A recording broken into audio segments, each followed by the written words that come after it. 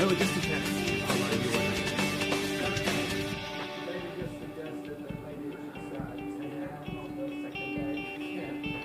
Well, I know that some people at 7 this morning were running. Who is crazy enough to do something like that?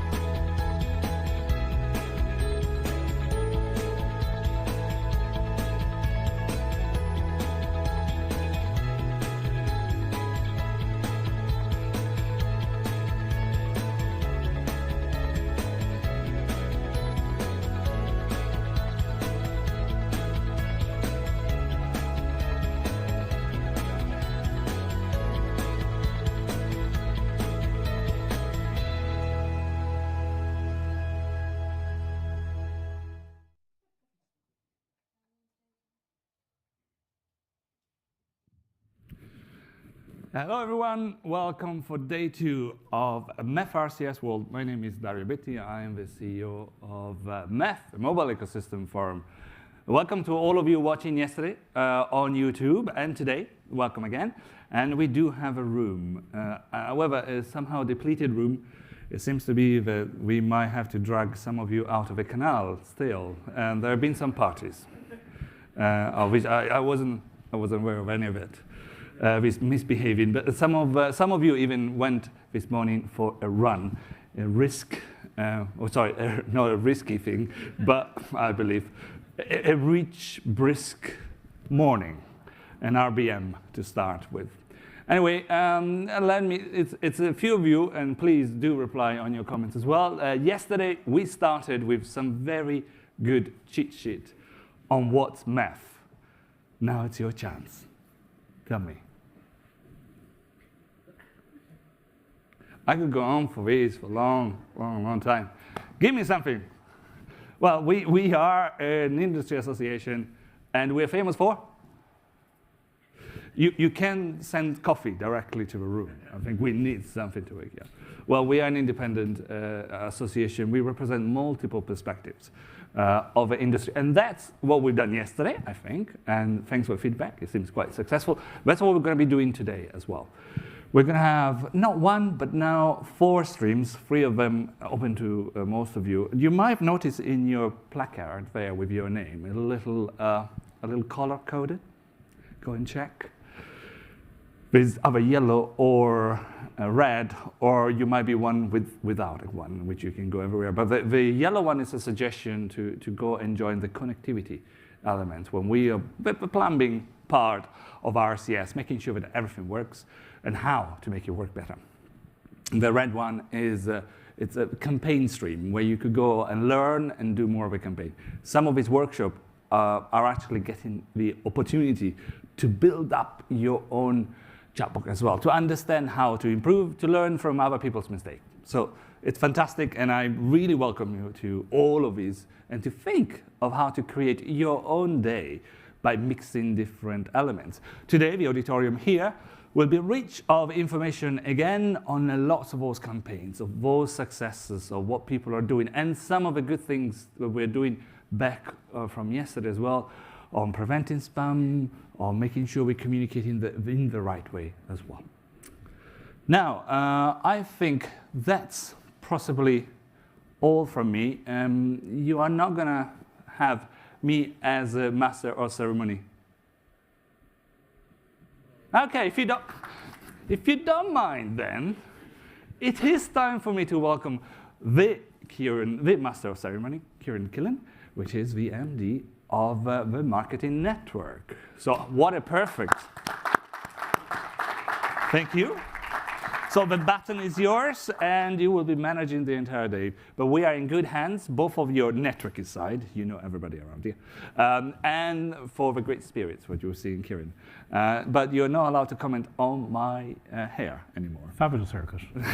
Thank you very much. It's great. I can't see a thing from here, so I'm in the dark. But Dario did say to me that there'd be 200 people in the audience, so I'd like to welcome all 200 of you.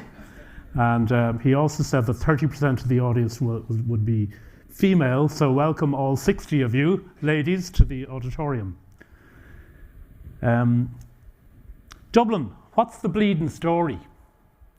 So said the hold-all of a bag yesterday as a lady disembarked from a train. Dublin, what's the bleeding story? Now in proper Dublinese, that would be pronounced as, Dublin, what's the bleeding story? And I was reminded of when I had the call from Dario and Susan to talk about being here today. And I thought, RCS, what's the bleeding story? So in my office, to all of the marketers that I work with, I said, guys, who knows anything about RCS? And then I said again, guys, who knows anything about RCS? And then I said, guys, has anybody got an Android phone? And one little hand went up. And I said, okay, tell me about RCS. Tell me about rich communication services. And he said, I'll Google that. And I thought, wow, I don't know anything about RCS. And I went back and talked to Dario and Susan, and we talked about conversational commerce. And I went, now that's really curious. That's really interesting. And I thought, what is conversational commerce? Is that kind of word of mouth? Imagine if you could commercialize word of mouth, and maybe RCS can help you to do that. And then I was trying to look backwards and go, what else might be conversational commerce? You know, could that be like the lyrics of a song? And then I was kind of going, Bono, you know, in 1986 wrote, I still haven't found what I'm looking for. Maybe he has at this point, maybe he hasn't. And I was going, okay, in pure marketing terms, when do you know you found what you were looking for? And I was drawn to Don Draper in Mad Men. And we went through quite a number of series in Mad Men where Don was looking to find something special and ended up creating probably the greatest ad the world has ever known when he asked people to sit on a hill, and he wanted to give the world a Coke. And that ad has probably remained as one of the greatest ads that the world has ever known. But it was that conversational, and was Bono writing about still not knowing what he was looking for, was that conversational? And it probably is. So how can we bring that back to technology? And how can we get that really to work for brands in the marketplace? And I think that I know a lot of stuff because I've been around the world of marketing for years. And we love new stuff that we can go and sell to clients. So I'm really looking forward today to hearing everybody talk about RCS and conversational commerce so that I can go back hugely educated to my agency and spread the word. And then we can start making money out of RCS and help our clients to further enrich their brand experiences. So I'm really looking forward to today, and thank you for all being here. As Dario mentioned, there's a number of streams that are running today in the various different rooms. So I'm just going to read briefly in the farmers market, we've got the connectivity players with the yellow sticker. We've got in Lost Souls Shoemaker, managing campaigns. So if you have a red sticker, that's where you're headed for 9:30. But before we even kick into that and staying in this main room, we are joined by a very important man from Google, Craig Lennon. Craig hails from Rumsden in New Jersey and hangs out with Bon Jovi and Bruce Springsteen and all those guys. He now lives in the Bay Area, and welcome on stage.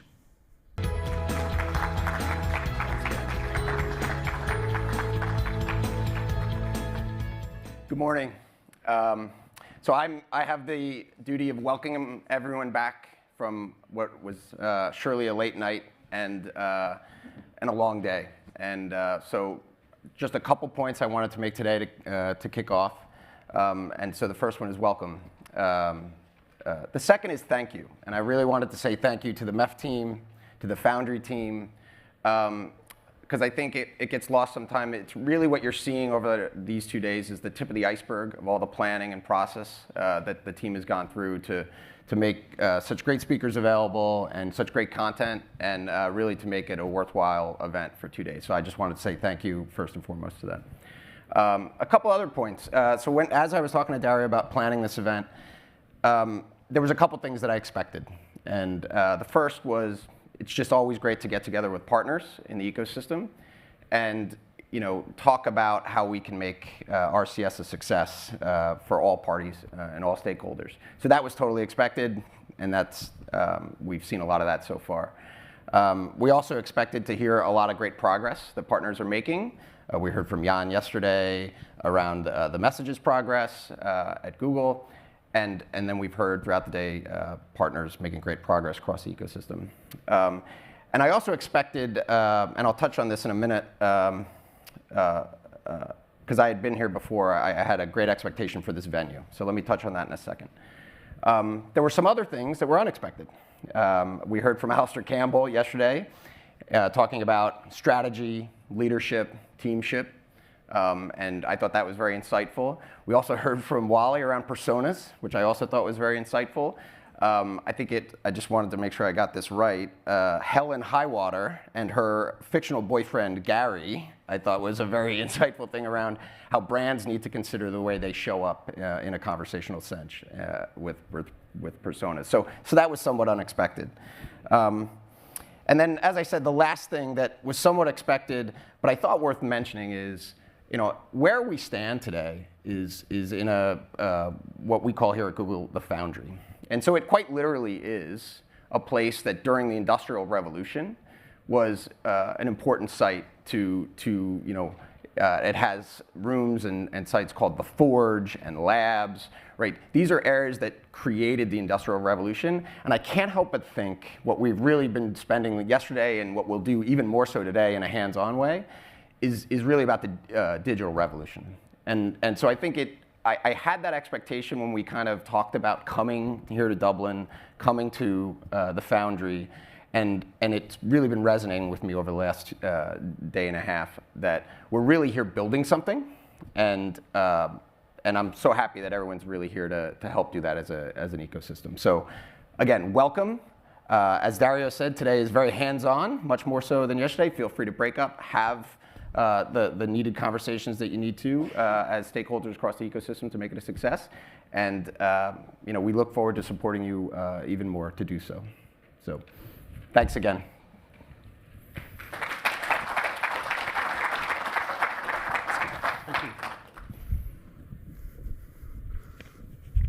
Thank you, Craig. He reassured me. Lennon reassured me it was nothing to do with John, and he was sticking with the Bruce Springsteen gig. Now, something really important is happening in Scotland this week. It's called the Open, and it's on in St Andrews.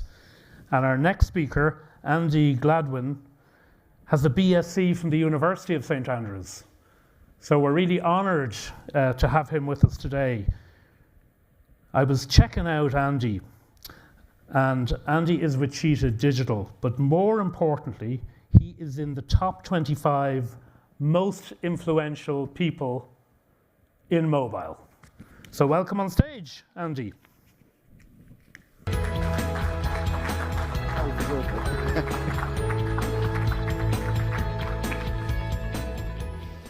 Hi, Andy. In case you're feeling alone, here I am. Well, Andy, head of mobile of Global Mobile at Cheetah Digital, we'd like to talk with you about marketing. One comment that I heard yesterday a lot is people did like discovering new things and discovering the marketing things. The first sessions yesterday was very much appreciated the entire morning. So a different perspective. So we talked with Andy because you had that study marketing wider, different perspective.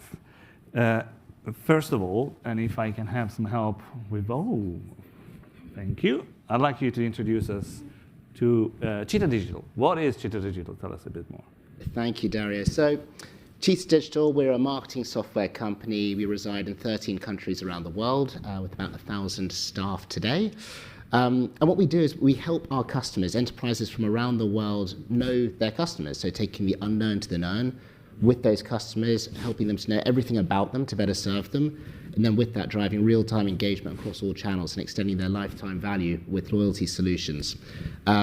We are in, as I say, many geographies, but we also cater for all verticals where potentially some of the attendees today may be at some of our customers like Starbucks and McDonald's and at home watching Disney right now rather than here after a big night in Dublin. Great. So we can see on the screen out there the variety of the brands that you have. I'd like to pinpoint. I mean, these are the big brands that we do know and care about.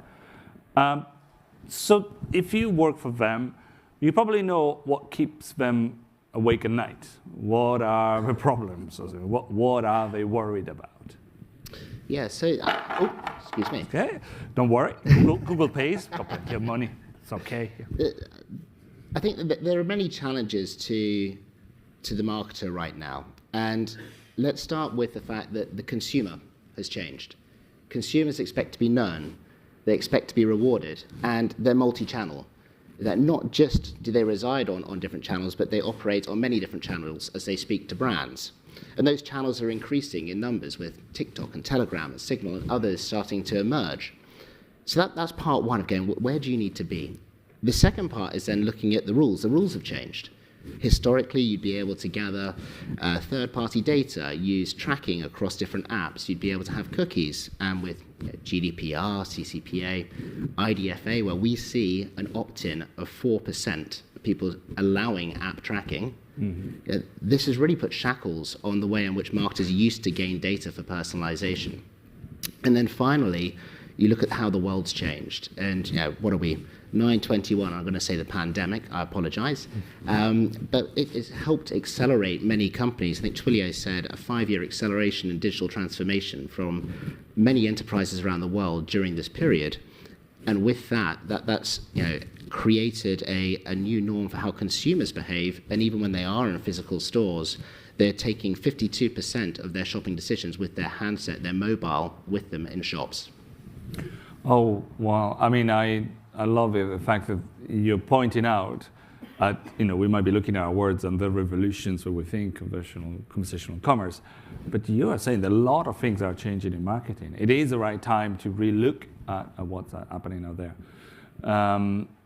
One of the words we hear a lot also, and we've been hearing for a long time, is personalization. So what does it really mean, apart from the obvious? What's happening in terms of marketing and personalization?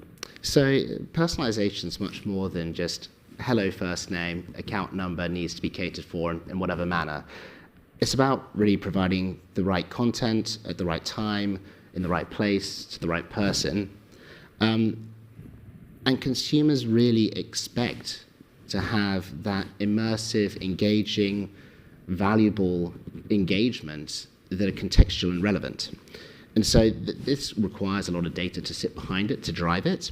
But when they do it well, and why we see customers like Starbucks providing over 60% of their orders with personalization, is because there's a 10 to 30% lift in revenue and retention when personalization is driven into messaging.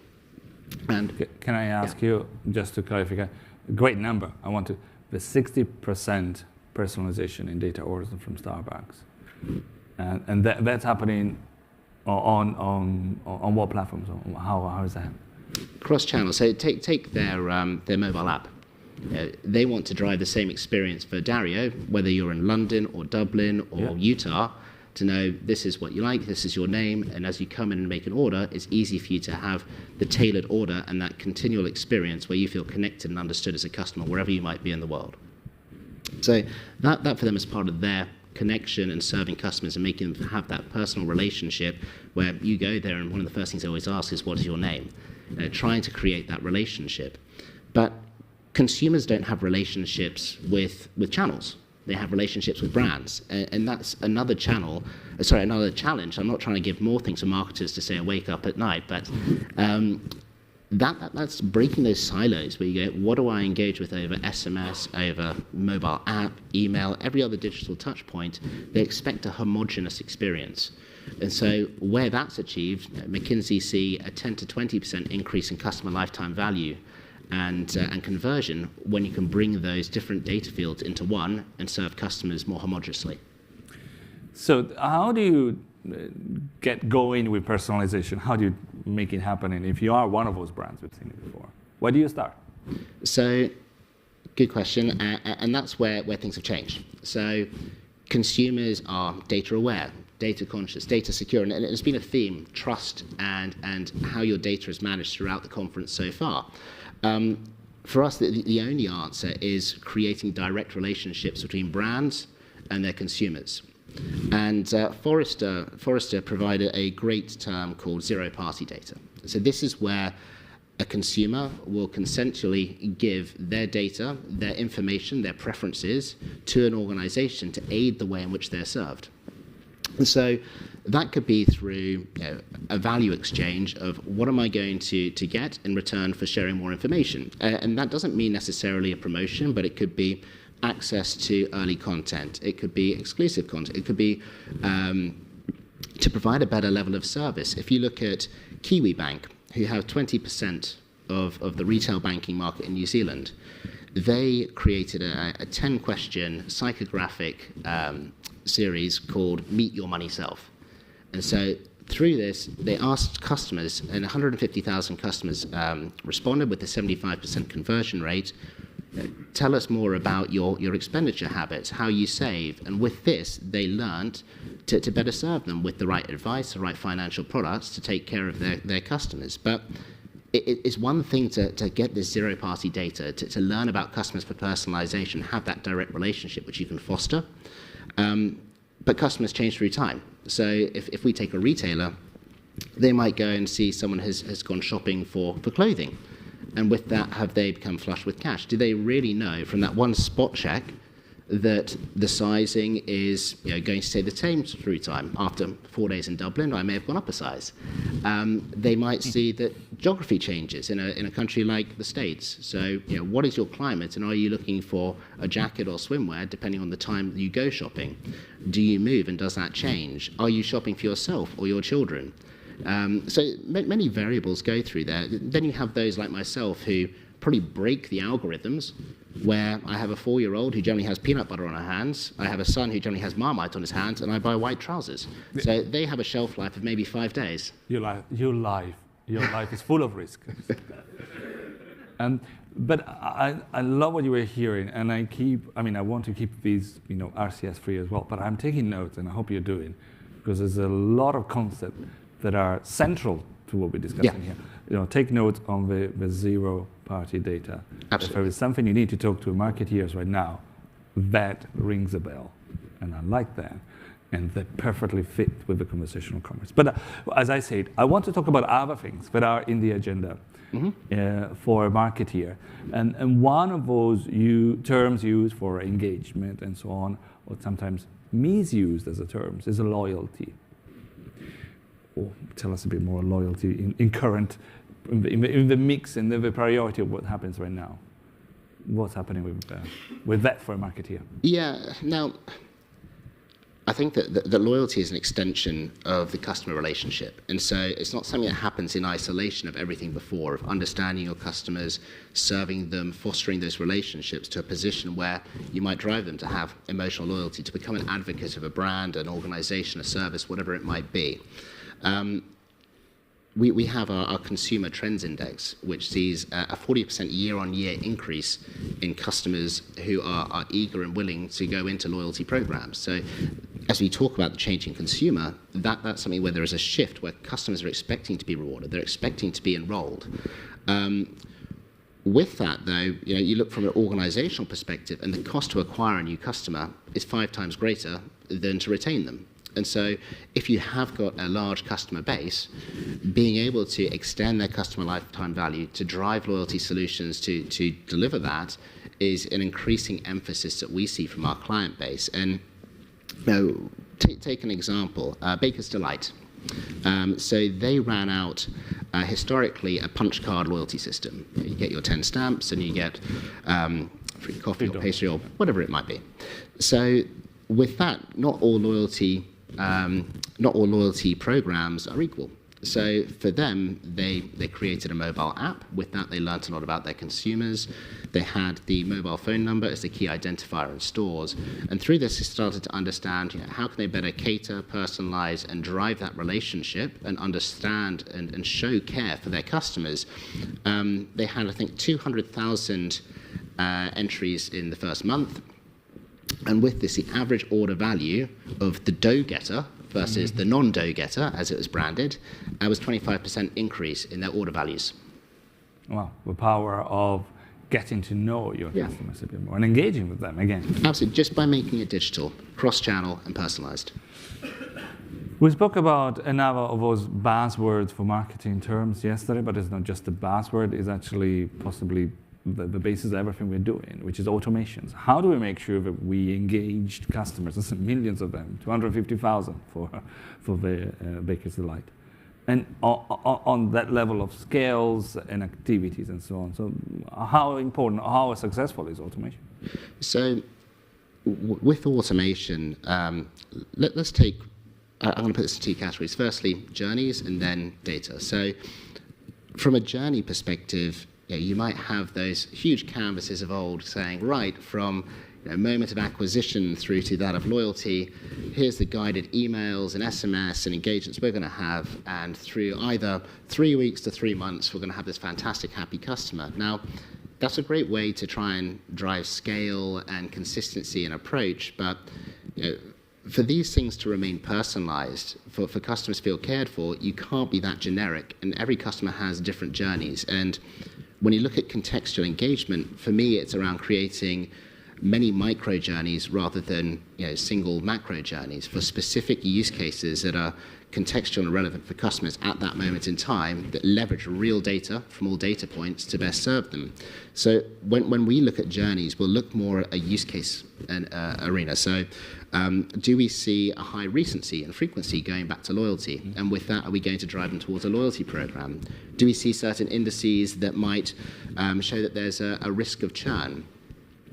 Do we see general self-serve environments that can help accelerate a path to value by automating certain triggered messages, seeing what people's behaviors have been? If someone downloads an app, how do we ensure that having downloaded it, that we're highlighting value with that onboarding journey so that they can get the most from it and remove the risk of them using it once and deleting? So lots of ways in which that works to try and leverage value and accelerate a path to value for customers. The second part's around data and understanding what does a good customer look like? That's really important to say, what does your advocate look like, and what's the journey that they have taken to result in that position? And then finding similar clusters and trying to accelerate their movement to that position, and working out with other customers, how can you influence them to drive a similar outcome and work with those attributes. So a lot of data working as to how you actually engage with customers to bring them into what good looks like. Data can do lots of things that we could talk about for hours, which I won't go into because it's the first session. Let's not put people to sleep too early. But automation is incredibly important for scaling. But if you overscale, then you lose personalization, and that's a fine balance of testing. Well, in your job, you help brands assess what to do within the mobile channels and more. So let's talk about that. How do they make a decision? This is very relevant for the RCS crowd here. How do they make decisions between using a channel versus another one? What drives them to make that conscious decision? Sometimes you might make them for them, some of those decisions. Yeah, so there's different ways, and different brands have different business drivers and emphasis. Let's just go with acquisition. Quite simply, if you have value to be consumed for your customers, then you of course want it to be available for them. You want them to be able to take that value, enjoy it, and consume in whatever fashion. So for them to have the awareness, you need to follow the eyes, the ears, the thumbs to be in the same places that your customers reside. And so when we look at a channel strategy from an acquisition perspective, understanding where those demographics reside, what is that reach, and being able to ensure that they have the gateways to enroll and consume is really important. I think when you look into other channels, we've had some conversations over the course of yesterday, saying that reach doesn't matter. And I think that's dangerous. Reach doesn't matter, and I'll come on to my agreement with that in a moment, but it does matter for customer service. If you're looking at how can you create an environment to reach as many customers as possible, to serve for them and to take care of them, then when you look at a channel, that's very important to understand how many customers can you give this level of service to through that channel. The main thing really is going back to the business drivers. We don't talk to customers and they go, we want to send 2 million emails today. How do we do it? They don't go and say, we want to send 5 million push notifications next month, or 1 million RCS messages. They'll be saying, we want to drive customer lifetime value. We want to reduce our bottom line. We want to increase our top line. We want to extend or improve NPS, customer satisfaction, whatever those drivers are. And this comes to the most important part of all of it, which is when assessing channels, it's what is going to be the greatest bang for buck in terms of ROI to achieve against those indices. So how do enterprises choose what channels they use will often come back to what are their business drivers and what's the return on investment against that overarching business driver that's going to have the greatest return. Now, part of that and underlying that and the rationale as to why some of those are more effective than not are the features, and there are many challenges to get there. So within the interfaces they use, how easy is it for a non-technical, non-mobile specialist to be able to adapt and use and execute? What's the flexibility of that channel? And then what are the regulations? What's the fear of damaging a customer relationship? Yesterday, Jan had a great slide showing the new inbox for RCS. And I think that one of the concerns we have from many customers going, we don't want to be invasive. We want to ensure that where we're driving contextual messaging, we're not actually creating disruption by that. And so when I saw that, where it had personal transactions and passwords, I think it was, or ATP, suddenly you're starting to split the inbox up, where that invasive nature to your personal engagement, that P2P bit, remains relatively safe and less polluted from messages that may be mistargeted versus those that are definitely of personal value to you. The other thing that we see when choosing channels is having to be globally localized.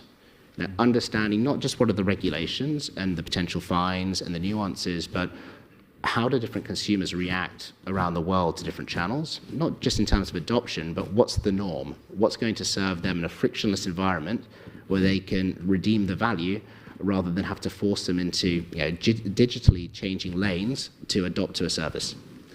I like the way you throw a bit of a curveball to one of the major discussions yesterday, where reach doesn't matter, but you say reach matters specifically on customer care. There, I believe it does. But value and engagement is for your loyalty and maybe your acquisition as well. And look, you have failover channels. One channel isn't going to do everything.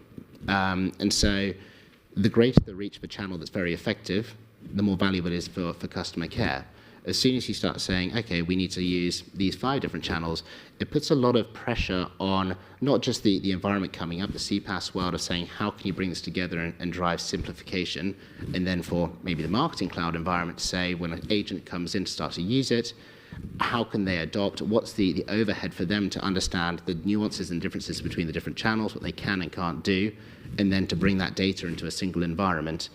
By having it, the greater you have reach from a single channel in customer care, I believe the more powerful it is in ease of adoption for many enterprises. Great. Now, as I kept it RCS free until now, and we're almost running out of time, but I cannot, I hope you've wrote down the marketing, topic and themes that are important out there. But now it's a question back to you. Now, what do you think that RCS value could be in some of them, telegraphically, as we're running out of time? But that could be a nice half an hour discussion. But what are your main key points for you to take away after yesterday and today on RCS? So the answer is that there's a huge amount of value, and it's part of a broader ecosystem. One, trust. You're talking about how the consumer has changed. Hearing Southwark City Council talk around how 90% of customers have been reassured due to having that trust of a verified brand, the brand logo there, the familiarity.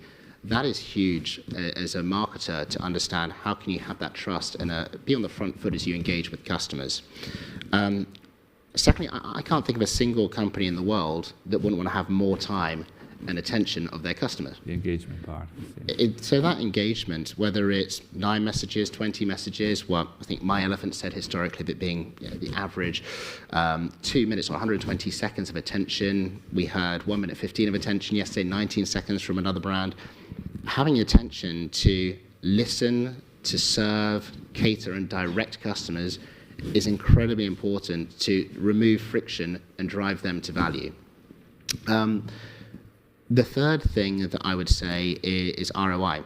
Quite simply, when you look at it, and I'd love to drill deeper down into, I think it was Thomas Welzel who's saying, there's a 30% increase in performance when you blend RCS in with SMS. Simple. Now, that's going to vary by use case and order of good, but if it's as easy as that, it's working out, okay, how do you scale that? What does that look like in terms of dollars or pounds or euros or whatever currency? And then what's the overhead of installing the technology to unlock it? So for me, they're the main things. And then the final one is, as Maita from Orange put up yesterday, the data. We're talking about zero-party data. That works well when you have the contextual data, the behavioral data, and behavioral data you're going to gather from RCS. It's also a platform to gain zero-party data. And so in terms of learning about customers to better cater for them going forward, I think it has a huge position where it can drive value. And the idea that messaging has been the conduit to messaging being the final destination for content, I think is also a really exciting proposition for it and ways in which it could be used. Fantastic. Well, fantastic to hear what the main themes for the marketeers are, but also your interests, Cheetah Digital, on this platform and what we could do together. For Andy Gladwin, a big thank you. Thank you. I will leave you back in the capable hands of Kieran. And if any of you, by the way, are wondering, 2 things I'd like to take the time to tell you. The first one is that the additional rooms, the one we talked about, the farmers market is one, and what is called the personal development center. So just go right from the auditorium and right again, and you will find it. And the other things I'll tell you, we are small at MEF. We're trying and we're testing something which is our MEF bot. If you'd like to test it, check it, and tell us what you think, we'll love that. Thank you very much. Back to you, Kieran. What are we testing? A robot. A robot. It's fantastic. I can do that too. So. Does it serve beer? Andy, that was brilliant, and I'm really impressed that given your education in the University of St Andrews, that you were wearing the Scottish gear there, you know, the shirt and the white trousers. Very brave, particularly sitting beside a man from Italy. I'm just back from the Amalfi Coast and all the gentlemen are wearing white trousers and navy shirts. Now, so far we've had people on the stage from Ireland, Italy, the US, the UK, and now we're headed to Mexico, where, now I studied Spanish at school, so I should know loads of this. I know buenos dias, I know caramba. Now, I asked a few Spanish people who work with me if they know what that is, and they never heard of it, but we were told at school it was a term of astonishment. So, caramba! What's the bleeding story, Dublin? So, Perla is in town from Mexico, from Innovattia, and she is going to have a debate on stage now with Edith, and they're going to talk about RCS with some use cases. So, welcome.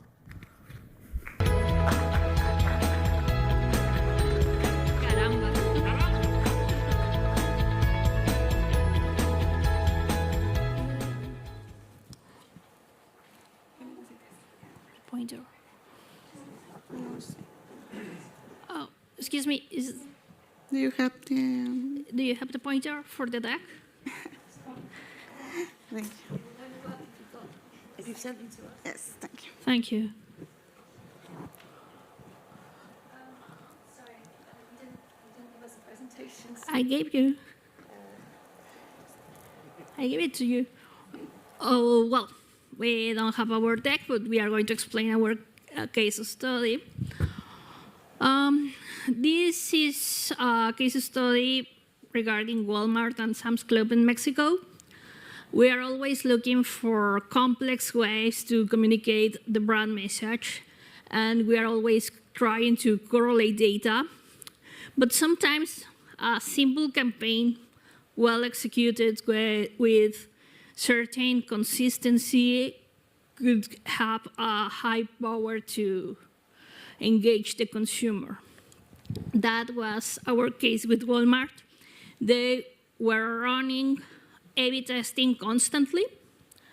The fact is that Edith, she's our technical leader, and she has been working with her team for every single Walmart campaign with RCS the last 2 years at least, since the channel was launched in Mexico.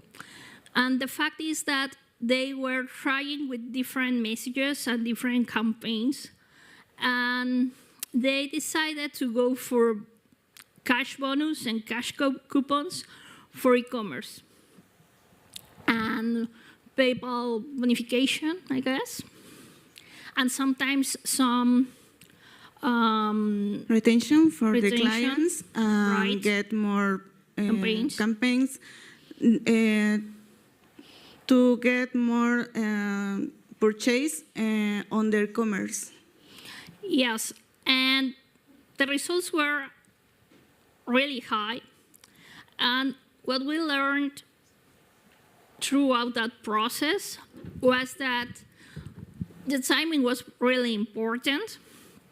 Being absolutely consistent was important, but even much more than that, it was to keep it simple. For example, a good activity for get the best database for contact by RCS is always cleaning maybe one per month to know how many users are enabled to receive RBM. And then is that so successful because you know how many clients you get receive that communication, or if not enabled, you can contact them by other Channel like another SMS, channel or like perhaps call email, SMS, call center. Yes, and for Sam's Club started executing campaigns. They were sending well, the very first campaign that I remember of them was the One Thing teaser. So they sent and they delivered a really nice high-definition video to every single Sam's Club member in Mexico. The fact is that data was for free in the case of RCS in Mexico. It was being sponsored by mobile telcos, and so every single person who was getting that video could access without any data plan. This was very important. This was like the warm-up for that campaign. And then every single campaign that they have been running was really powered by very well designed graphics. And if you ask me what was the fact that made a huge difference, it was exactly the same. The same fact that it was for Walmart, it was to keep it simple. So they came from a user journey using carousels and using these high-definition videos and even very complex teasers. Even carousels so expensive, like 10 cards. Yes. They know that no was a successful way because there are a lot of information and the user was Getting confused. Yes, very confused. And always, the rate was down. Yes, and the fact is that after a while, what they learned as a brand and what we learned, like being their partners for this channel, well, for this and SMS and USSD, because we operate different channels with them, was that it was very important to deliver power graphics, to communicate and getting the attention and make people aware of only one idea, forget about trying to, because they were sending like, you can get a laundry machine, but you can also get a blender and a mobile device and, I don't know, a laptop, for instance. To communicate just one product, the sales were getting higher each time they were executing this kind of campaign.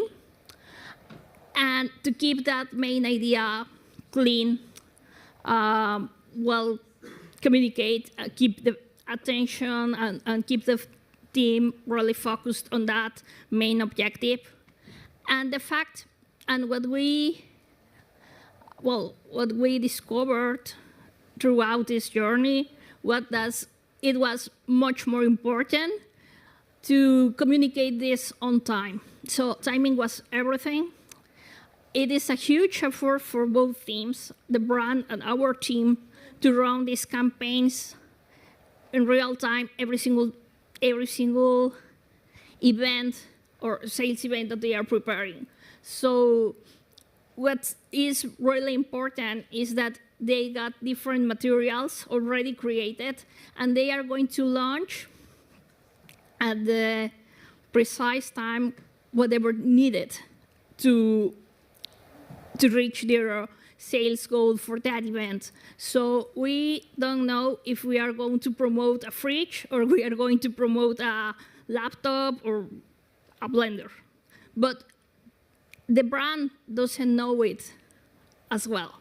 So they are always taking care of the figures, and in real time they are deciding which comes next. And we don't have an idea of the upcoming campaign. So it is a huge effort, but it has been a very, very successful model. And I don't know, it is very different. And it for me and for the rest of the team obviously was great learned lesson that execution was everything. It doesn't matter if the campaign could be huge, it doesn't matter the graphics you got or the message that you are going to communicate. Creating momentum is about getting in real time, it's about execution, it's about being disciplined, and both teams have been doing it great. And when they are not running this in real time, the figures were not that high. So at least for sales events, this is the key. And it is not like a super complex campaign, but it is very well executed. Congrats. Thank you. But it's a lot of work for every area, like design, database, technical. No? Yes, and it is just like they got 3 or 5 different messages, and they are only going to communicate one, but that really works. Thank you. Thank you so much. Is there any question? Yes, please. So you alluded to the fact that when you had a carousel and you went all the way as far as the technology allows, so having 10 cards, did you get any hits at all on the last cards? How many did you find worked?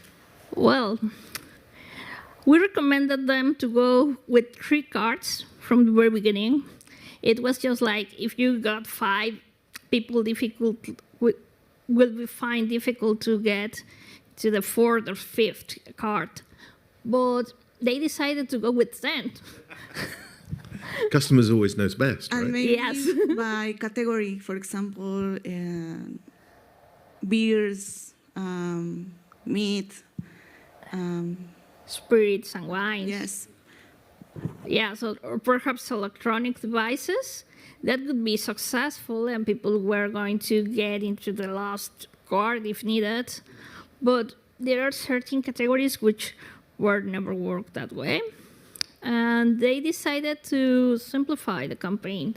And after a while, they realized that it was one idea. And you need one product and a killer offer and no more than that. Well, thank you. Thank you.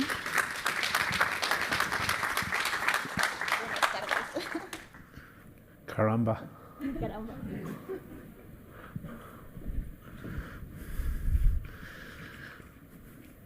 So remarkably,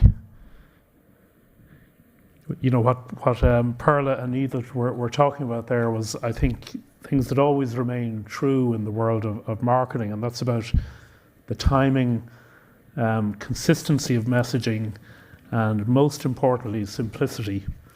So the world remains the same. It's the same in every market. Thank you, Perla, and thank you, Edith.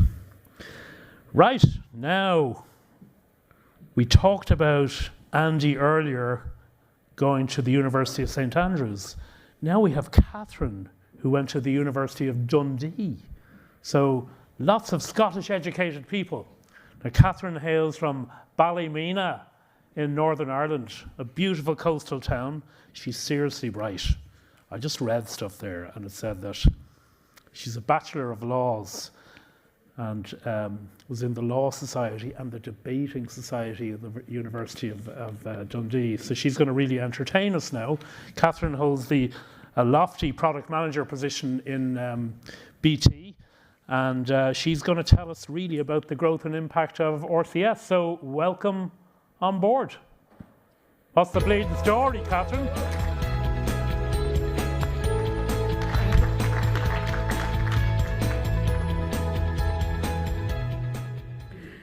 Hi everyone. I kind of forgotten about all those details myself. so it was a good trip down memory lane from the university days. So I'm here to talk to you. Oh, I hope you're all enjoying Dublin, by the way. It's nice to have this in my home country. I don't think I've ever done a work trip in Ireland before. And I hope thank you so much to Direqt for hosting such a great happy hour yesterday evening. And we actually did see some sunshine. I'm actually planning to go swimming off the rocks at Dunleary this evening, so I'm really going to try and enjoy Dublin, all that Dublin has to offer in the next 24 hours before I head back to London. And thank you to Infobit for hosting their event on the boat yesterday evening as well. So I'm here today to talk about the UK market for RCS. I mean, I think we've seen from Spain and Germany so far. So it's really good to show the progress that we've had in the UK as well. And after I do that, we're going to talk about our chatbot directory that we're planning to launch, and I'll be pleased to invite on Murray from Telefonica UK, Nick Martin from Direqt, and Diva Creasy-Benjamin from Cisco. But first of all, I think we've mentioned this before, I just wanted to talk about where we are in the UK market. So we are at 25% penetration for smartphones, which is, I think I said yesterday, but just as a recap, that has grown exponentially over the last couple of years. We've gone from about 10% in 2019 to where we are now, and we'll hope to see that probably grow to about 40% by this time next year, which is obviously a massive chunk of eyeballs on any marketing campaign or any content that we can share over our RBM, as we've discussed, as we've heard from all of the speakers yesterday and this morning. And we've got about 17 million RBM-enabled users in the UK now. Again, we're hoping to see that grow, and that's part of the work that we are doing in our RCS collaborative group with the other operators, 3 and Vodafone, is just ensuring that we grow those numbers and collectively work together to do what we can to make RCS a success in the UK. So we've heard a lot over the last few days about how carriers having to pushing out drinking their own champagne, so to speak, in terms of RBM. And that's something we've been doing within EE. We've rolled out about 12 campaigns on RBM to our own customers now, specifically on things like upgrades. So just to talk about one that we did, you can see here how it worked in action. We've got all of the, how do I go back? Again, yeah, you can see here how it worked in action. But basically this campaign, and I think when we heard from Nick Guerin yesterday about the power of even the proportion that we can get on RCS campaigns, this one went out to about 300,000 customers, so most of them were on SMS or email, and about 5% of that base was RBM enabled, and it was just a bit of a trial. But interestingly, that accounted for over 20% of the sales, and that really mirrors what we've seen from the analysts in terms of the uptake and conversion rates that we get on an RCS campaign versus SMS or email. And that's something that we want to continue rolling out. We're actually working on a few campaigns around Christmas already to ensure that we bring these RBM functions. And really, it's for our consumer side, it's all about the bottom line for them. And then when they see these results, they're really happy to roll out RBM campaigns and work with the technology.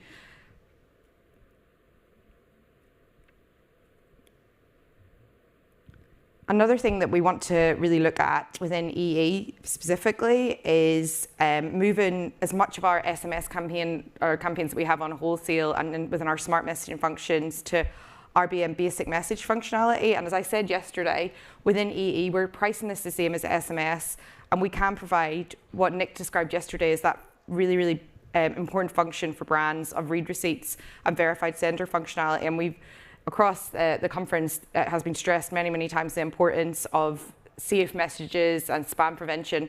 And this is a really secure message for channel for both brands and customers to use. And also, it's just a no-brainer to move that traffic over. And we hope this will be like a gateway to moving to more rich conversational RBM carousel sort of based campaigns. But another thing that we can do with this technology is we've got a lot of brands that are sending out concatenated SMS messages, and if they use this functionality and use an RCS single message, they will actually save moving to RBM functionality from SMS because they don't have that 165 character, or is it 160 character? I should really know that character limit on SMS, and that's something we're really excited about, and we're going to try and move as much as we can and just get RBM really known within the UK market with this functionality. Another thing that we're also really pushing within EEBT is personalized videos, and it's something we're working with our partner Idemo on. And we sort of had a bit of a eureka moment in the team when we thought we want to share personalized videos with our customers. We've had great results. I think there is 20% on average uplift in sales when a personalized web experience is used. You can know as a customer yourself if you saw something saying, "Hi, Catherine," and it give you all of the things that you desired and delighted you from a brand. Personalized video can provide this. Now, it's been difficult to get this out of messaging, obviously, because SMS doesn't have that functionality, but we can obviously push personalized messaging out to our brand customers with RCS, and this is something we have done with our Bills Explained, which obviously inspires customer loyalty and the personalization that we've heard across the board in the last couple of days is integral to customer loyalty and keeping them with the EEBT brand.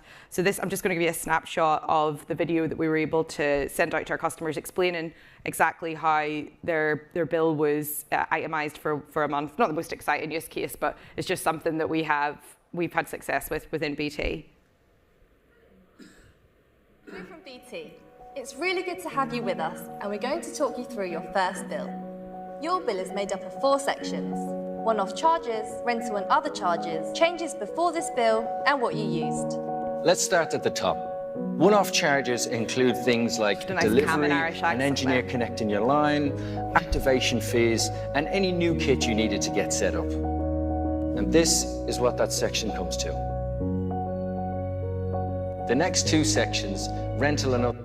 Okay, so I just wanted to give you a snapshot of what we can provide, but if you even think about your own brands that you work with and any brands in the room, what personalized video can do for you, we can push all of that out through RCS functionality, and it's something that I would love to talk to you about in one of the breaks if you'd like to hear more, and we can refer you and maybe move some of your business traffic in over to RCS single message, which is also extremely cost effective, and trial these products with EEBT.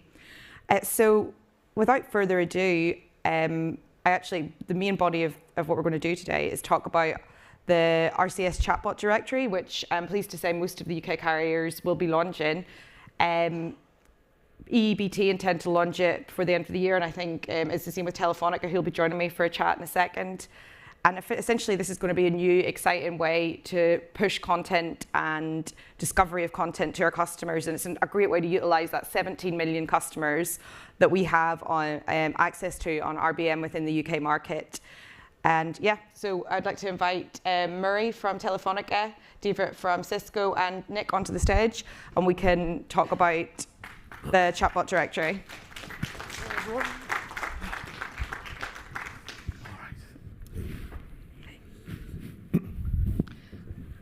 I feel like I'm at a strange angle. Maybe I should move. When you're not on this stage, you don't realize how bright the lights are. They're insanely bright. You can't even see the audience, but anyway. So just to sort of give you a summary of what we're trying to do here is basically just talk about what this will bring for the UK market. Vodafone have already launched this service, and we've discussed this at length in our collaborative group that meets about every month in the UK. So when I heard Murray was going to be attending as well, I thought it'd be a great opportunity to discuss our collective interest in the service and interest in getting the service launched. Between Telefonica and EE, we make up about over 60% of the UK market. Vodafone's about another 25, I think. So really, we've got about 85% coverage of this chatbot directory coming soon, and we're lucky today to have the co-founder of Direqt with us, Nick Martin. So I think I'll just put the first question to you, Nick. What made you co-found Direqt, and what is your vision for the chatbot directory in the UK market, and how do you think we will benefit as carriers and within the CPaaS community as well from launching this service? Yeah, so I'll try to take those in order, but remind me. I mean, it's quite a big question. Yeah. So on the founding of Direqt, we thought that the advent of RCS created some obvious opportunities to deliver new experiences inside arguably the most important app on the phone today, the default messaging app. And for us, that is largely focused on content, and content in all forms. And so yesterday we talked about news publishers, entertainment publishers, but content is quite wide. There's a lot of ways people engage with it. And so we spend all of our time thinking about how do you get the best content into the best app and deliver an experience to the consumer that's sticky, that's recurring, that's highly engaging. Because we believe that if you create an audience in the channel, that's actually what's going to drive most of the brand adoption, right? Consumer adoption is the leading indicator of the brand adoption. And so in addition to traditional news publishers, we're working on things like games and how to bring gaming into a chat environment, video, another format that we think is important. And my partner and co-founder, John Duffy, who many of you guys know, is quite the visionary and has probably been the poster boy for RCS for quite some time.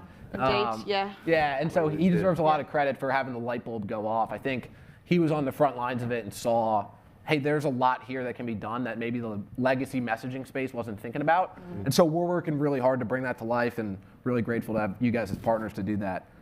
So that's sort of on the Direqt front. I think the second question was, why are we working on directories? And for us, directory might just be sort of like a technical term to describe what it is in the standard, things like that. We think of it as discovery, right? And if you have a really compelling in-app discovery experience, it does a lot of things. One, really solves any argument around ubiquity because you can reach the audience there. You have a way to get in front of them. We think, two, it unlocks innovative use cases. Like back to gaming, if you think about that experience, it's not something that makes a ton of sense in an A2P environment, right? If you're going to go to a different website for games, you're probably going to play them there. And so we think it's a starting point for a lot of innovation, a lot of new use cases. And then finally, it unlocks brand adoption, I think, in a new way. And so if you're a business today and you're doing A2P messaging, there's a ton of great use cases. There's a lot of great companies that power that. It's not our focus. We think it's valuable for the brands, valuable for the operators. But when your user journey starts with the consumer finding your business, I think it forces a level of creative execution that's quite different. An example here might be social. And so if you think about how brands behave across social platforms, they don't just post promotions and coupons every single day on Instagram, right? Because it won't work. It won't get engagement. And so because the consumer is finding their content, I think it forces a much more holistic view of how do you create an engaging experience? How do you do that in a way that's contextual to the environment you're in? And so we're trying to bring that to life with the operators, and we think it's going really well so far. That's two. I don't know if there was a third or if you want me to let somebody else talk already. I know, I think it'd be good to hear I think we've got enough time for you to delve into the third, and that's, even hearing that from you now has sort of brought it to life for me, and I'm sort of, my mind's ticking away thinking about the use cases that we could bring. And I think if you want to sort of expand on the third one, but I think we have had that issue in the UK market with really bringing P2A to life, and this is obviously going to bridge that gap. So if you want to expand on that, and then we can go to David and Murray in a second. Yeah. So the question is how do we expand it across the carriers? Well, yeah. So I think for us, when we think about any market, like single market density is really important. And I think one of the things that you guys have done so well, and I hope other operators from other markets will take the lead from, if they haven't already, is working together, in these groups that you've organized, so that the operators have a unified strategy and unified approach. We think that's much better for the end consumer. It's obviously better for brands.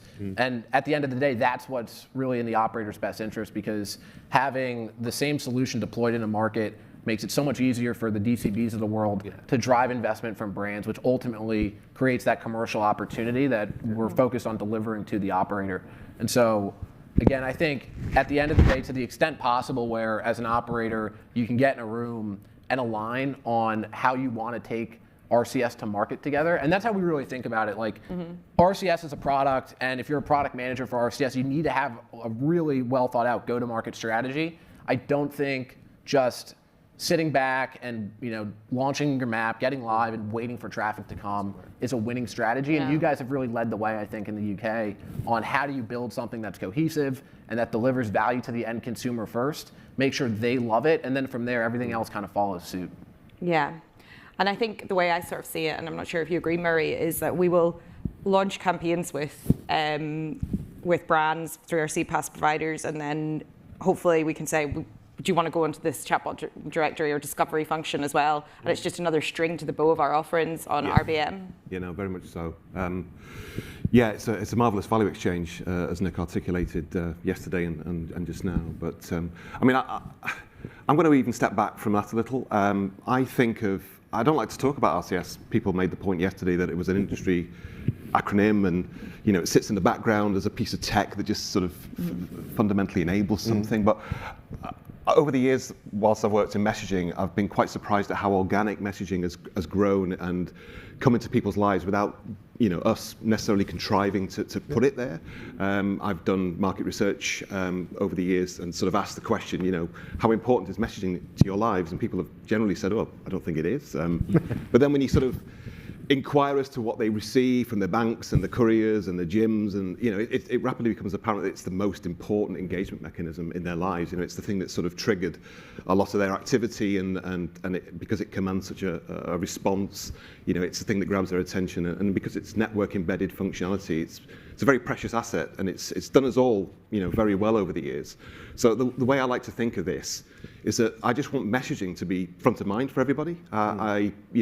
There's a diversity of channels now, and it's drawing people away from that envelope on the phone, which is an app, clearly, but it's more than that. It's something that comes through the network. It's trusted. It's been built, as a substantial piece of capability. I know it's only a small number of characters, but it's allowed us to build this industry and a lot of the businesses that you guys represent. So I just don't want to lose that essence. I want to sort of make sure that messaging has equal billing with everything else. And yeah, the directory is a marvelous way of engendering a P2A engagement and delivering a value exchange to the brands that will ultimately appear on that. And hopefully, just it re-engages people. It makes people think that messaging is definitely somewhere they want to be, and yeah, by virtue of that, it has my support. And I think the fact that we are collaborating in the way necessary to sort of power the ecosystem is a great initiative, and one we're certainly fully supportive of at VMO too. Thank you, Mary. And I think most people that are experienced with carriers know that this sort of collaboration is definitely an exception. So it's really, really great that we've been able to do it in the UK for RBM. I think that it's sort of become clear as we've been talking what the carrier rationale is behind the chatbot directory or discovery function. But how will the CPaaS players, such as yourself and Cisco, benefit from this? David? Well, I suppose when we go and talk to clients now, we talk about A2P. Mm-hmm. We talk about what messages are you sending today, what needs, what conversations do you need to start? And as you say, it can be seen as quite intrusive. If you've not contacted someone for a couple of years and suddenly a message appears in their inbox, then are you going to get as good a reaction? What the directory does is it gives an unobtrusive way of a customer discovering your brand. Yeah. And discovering it amongst some superb content that they're getting from their network, essentially for no cost. Mm-hmm. But that value exchange, they're engaging with it, they're starting to learn from it. And I will say that discovery, so being able to see, the Condé Nast type content, the Vogue, the GQ, all that sort of thing, and then slap bang in the middle of it should be your mobile company's logo. And you click on that and you can talk to, actually, they've got a sale on, or, this new phone's coming out. Or whether it's, Hollywood.com appears. Sure. And then you can go lead through and buy your tickets. It fills that P2A gap. I think it does one of the things that I certainly have talked about for a while, and it gives RCS a personality. Yeah, I was just thinking that. I would say Shirley's up there somewhere, probably smiling at that. Or messaging a personality.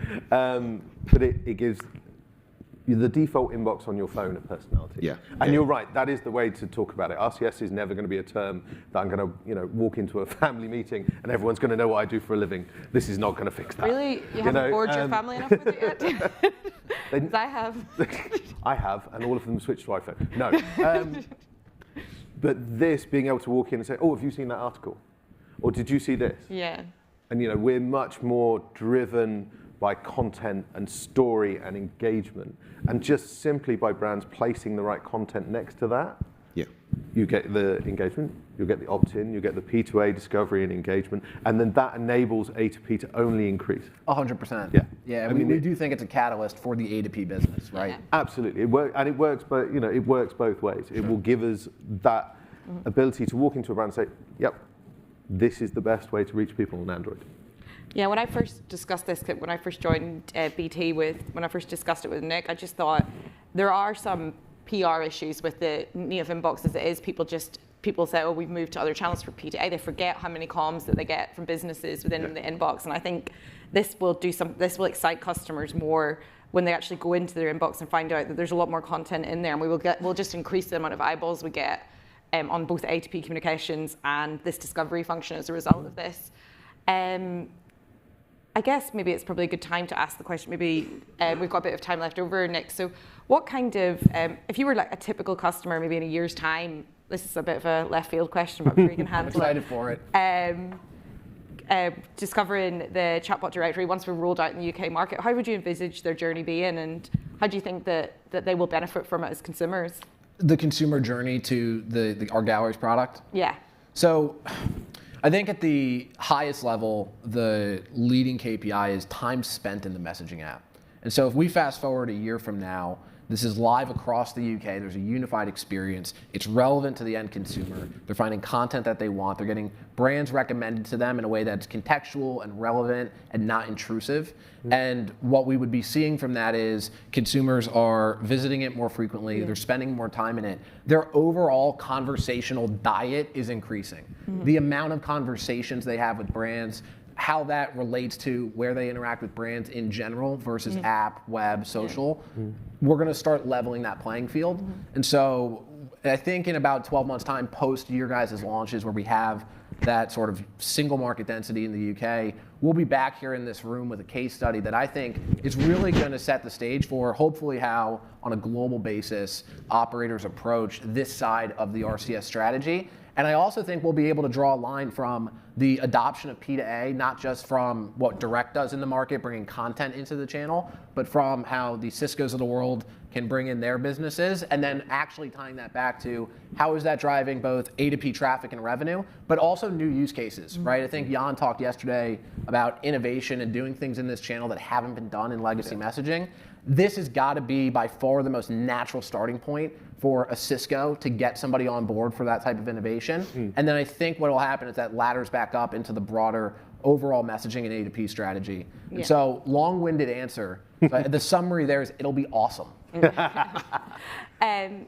So I think there has been a couple, and you even said yourself that sometimes I feel that I've been talking about this service, even just from an A2P functionality and I've been having eureka moments with brands in rooms, but there may be an issue within some of the sales functions within the some of our CPaaS that they're not quite understanding this product. How do you think this chat? Not you, DC. No, not you. Bloody hell. No, obviously not you. Not you. I mean, they've been very used to selling SMS, and it's the processes are there. Do you think something like this will make it a more exciting sales prospect for your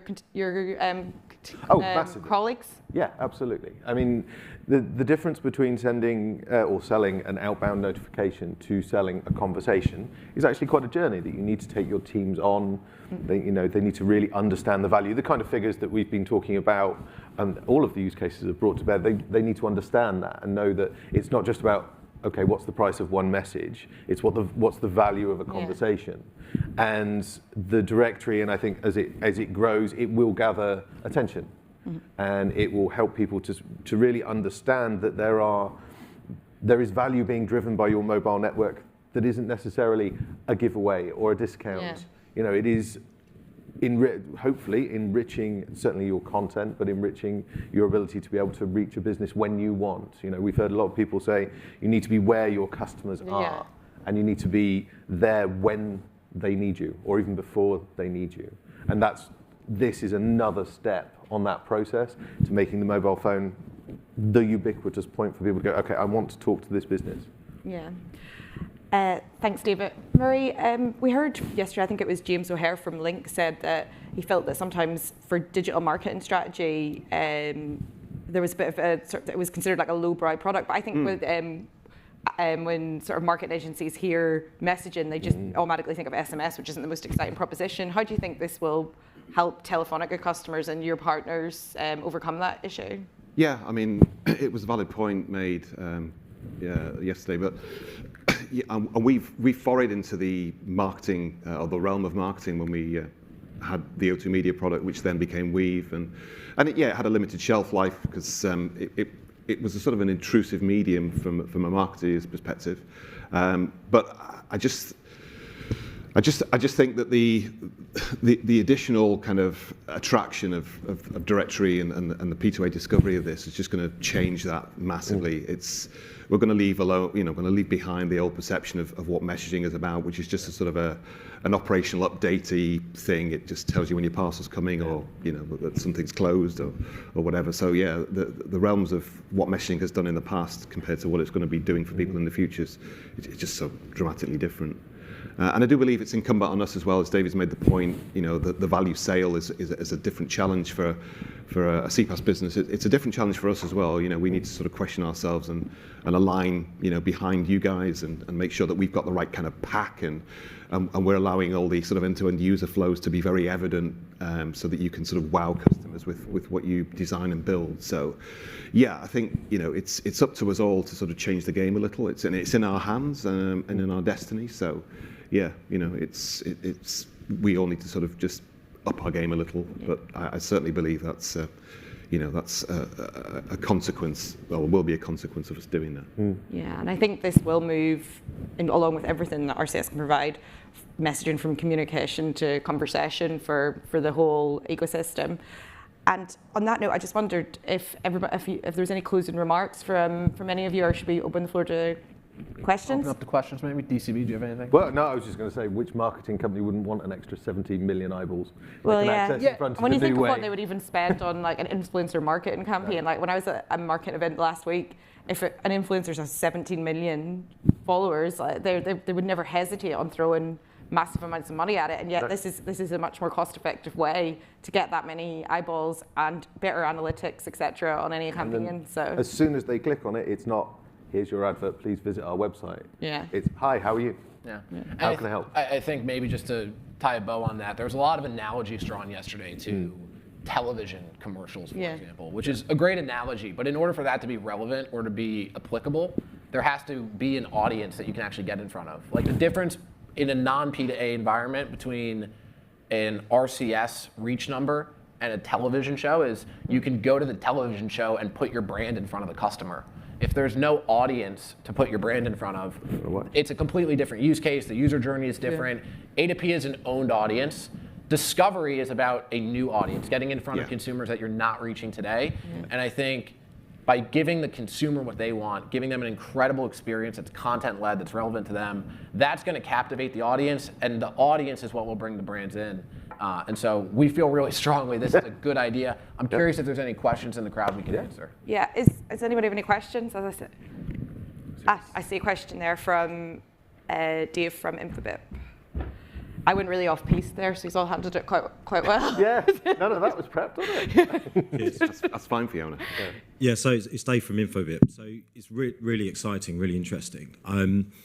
But just as a question, obviously, as we can see on screen now, the first brands we can expect to come into this kind of environment will be content providers, looking to monetize and share content.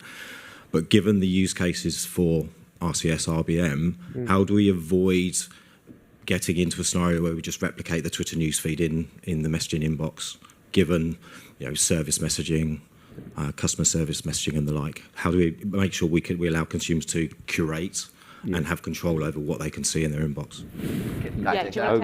So really good question. The way we think about it as a provider of the platform here is that, one, we're agnostic to who's bringing chatbots or chat-based experiences. And so our approach to the market is to try to be a catalyst in partnership with the operator for the CPaaS providers, the aggregators. And so we encourage anyone in this room that is trying to increase their RCS portfolio to work with us and our operators to bring their brands into the channel. And so through the operator, the way we engage with them, if you guys can bring chatbots into the space, we can deliver them into this experience really, really easily. And then to the second point around how do you make sure it's not Twitter, right? Because we don't want it to be a $5 billion business with hundreds of millions of users. And so if we want to avoid that, which again is not the worst outcome, I think what's important is that the experiences are contextual to the medium. And so Twitter is its own thing, right? It is content, but everything on the mobile device is content. And so the way we think about it is, how do you deliver a content experience that is purpose-built for messaging, right? How do you engage with a story inside of a conversational format? How do you play a game inside of a conversational format? No different than how do I book an airline ticket or a hotel or any other use case? It has to make sense inside of the interface of a conversation. And so we spend a lot of our time thinking about that. I think there's a lot of great companies, Cisco included, that do the same on the brand front. What we can't do is just copy paste what's on these other platforms and hope that that's magically going to work. I think there has to be thoughtful design around how do you take at the high level what the consumer cares about, and then create an experience that's engaging to them in a way that actually makes sense for messaging. And so I think that's on all of us in all different verticals and industries to continue to fight that fight and create experiences that really delight the end consumer. And if we do a good job of that, I think everything else takes care of itself. Yeah. Thanks, Nick. I actually think we're almost out of time, but is there any other last questions? Okay, we've got 15 seconds to spare, so that was pretty good. Nice. Thank you very much, everybody. Thank you. Thank you very much. Guys, great session. Catherine, I see you got the email about what we were to wear today. Yes, I know. Thank you very much. I did give it a bit of colour in my head, but that was... Well done. Thank you very much. Nick, I am so upset. I didn't get to introduce you. Nick from Tampa Bay. That's it? That's all I get? No, Nick said this will be fun. It will be. Will be. Was it fun? I had fun. Did you have fun? I had great fun. All right. And even more so, I wanted to hear all about you playing for the Israeli national lacrosse team. I got a highlight tape. And you kept that to yourself.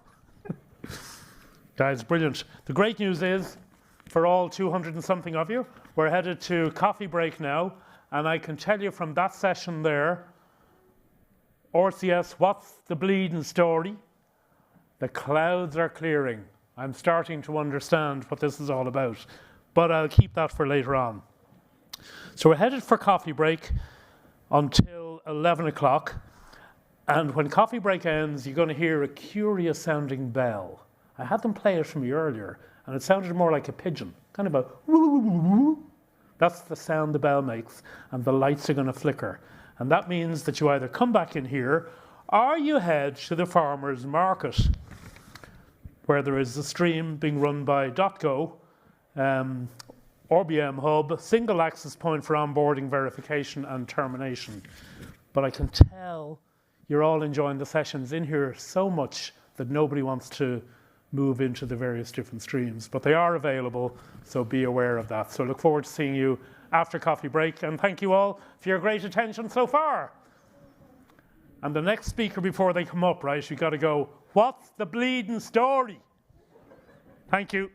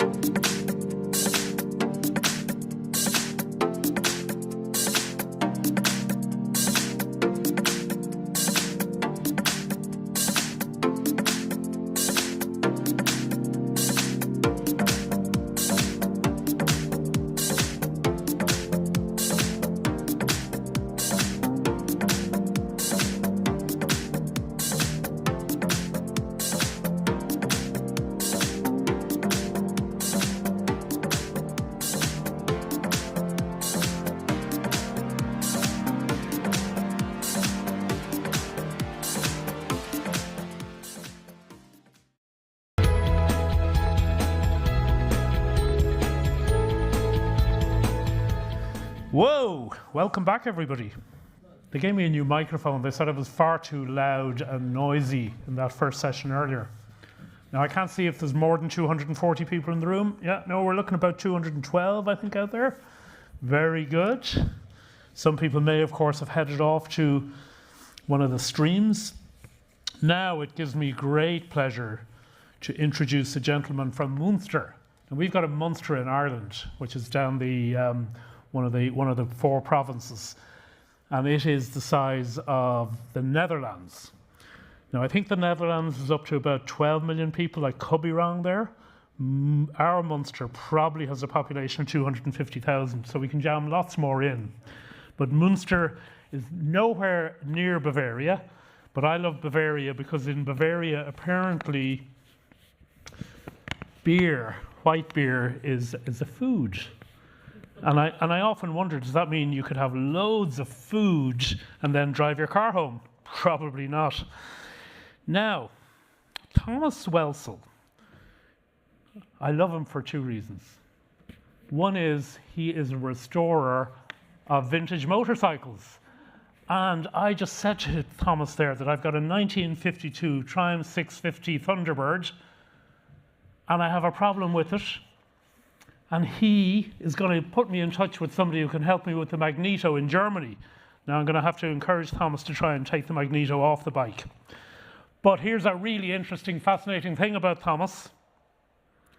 We were chatting about when the first ATP to SMS actually happened, and he figured it was around about 1993 or thereabouts with the "You've got voicemail" message. But when Thomas was heading up Hutchinson, he sent an SMS in 1994 to all of their customers, wishing them a happy Christmas. So he's put out a challenge today. Thomas believes he is the first person to ever send an SMS to a customer base. So if anybody can beat 1994, come on down. Thomas, delighted to welcome you.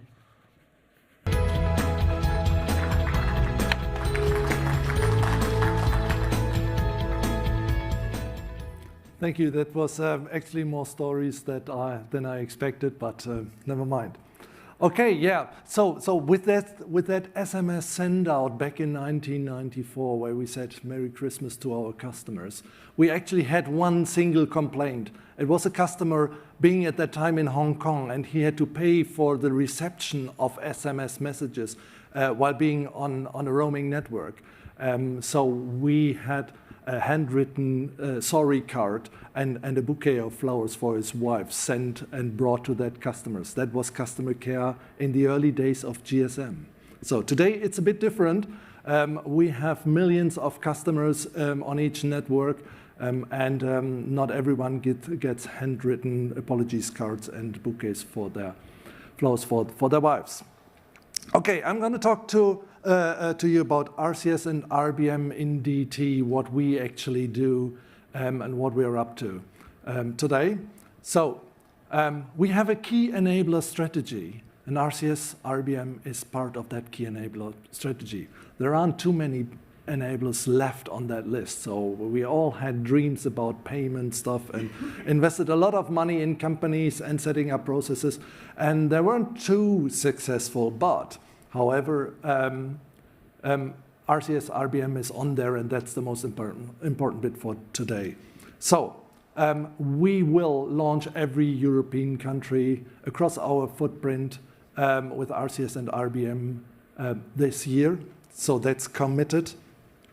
We are, as I speak today, migrating our German customer base from an own IMS-based platform to Google Carrier Cloud, mainly because we think it's a huge advantage to be with a platform who develops not only the infrastructure bit, but the client as well. So there is no longer anyone pointing to another one why it doesn't work. So it's all in one hand, and they can fix it. And we made good experience in other countries that it actually works what Google does.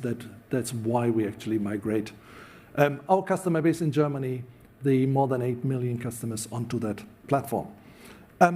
We're working with key brands and aggregators in our markets with trying to identify not the most complicated use cases to start with. So there is no limit in complexity what you actually can do with RBM, but it makes definite sense to start with a low-hanging fruit rather than climb to the top of the tree.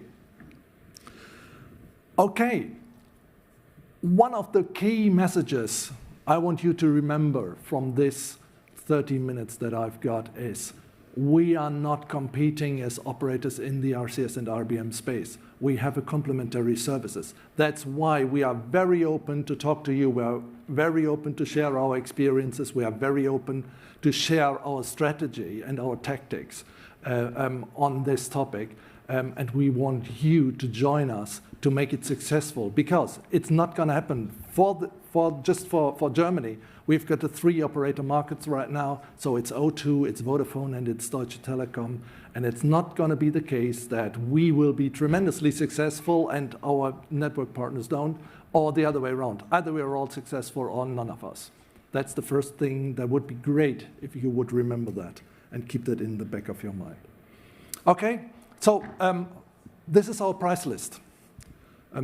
I haven't seen too many price lists for RCS and RBM. Obviously, the P2P product is free. It consumes data for messaging. Usually, it's not that large amounts of data that are used by our customers. And we charge for a single event 5.5 cents to our brand customers or aggregators, which is exactly the same amount of money we charge for termination of an SMS. And we have a session price of 7.66 cents. So as simple as that. Don't make it complicated. Make it affordable. We think that depending on the use case, there is some money in for the brands. That's why they do it. And we think that with this pricing, most of the use cases are affordable. Okay? It's simple, it's aligned, and it builds on the existing model, picks up the customer where they are. Okay, drink your own champagne. We are committed that the hundreds of millions of SMSs we send to our customers each and every year, that we will replace as much as we can of that traffic with RBM. Why? Because it's more successful. It's better perceived by our customers. They know it's trusted, they know it's branded, they know this is Deutsche Telekom and not Thomas Welzel making a joke with these guys. So they trust what we do, they like it, and we see that from the pilot campaigns that we did so far. We see the results, and this is really encouraging to go on with that story. So no longer black and white TV, but do interactive color TV with our customers doing RBM. The tough bit is the system integration in the back end. So most of the messages are not typed by care agents into a user interface and then sent to customers, but it's generated by systems, so we need system integration. This takes time. It requires prioritization internally in all our project landscape. This is something we need to do. But we think we can be successful with that. Why? Because we've got support for that up to the CEO level. Our CEO has announced this deal with Google earlier this year, together with the Google CEO, and he has asked us, so now make something useful out of it. And we're doing that. And whenever someone asks us, what are you doing with it? Oh, Tim said we shall do that. Okay, yeah, if Tim says, then it must be okay. Of course, we're looking for external customers as well, and we made first experiences, not only in Germany, but in other countries as well. And I will share with you some of the experience that we actually made. A fantastic use case that actually we started in Czech Republic the other day. Was within insurance. Whenever a customer phoned up this insurance company, they had on the phone, they actually talked to the customers, and the customer had an experience. And after this, they got a rich message saying, how satisfied are you with that call that you just had? with T-Mobile. And the customer saw 5 chips, or they see 5 chips. It's actually ongoing. One is for poor, and a crying smiley, and a very happy smiley is then the 5-star rating on the very right side. Customers which are not enabled for RBM receive that as an SMS text message, and they need to answer with 1, 2, 3, 4, or 5 that they respond. So we've got 100% reach. Any of the customers that phone up have the opportunity to take part in that short survey. And it's quick, it's simple, it's straightforward, and there is tremendous value for us as a company to see where we are and the quality of our care services. Okay, we do some newsletter distribution. This is one of the early cases in Germany. We didn't push externally that much because of the migration that is currently ongoing. And this migration is like changing the wings of the plane during the flight. So we all know that this may go very smoothly, but experience shows there may be one or the other hiccup. We are prepared for that. We don't have that many external customers that we need then to apologize if something goes wrong. We get that robust and stable, and then we will continue selling. Okay, the experience from our first use cases is what I'm going to introduce to you just after we have clarified what is it, what we actually sell. It sounds strange. We're working for how many years? 10 years now, even more. On RCS, we started working on RBM, and we're still not clear what is it, what we sell then. And we have this confusion with many of my colleagues internally. And there are different, oops. Oh, it looks there is a hiccup with the slide, doesn't matter. Then I'll explain. On the very basic level, we could sell an API. This API is capable to receive messages that are sent to customers, or to get messages from customers back into the system that is connected to the API. It will deliver stats. It will deliver the full functionality of the RBM. But an API is not a sexy product. And if Coca-Cola or whatever brand comes to us and say, okay, so we heard that you've got something. What is it that you have? Oh, it's an API. Oh, excuse me, what can I do with that? So we could, on top of that, sell something that we, in modern terms, call CPaaS. In the past, we called that aggregation, which means you can not only reach out to customers on DT's network, but you can reach out other customers in the same country or even beyond that as well. So get better reach for those brand customers who have customers not only on DT network, but on other networks as well. So this is the next layer. And we could sell a service as well. That service means we sell campaigns, we sell success, we sell stats, and a report that says, okay, we've approached 200,000 of your customers, 199,500 did receive that message, 168,000 customers have looked at the message, 155,000 customers did actually open or click through or whatever the design of that campaign is. That would be a service, and we are now trying to get the message into our own organization, that just putting an API out and hoping that customers will jump on it is probably a bit over-optimistic. I don't know. We will see. There are many customers and companies, partner companies, some of them are in this room, who will be satisfied with the API, but I'm very sure there will be other customers who want to do more with us, who want us to do more to sell actually that campaign, and they're prepared to pay for that. Okay, so let's have a look at concrete campaigns that we did just recently. We started in August last year, and the last campaign that we did was last week. So we are running this. We are in the process of optimizing those pilots and getting them integrated into our system landscape, making this a regular service. Again, drink your own champagne. So, and now the trick starts. How do I get this movie started? Does anyone know? Do I need to click again? Hallo. Oh. Schade, dass du gekündigt hast.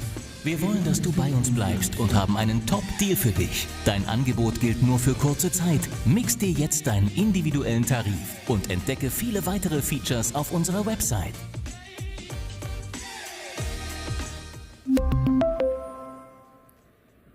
This short video clip is sent to all of our customers in the young segment that have canceled their DT subscription in Germany. It is in German, it's easy to translate. We want you to stay, that's the message. And we see tremendous click-to-action rates, sometimes beyond the 50%. I have no idea which other channel would deliver such a click-through rate. And we see about 2 to 3 times the success rate, customers who stay with us, who renew their subscription compared to any other channel that we have. So the second best channel is still SMS because of the high attention that SMS raises in the inbox of the customers. But this campaign really is driving. We've played around with this video a bit. We have personalized the video. So the video that was sent to me said, "Hey Thomas," and it was not only in the video printed, but the Deutsche Telekom standard speaker for advertising to any respect. He actually read 1,200 first names into the system.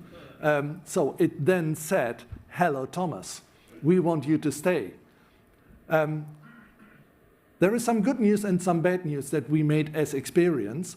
The bad news is this personalization of the video message did not bring us better conversion rates. It didn't raise more attention. The good news is we can save a lot of money by not doing individual messages. We can send one-size-fits-all video, but the cover message around that video is still personalized, and it says, "Hey Thomas, we want you to stay. We received your cancellation. We are sorry for that. What can we do to keep you on DT?" This still works, and you see the success rates. So left-hand side is the portal sales. This is where the customer gets to. They get onto My T-Mobile when they click. And they don't have to remember their login and password combination. They are put straight forward into the portal because we can identify that this is a customer that was actually approached by that campaign. So they will go straight into the portal. Left-hand side is the SMS in light blue, the RBM in dark blue. The middle 2 columns are the inbound sales. So customers who receive that and take that as a trigger to call customer care. So there is a good portion of customers who don't click the click to action button, but call customer care then. And in calls, we're quite on par level. So there isn't a big advantage for the RBM campaign compared to the SMS. In total, it is a nice uptake that is created by portal sales, which is the thing that we want because it's automated. Okay. We have a customer retention bot. This is for the segments which are not the young segments.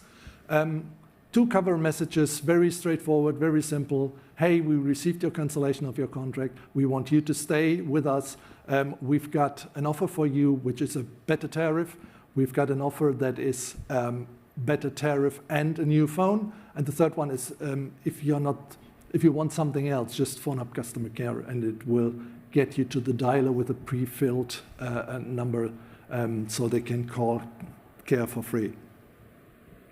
And we're still with double success compared to the SMS campaigns. Okay, then we've done something for Spotify Premium. This is a complete sales bot integration down to the level of a button that says kostenpflichtig bestellen.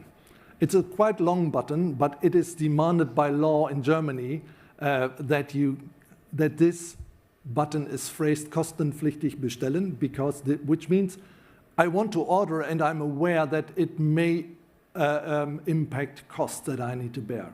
So this is kostenpflichtig bestellen. So we still have double success compared to the SMS campaign we did in parallel. We had an interesting 7 days response time. So customers have looked at the message first time, but then it took 7 days until the last customers have subscribed to that Spotify premium service. That was amazing. We didn't think that it would take that long. So usually I would have expected intuitively that customers get that message, either they deal with it or not. But obviously, probably we catch them on the train or on the bus or while they're walking down the street. I don't know what happened.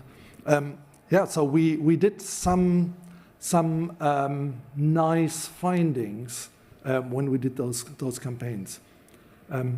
I was online when these campaigns have been sent out, personally, and I followed customers answering with free text. And that was interesting. There were just a few customers coming back with nasty F-word comments. I didn't care about those. And some customers just put in real text questions. So do you have Spotify for family as well, or do you offer the student tariff as well? And they were quite surprised that I then answered with a personal message, really perceivable, written by a person and no longer by the bot, because you can't prepare for all of these cases. It's simply not possible. Your bot development would be by far too complex. So I did that just for the learnings. I want to better understand how our customers think, what they ask, how many of these customers. So we had about 500K customers through that campaign. How many of the customers would get back to us? It was below 100. Okay, so this is already it with the slides that I prepared, with the messages I brought for you. We have plenty of time for questions, and I'm happy to answer if I can. So are there any questions? I can't see anyone. Okay.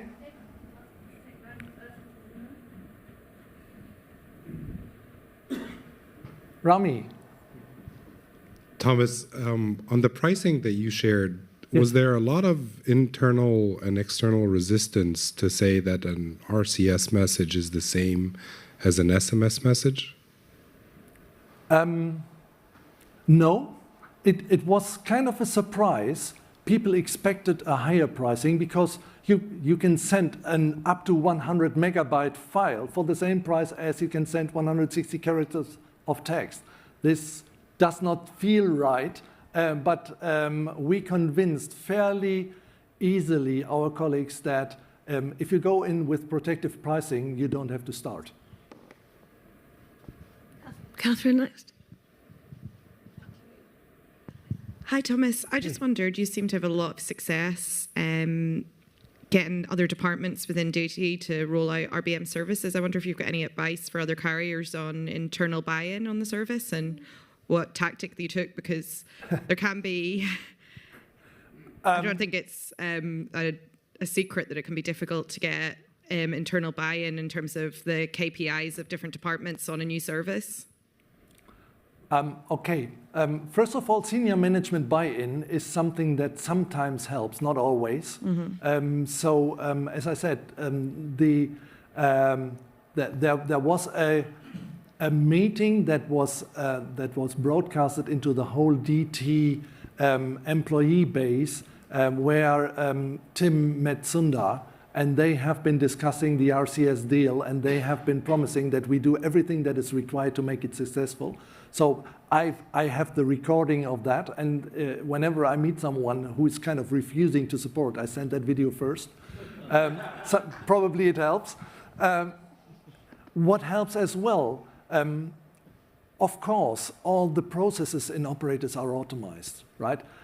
So we are using systems like Salesforce, like Genesys, like SAP, and those are able to send SMSs, but they cannot send RBM as of today. They don't know what a capability check is. So we need to get that done. And I understand as those companies currently look at us as we come with some rocket science stuff, that we are amongst the first to ask them to implement that into their interfaces, into their systems. Probably it helps the entire industry if those big players at least do support RBM in the future by the development as a first instance and, in DT. So if Salesforce does it for DT, it won't be a big deal, I would suppose, that they are doing it for BT or for any other carrier in the world. So it's not. I don't think it's going to be complicated. I can just what shall I say? You get more success by doing RBM. I think this is a proven thing, and it's acknowledged a proven thing in DT. If someone says, "Oh no, I'm going to continue with SMS," then I will ask the question: what other measure can you apply and implement that gets you better success at lower cost as the 30% that I can offer to you? So I have a 30% deal for these people. If they've got something that gets them 50% or 100%, double the success rate, fine, let them start doing that. But I don't think there are too many opportunities to do that. Hi, Thomas. I just wanted to sort of call out something you've made a point about, that the fact that people were responding 7 days after the event, i.e. they sort of logged the fact that an offer was available, but they didn't act on it straight away. I think that's a really important thing, because what messaging does is it gives you a record of a flow which doesn't disappear off your device, and it's not hard to find later. And we've observed that on a number of campaigns that we've run in the UK. We probably don't, as an industry, make enough of that. And it's a really important factor, the fact that not only does it keep your attention, but it stays there in a readily and easily findable format for you to come back to later. Yeah, and it wouldn't happen with web chat, right? No, web chat would be gone once you close the browser. Of course, yeah. So it's not too bad. Okay. Any more questions? Okay, I'll take David if you can. Hey, Thomas. Hey. It's really asking you for some advice for carriers, really. The approach that the German operators have taken to launching and the UK operators now taking that united front. What advice would you give to carriers that are about to launch in country, say Ireland, where only one of the operators is live at the moment? What's the best advice you can give that group of carriers about being able to bring this to market successfully? Okay, I have a what I think is really an important advice, align on the pricing model. If one of those three carriers goes with event pricing, the other one goes with monthly active user pricing, and the third one comes up with a revenue share or whatever value-based pricing, it's going to be hard for any aggregator to blend an offer to their customers without losing money. So it's impossible to do, right? And it's more important to agree on something, probably even on a European level rather than a national level, to make it easy for our partner companies. It's going to be more important that you align on something than having a great idea of however pricing you could possibly do that optimizes value. This value won't happen if you are not aligned. That would be my advice. And as said, maybe it needs to happen on European level rather than on national level. Our OTT competitors are very good in doing that. Okay, so there's another question. Hi, Thomas. Hey. Eileen from Puka, a Dublin company. Thomas, thank you for sharing your stories about interacting with the customers. I think it's great that you were so hands-on, responding to their queries, and I think it just really it's a great idea to be really hands-on with these type of campaigns to get into the detail. I have a slightly left field question for you. It's about energy costs. I guess with the trends towards energy efficiency and so forth, do you have any views on the difference in the cost, energy-wise, of delivering an SMS versus the cost of delivering RCS conversations? That's really a tough one. So I started in the telecoms industry as an engineer doing engineering work. Then I moved to marketing, then I moved to strategy, then I moved to product marketing, doing messaging all the time. Now I'm a campaign manager, but I have no idea what the answer on your question would be. I'm not an energy plant manager yet. Probably it's going to happen. Who knows? I'm sorry, I have no idea. Okay? Thank you very much.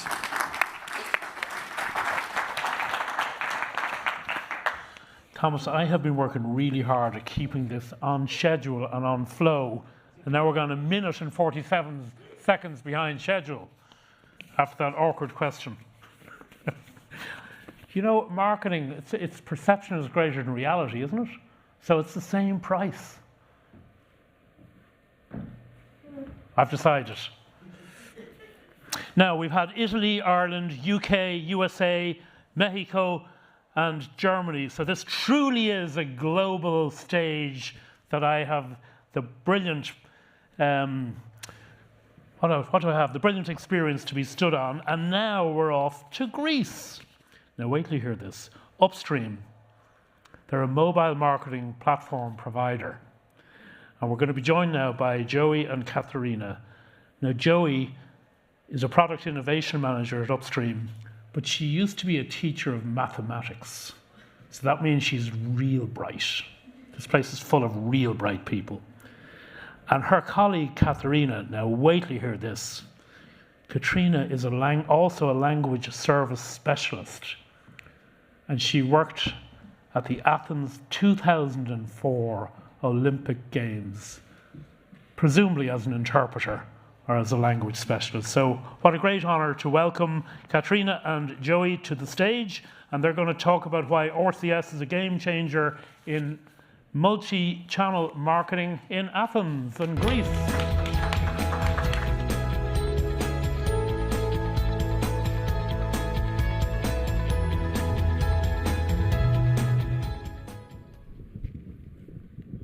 Hi, I'm Zoi, Product Innovation Manager in Upstream, and we are here to talk about RCS and why RCS is a game changer in a multi-channel marketing strategy. Sorry.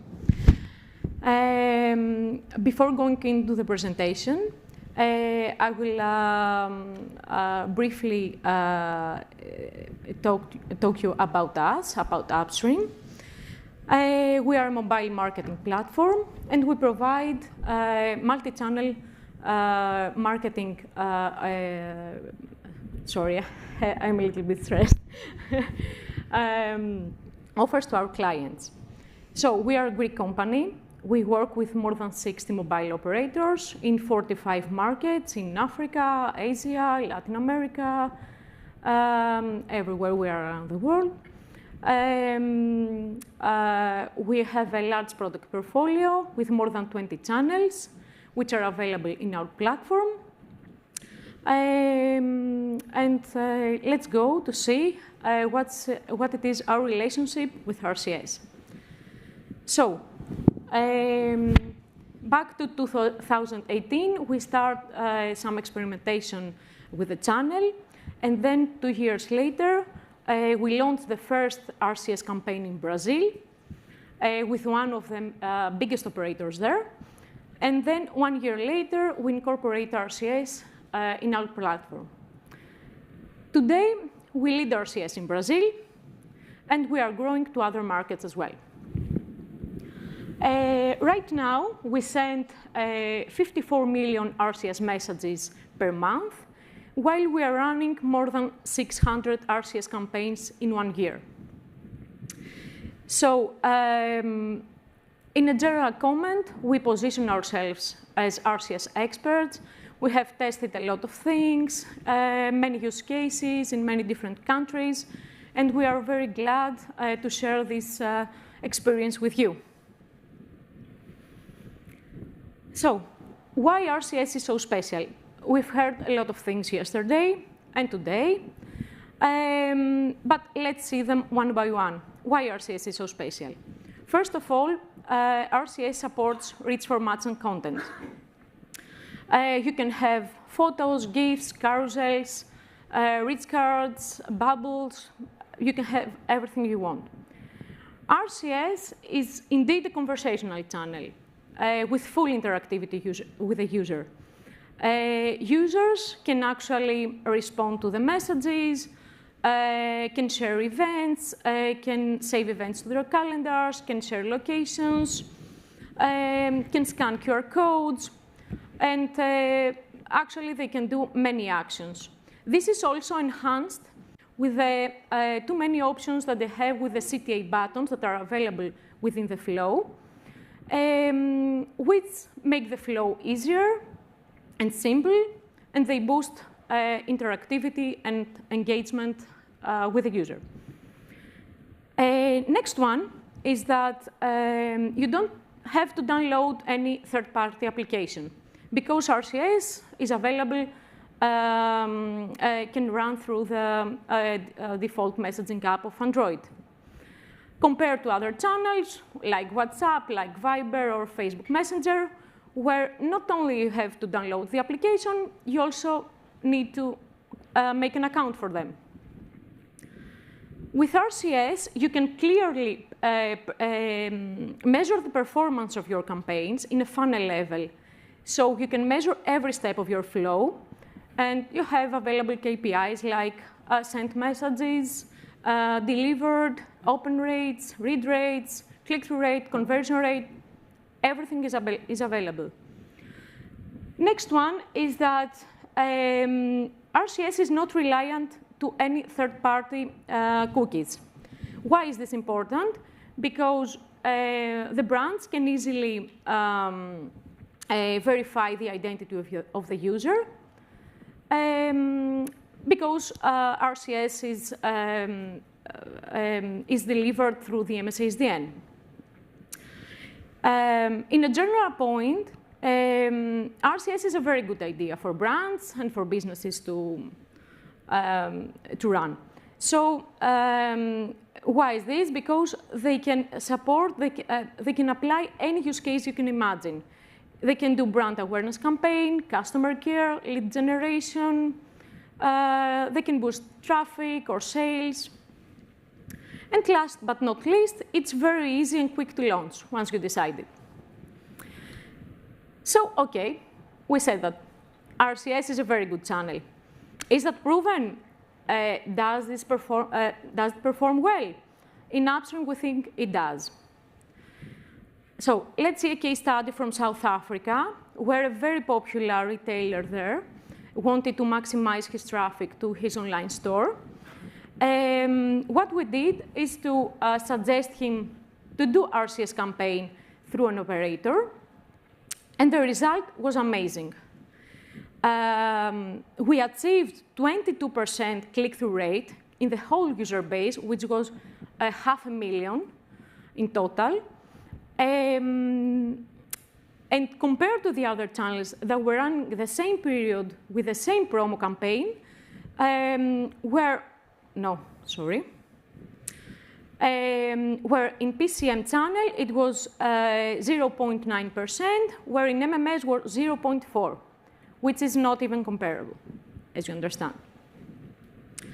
So is that all enough? I mean, the channel performs well. It has many benefits, but there is always a but. We have all the argumentation to convince our clients to engage RCS. Are they actually convinced? The answer is no. They have a lot of concerns. Some of them is that, for example, RCS has very low reach. Other messaging apps like WhatsApp or Viber, they have better penetration than RCS. Users are not very familiar with RCS. Why not doing WhatsApp and do RCS instead? They have the same capabilities, and other apps are more popular in general. So all these reasons that you can say are reasonable. In Upstream, we have found the answer. So let's go to Katerina to tell you the answer. Thanks for me. Thank you, Zoi. Hello from my side. So indeed, we get a lot of concerns. I will not call them actually concerns rather than skepticism. And indeed, we do have the answer for them. So the simple answer, the straightforward one, is that RCS is unique in combining the rich capabilities of digital channels with increased interactivity of conversational channels and, of course, the direct engagement of SMS. But there's more to say here. Let's take one step back and check this from a different angle, a different perspective. So in the not so new, actually, era of communications and marketing, it is becoming more and more obvious that brands that decide to invest in one communication channel only will find it hard to connect with their target audiences. And there are various numbers in the market, various analyses that can prove that. Actually, there's a lot of research and documentation. And we all know that users are becoming more complex, more demanding, less focused on one thing, and more scattered around different touch points. RCS specifically is a fantastic channel. It is an amazing opportunity to tackle all these challenges. However, even RCS alone cannot reach the full potential when compared to a multi-channel communication strategy, including itself in the mix and additional channels. And think about it. The more channels in the mix, the higher the chances to engage with the target audience, any target audience, and boost performance. And as I like to say, why have just one, even if this one is a star, like RCS, if you can have them all? Let's have a look at an actual example. Upstream has been cooperating with a leading mobile operator in Brazil, and the objective has been to help the MNO upgrade users to the higher spending tier by moving them from prepaid to contracts. Everything happens through an online flow. The requirement has been to have a cost-effective project, not reliant on call centers or on stores. Upstream is responsible for the creation and the management of the online flow, and we are also responsible for all the communication strategy across different channels, rich media channels, and text-based channels. Such are SMS, MMS, RCS, email, rewarded ads on the carrier's captive portal, mobile web ads, and soon we will be also incorporating WhatsApp in the mix. So, as part of this strategy to maximize performance, we have decided to build and introduce a multi-channel automated retargeting mechanism in order to address users who have dropped out of the funnel. RCS was also added in the mix, bringing a campaign performance improvement of 90%. In order to be able to enable a very complex and very personalized journey and communication strategy, we relied on the capabilities of our marketing platform, Grow, because we needed an advanced tool for that. So we needed to orchestrate the different channels, we needed to leverage external information, to add automations, to rely on advanced segmentation in order to differentiate the user experience for the different segments. And of course, we also needed to have very advanced reporting that we would constantly analyze to understand what is the performance of the campaigns. So our strategy. Our strategy relied on three main pillars: the split of our audience in dynamic segments that would be treated differently, the orchestration of the different channels so that we can create an omni-channel experience for our customers, and the addition of intelligent automation to allow us to reach our audience in a personalized and relevant way. Let me get into more detail about the strategy. So the first pillar was user segmentation. Not all users were the same or behaved the same. So what we said to them could also not be the same, as you understand. So in order to make the content of our communications more relevant and personalized, users were split into dynamic segments based on certain criteria, certain factors, such as how much the users had originally progressed within the online flow, how recently they interacted with it, what was the channel through which they were originally targeted, what was the category of channels with which they interacted the most, or what was the recommended best offer at a user level. Depending on such criteria, communications were customized when it comes to the number of messages that we send to them, the frequency between the different messages across channels, and also the actual content of each one of the messages. The second pillar was the use of the different channels and their orchestration in a smart way in order to provide an omnichannel experience. Users were reached with different combinations and different sequences of channels in order to be able to reach all of them with the right message, with the right channel, and at the right moment. To make this successful, we had to take into consideration different factors, like different user preferences, or what each message needed to achieve as a target, and what would be the best channel to achieve this target. Or other factors were, for example, technical limitations on the user level. We needed to make sure that we reach all our users regardless of their device capabilities or whether they were online or offline, and we needed to make sure that we managed to reach them with the channel most likely to engage them. So to give you some examples on the dynamics of the different channels, for example, RCS was more suitable when the target of the campaigns was to give awareness on the offering or interact with the users. SMS was a very good option when the target was more transactional communications. Email worked well in combination with other channels, other messaging channels as a complementary communication. And finally, MMS was a very good alternative for data-enabled users who still couldn't receive an RCS, were not RCS capable. So apart from these two pillars, our strategy also relied heavily on marketing automation. This allowed us to retarget users in a timely and contextual way, very close to the moment that they had interacted with the online flow. And this is very important, because this was the moment that users were more engaged, more interested in the offering, and therefore more likely to engage. And this, of course, could bring better performance, as you understand. We were tracking the behavior of the users within the online flow, and we managed to generate retargeting communications even minutes after they have dropped from the flow, taking into consideration from which exact step of the flow they had dropped. This was a very important knowledge because it allowed us to redirect users while retargeting them to the same step from which they had dropped from the flow, really simplifying, shortening the conversion funnel, and you understand that this had an immediate impact on performance, a positive one. So very complex automated journeys were built to cover the needs of our different customers in terms of the language that we used, in terms of the personalized components that we added within the messages, or the offer that we promoted at each different user. And all this, due to the fact that we had a proper platform for that, was done without any manual effort.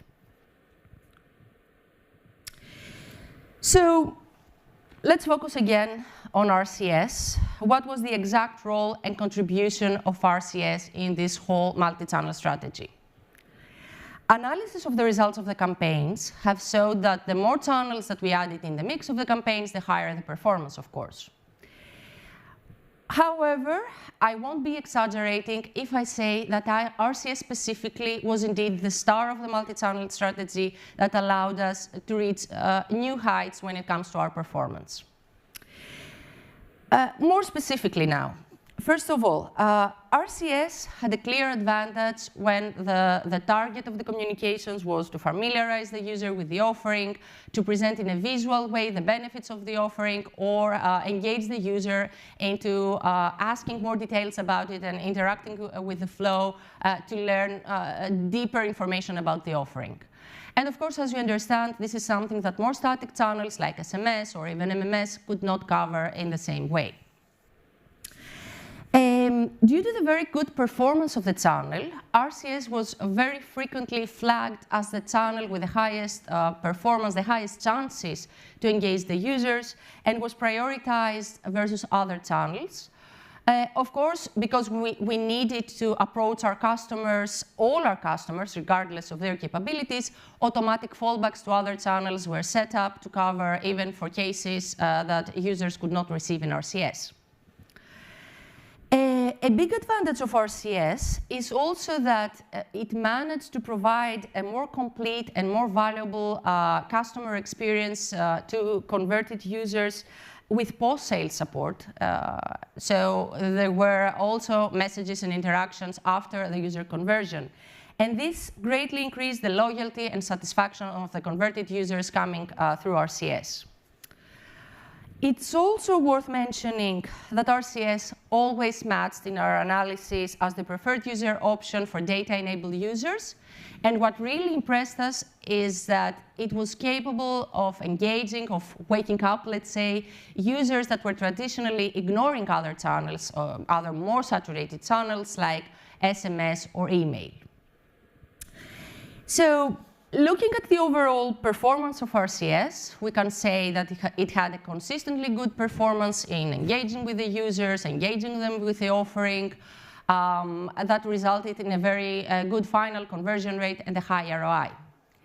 But this is not the only thing we saw.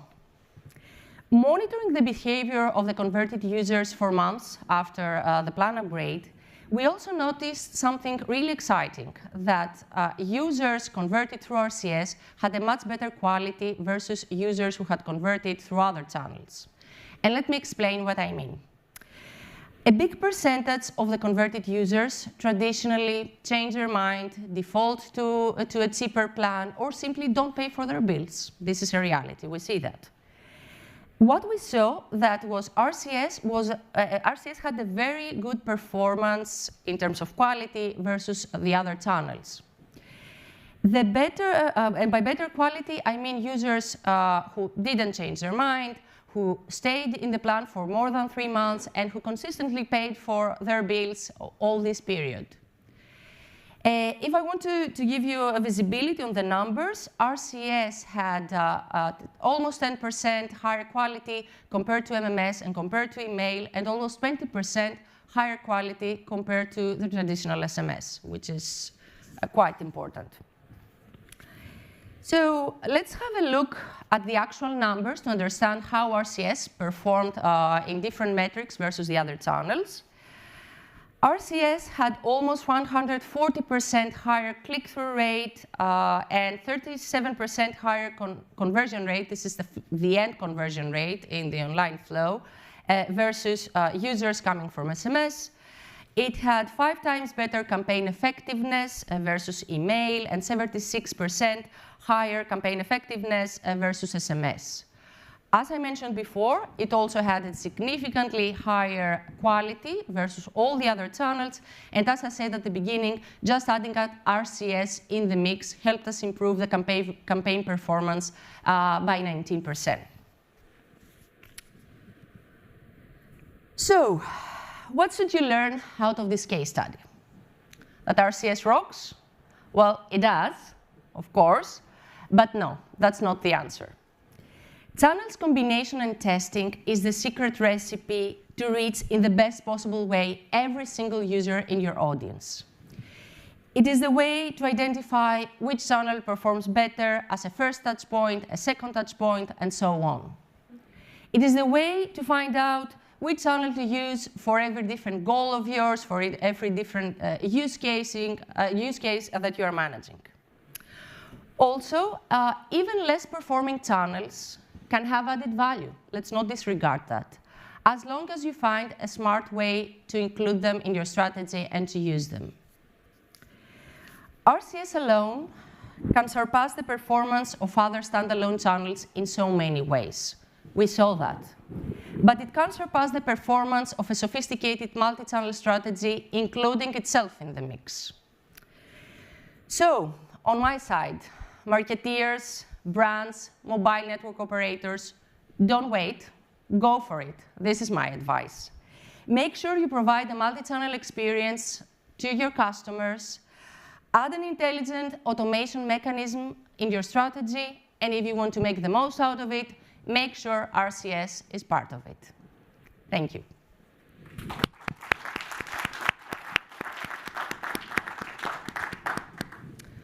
So I think we do have some time, right, for questions. And whatever questions we don't cover at this point, we will also be having a pod at the Forge, and we'll be happy to take it offline there as well. Surely there must be one.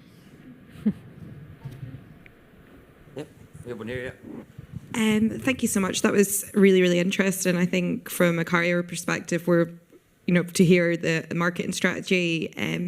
I wonder if either of you had, sorry, I know my accent can be a bit iffy to understand, but if any of you had any advice on how to get actual salespeople to understand this multi-channel, if you could, the simplest way to sort of boil down that strategy and explain it to somebody who might not have time to really, really drill into all of the analytics the way that you have so brilliantly done? I think that the best possible way for that is results themselves. So you need to speak their language. Their language is ROIs, their language is money, their language is results. So the best possible way is to briefly present the strategy to them, to present the logic, and really show them the results. So maybe someone cannot really understand a very complicated, sophisticated strategy and all the mechanics of that.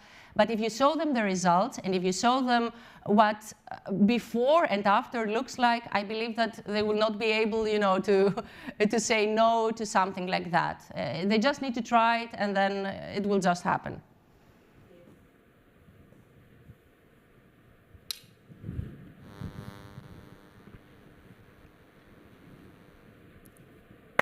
Thank you. Thank you, Katerina. Thank you. Thank you. Zoe, very insightful. Thank you very much. What's the bleeding story? The story continues to become clearer. Now we're off to France. Italy, Ireland, UK, USA, Mexico, Germany, Greece, and France. And we're joined by Guerin Nicolas, who's an experienced director in the telecommunications and business marketing industry. And he hails from Paris, but I have discovered that he's actually really Irish because his love is for Brittany and Quimper in particular, and Quimper and Brittany is a very Celtic area. So he didn't know now until about an hour ago that he was really Irish, but we're delighted to welcome Kieran to the stage, who's going to talk through some French case studies. Thank you, Kieran. Very much. I'll do my best to be Irish. There is orange on the Irish flag, as you know. It's green, white, and orange, if I'm not wrong. And I'm wearing a green shirt. So I'm as Irish as I can be. So thank you very much for your introduction. So I'm head of marketing in charge of business messaging at Orange France, and I'll say a few words on the status of RCS in France, what we do at Orange internally, of course, and also with the other aggregators, Bouygues and SFR mainly. So this is let's have now an overview of the agenda. So I'll talk about place, so kind words about the aggregators that we are working with. Promotion, our promotional plan. Yesterday, Lester talked about strategy. If you don't have a promotional plan, then you're not doing marketing. I'll talk about internal campaigns, process also, the tools that we see developing on the market, non-promotional use case, because RCS is mainly on promotional so far, but we believe that non-promotional are important as well, and new ideas to pilot for the future. So let's start with place. So in Orange, we have an indirect reseller model. So basically, we Orange talk to aggregators or our reseller, and they talk to brands directly to brands, period. So the big actors on the market are mainly Sinch, Link Mobility, Comify, Orange, Cloud Media, CM, M-Target, and Phobip, Atsuke, and .go, and some others. And we aspire to move the SMS business, which is quite huge today, to RCS. That's why we are working closely with them. And one of our ambition during the first year was to sign with the majority of them, and we're happy to say it's a success. So the top 10 has signed our contract, and the signing process was quite, let's say, smooth. And we had discussed already price before we launched, so they were aware of the price points that we had decided. The good news is they are quite active on RCS today, with the top two, let's say, competing for the first place, Sinch and Link Mobility, and it's always good to have a competition in this market. Then a group of Comify, Orange, Cloud Media, and some others, another group. But this can change very rapidly. I mean, for an aggregator, launching a couple of campaigns during a couple of months can make things change rapidly. And we provided the aggregators with a second version of our contract in May. So the first lesson learned from 1 year of activity is what sells the best to retail, for instance, that want to drive people to their stores, or that for retail that wants to drive people to their internet website, or even to online websites that want to get more, that want to get in touch with their customer. It's standalone campaigns. What's a standalone campaign? It's basically a campaign with one picture and either just one or a couple of URL. Orange, we already did this type of campaigns 2019. This was an example here. It was in Orange Spain, but basically that's the type of campaign. So you have text, a rich card technically, and a couple of URLs. So here it was to download the My Orange application. So you had to download, you click, you download the application, or watch a video, it's also a URL, or more info, it's also a URL. What we learned during the first year is that the pictures have become more and more appealing. So basically 2 years ago, the picture, well, it was interesting, but it was not that appealing. And basically, the more appealing the picture is, the more clicks you have on this type of campaign. So these campaigns are quite successful, and they are quite easy for the brands to set up, because it's mainly the work on the picture. When capability check is used, the delivery rate is 100%. And what is new to the market is they can see KPIs that they were not able to see with SMS. And the good news also is this type of campaigns have bigger engagement rates, so basically 3 to 5 times the ones of SMS. The other type of campaigns is rich conversational campaigns. So for these ones, the KPIs are richer. You can measure the time that people spend looking at the different options.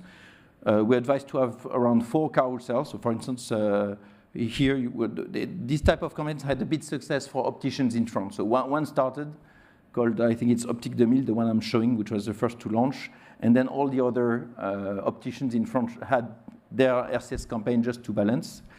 It's efficient to drive people to store, and it's efficient also to people can click on the website and look at the different types of glasses that is proposed. This type of campaigns is not the majority of campaigns today. The reason why is because it takes more time to be built than the simple standalone campaign. A word on promotion. So we have 4 types of activities. One which is on the Orange website, and in the next slide I will show you the different activities we had monthly. One promotion activity is with the other operators. So we are having weekly calls in order to talk about which type of promotion we can do together. Some activities are 2 specific segments. So there was an ad and tech forum. So ad is for advertisers, of course, and tech for advertisers interested in new channels. So we attended this type of seminars or forum. Promotion on LinkedIn, and also some type of promotion where we can talk about successful campaigns from big brands that everybody knows. One of them was the train company in France called SNCF. Here on the right-hand side, you have an example of a challenge that we did with the other operator. And the winner was, so Don't Call Me Jennifer, which is a brand for mainly skirts and pajamas in France. And so we selected a couple of winners, and because they had made a really interesting job on the bot themselves in terms of conversational campaigns. So that was a way to animate the promotional plan. We started with this promotional plan in October 2021. At that point of time, we had a multi-operator seminar, so it was good to have all the operators in France speaking together. And we will organize another similar seminar in October 2022, of course. And I basically advise you to do this type of activities every year. It's a good opportunity to be vocal about RCS in the country and to share, let's say, between brands what worked well and animate the promotional plan. In December, we had this Ad and Tech Forum, so where many people working, many basically ad agencies had the opportunity to learn about RCS. In January, we talked about the key figures of RCS, which was basically something that CM, one of the aggregators, had worked with.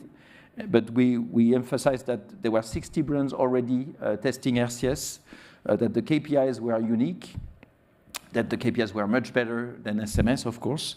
In February, it was about it was a TV show where we talked about the RCS awareness. In March, the challenge I just talked about. In April, we insisted that in France, the reach of RCS was 20 million active users. So, and on LinkedIn, we explained that we had reached 37% of reach in France, which is quite big.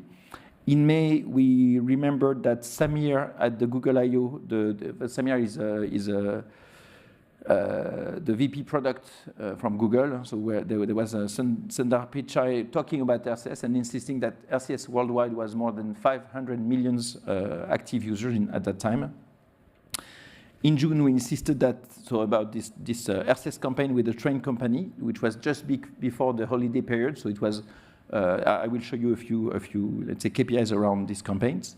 And in July, we've just done a 1 million campaign for Orange Telephone. So Orange Telephone is an application that you can download where you have anti-spams on calls that avoids spamming calls.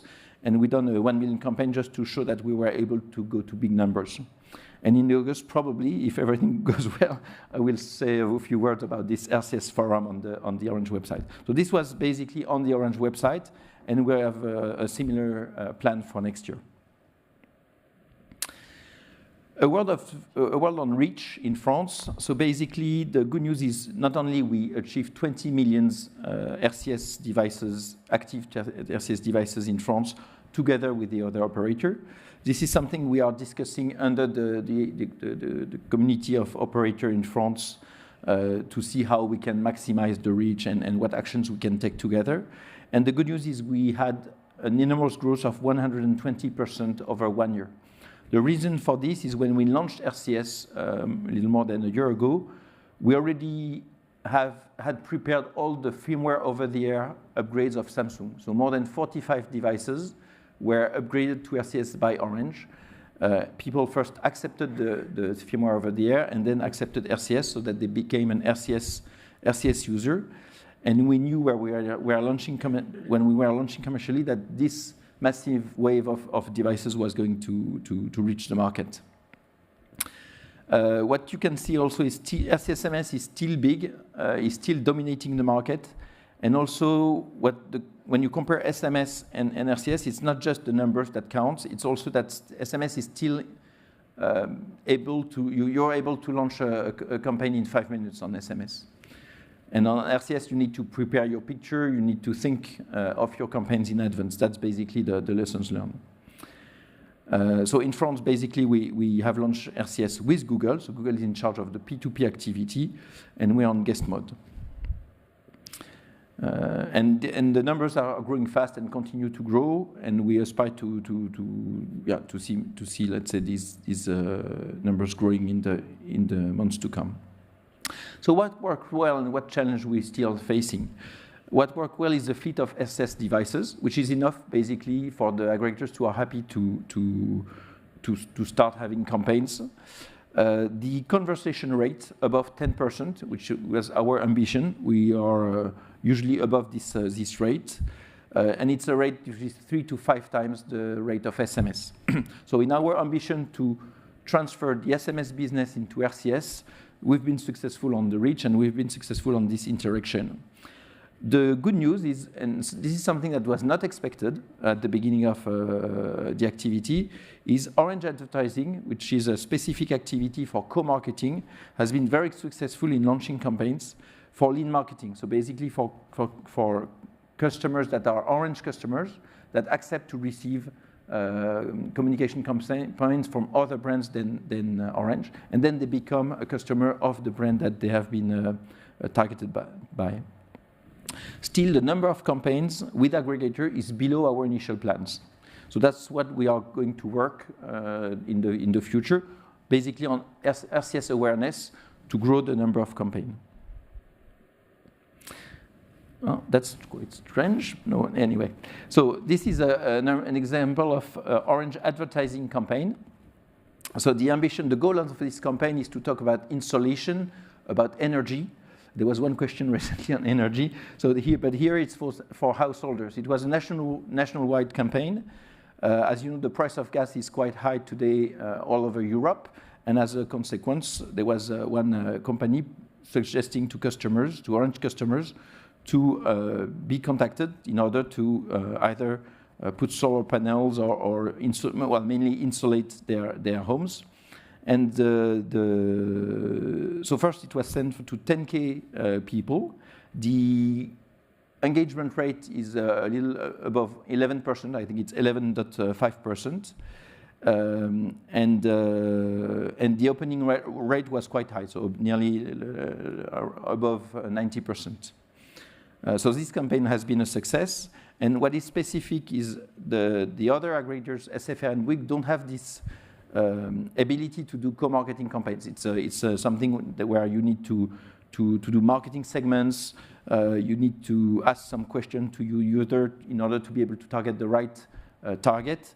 And it's something that only Orange France is doing in France. And that's why I think it was interesting for me to share this feedback. Because, well, the others can't have this ability to launch this type of campaigns.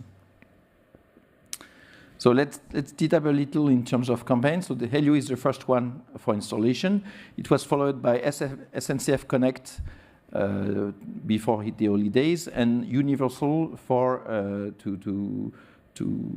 basically to talk about movies. The main difference on the right-hand side.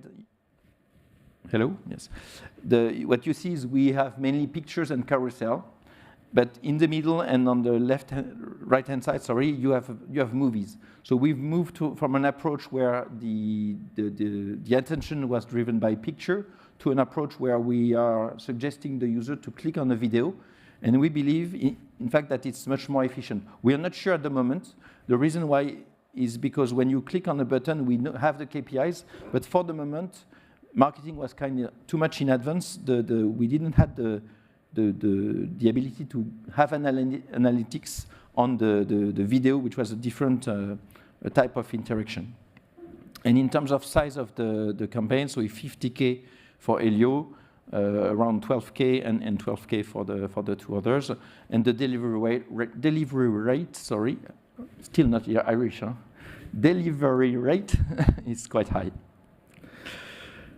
Number of redirects. So in this campaign, what's interesting is that we were expecting people to click on each and every picture of the carousel, or let's say the link below. What happened during this campaign is we saw that most of the people click on the redirect of the site, so similar to SMS. But before, they have been able to understand what the company was doing, what the company was proposing, and some people directly click on either energy audit or heating or needing a concealer or thermal insulation, etc. So by doing this type of campaign, you can see that sometimes it's not as you expect. By trying, you learn. On this campaign here, just 3 types of interaction was proposed. The first one, to buy a train ticket, was the one that was triggered most. So basically, it means that people go on vacation all over France. The second button was mainly to just for people who willing to do local trains, and the last one, but with a ratio much lower, was all services. And again, what's interesting is we put a video to have more attention at that point of time. The last campaign, again done by Orange Advertising, 50% of people clicked on Discover, and 50% of people wanted to know where the movie was shown before selecting the movie. So 50-50. A word on RCS tools now. There are 2 approaches. So basically, the building an RCS campaign takes more time than an SMS one. Why? You need to select the color. So for the branding, you need to prepare the metrics you will want to see. You need to prepare your actions, the rich card, and mainly the most of the work is on either doing a picture or a video. And there are 2 types of approach today. The one which we believe will make RCS a big success, which is drag and drop. Today you have most of emails composers have this type of drag and drop features, but it's not yet the case for all, let's say, RCS activities. But we see a movement toward this type of drag and drop move. And the reason why it gives the ability to the brand to do the campaign by themselves. So not asking anybody and being able to select the pictures and do the campaign by themselves. Still, we have lots of, what we see also is there is still a tailored approach for brands that need some support and that are maybe trying RCS for the first time. So here, it's mainly the aggregators that are spending time with the country to understand their need, to understand what is their return on investment, what they are trying to do. And for this second approach, of course, the RCS campaign needs to be anticipated a lot in advance. We asked the aggregators if they were happy with the capability check process during the year. What we learned is, first, last year, it was difficult for the aggregators, basically, to do RCS for all the campaigns together, because Q4 is a very busy time, and SMS immediacy is still an advantage, clearly an advantage.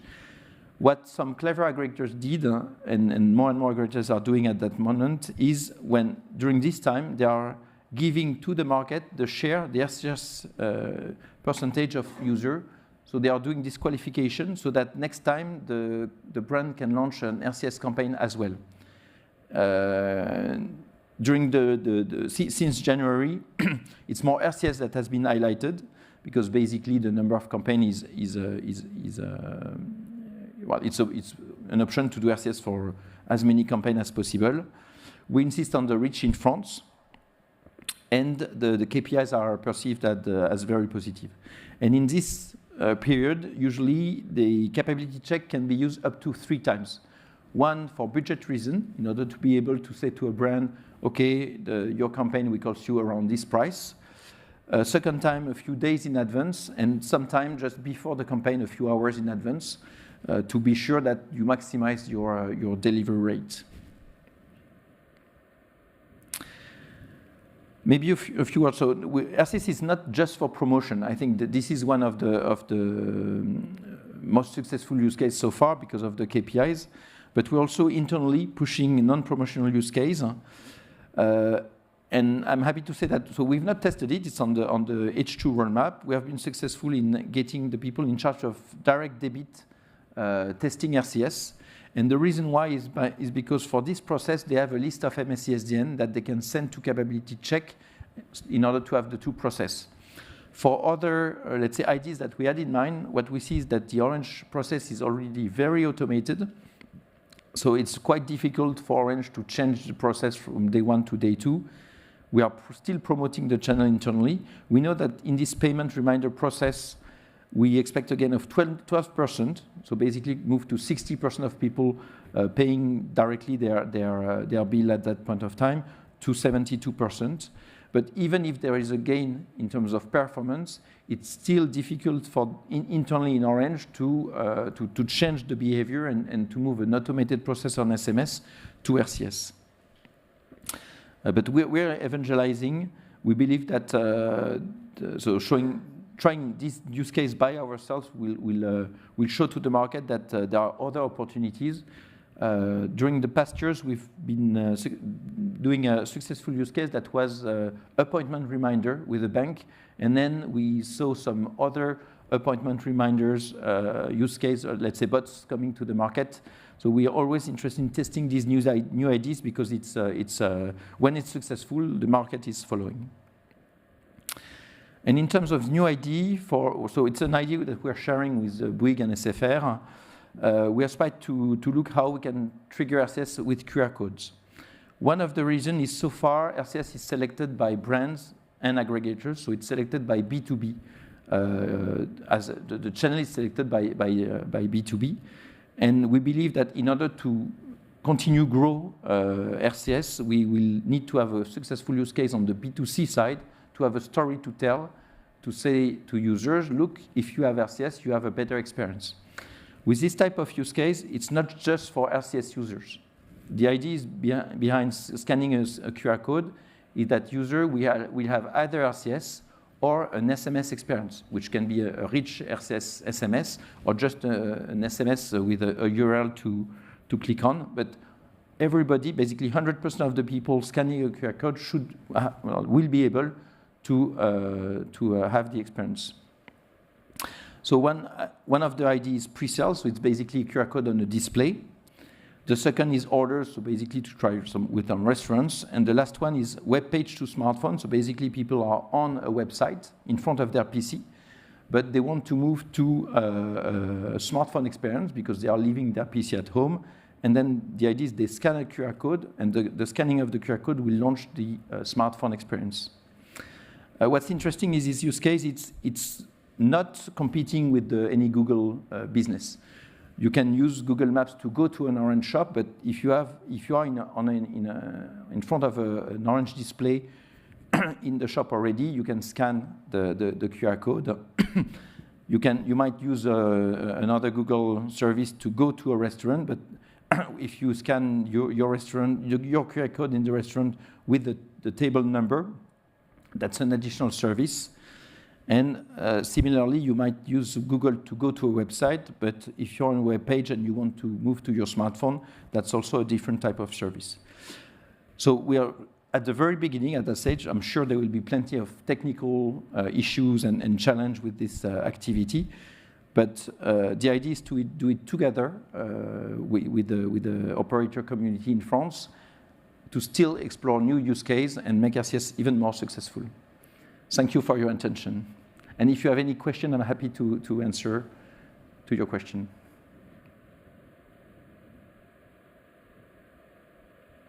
And you can ask your question in Irish. I'm not sure I will understand, but you can try. One, surely.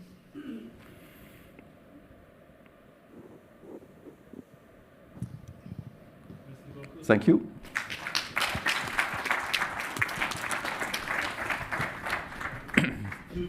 Le beurre sur le pain. We had a French student when I was a kid, and I asked her to teach me something in French. So she taught me that. Tu peux mettre du beurre sur le pain, which I hope means you can put butter on bread. But I got away for many years when I was stopped by the guards when I was kind of a 17 or 18-year-old in the car for speeding or whatever. And I'd put the window down and they'd approach and I'd say, tu peux mettre du beurre sur le pain, and they'd let me go. Thank you, Valérie. Now, our next speaker hails from Egypt, so we continue on our global transition and working with imimobile, which is a Cisco company. Ramy Riad has the fantastic title of VP of Future Messaging. So I was kind of imagining at his appraisal. So Ramy, tell me, what is it that you're currently doing? Well, I can't tell you because I'm working on future messaging. But Ramy, educated at Harvard, living in Fort Lauderdale in Florida, and he once caught a fish this big because he's a very keen fisherman. And he's going to come and share some global experiences with us. Welcome, Ramy Riad. Thank you.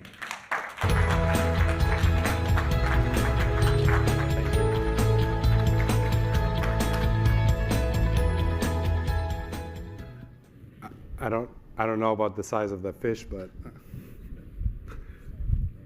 thank you. So thank you, everybody. And today I really wanted to share with you. Oh, people weren't joking. These lights are bright. Some of just the importance of a good CX experience. We've been talking a lot about RCS these 2 days, and some of the observations we've seen is that a good customer experience is really important in terms of getting a customer to come back and engage with your brand. If they have a bad experience, they're most likely going to go find a competitor of yours to talk to. 55% of customers would change the brand to get a better customer experience. And 72% of customers would choose their preferred channel of communication to talk to a brand. So and even more, 77% of millennials are comfortable using channels on social media like Facebook Messenger, like Instagram, because that's what they use every day. But when businesses were asked, the brands, do you think you're doing a good job to communicate with your customers? 89% of the businesses said yes, we do a great job. 8% of the customers said the business is doing a good job. So there's a clear disconnect between what an enterprise thinks that they're doing and communicating with their customers and what the actual customer perceives on the other side. This slide is, I don't know what happened there. From the way we see it, there's a journey that a customer starts with, and enabling that connected journey takes a lot of work and a lot of effort from the brands, from the partners they're working with.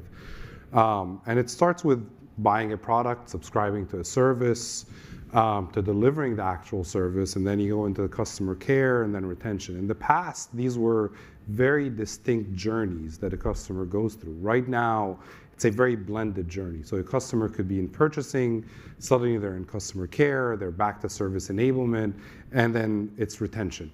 And we see that jump back and forth all the time. And it's very important to keep that customer engaged in the conversation and answer their needs and their demands based on where they are in that journey, through the same connected messaging channel, through the same journey that they're going through right now. Because in the past, we could say, well, you need customer service, great, call the IVR, wait for a couple hours on hold, listen to our beautiful hold music, and then we'll get back to you when it's your turn. Right now, customers want the answers right now in the channels that they choose to communicate with the brands. And they really expect the brands to be there on what channel they're using.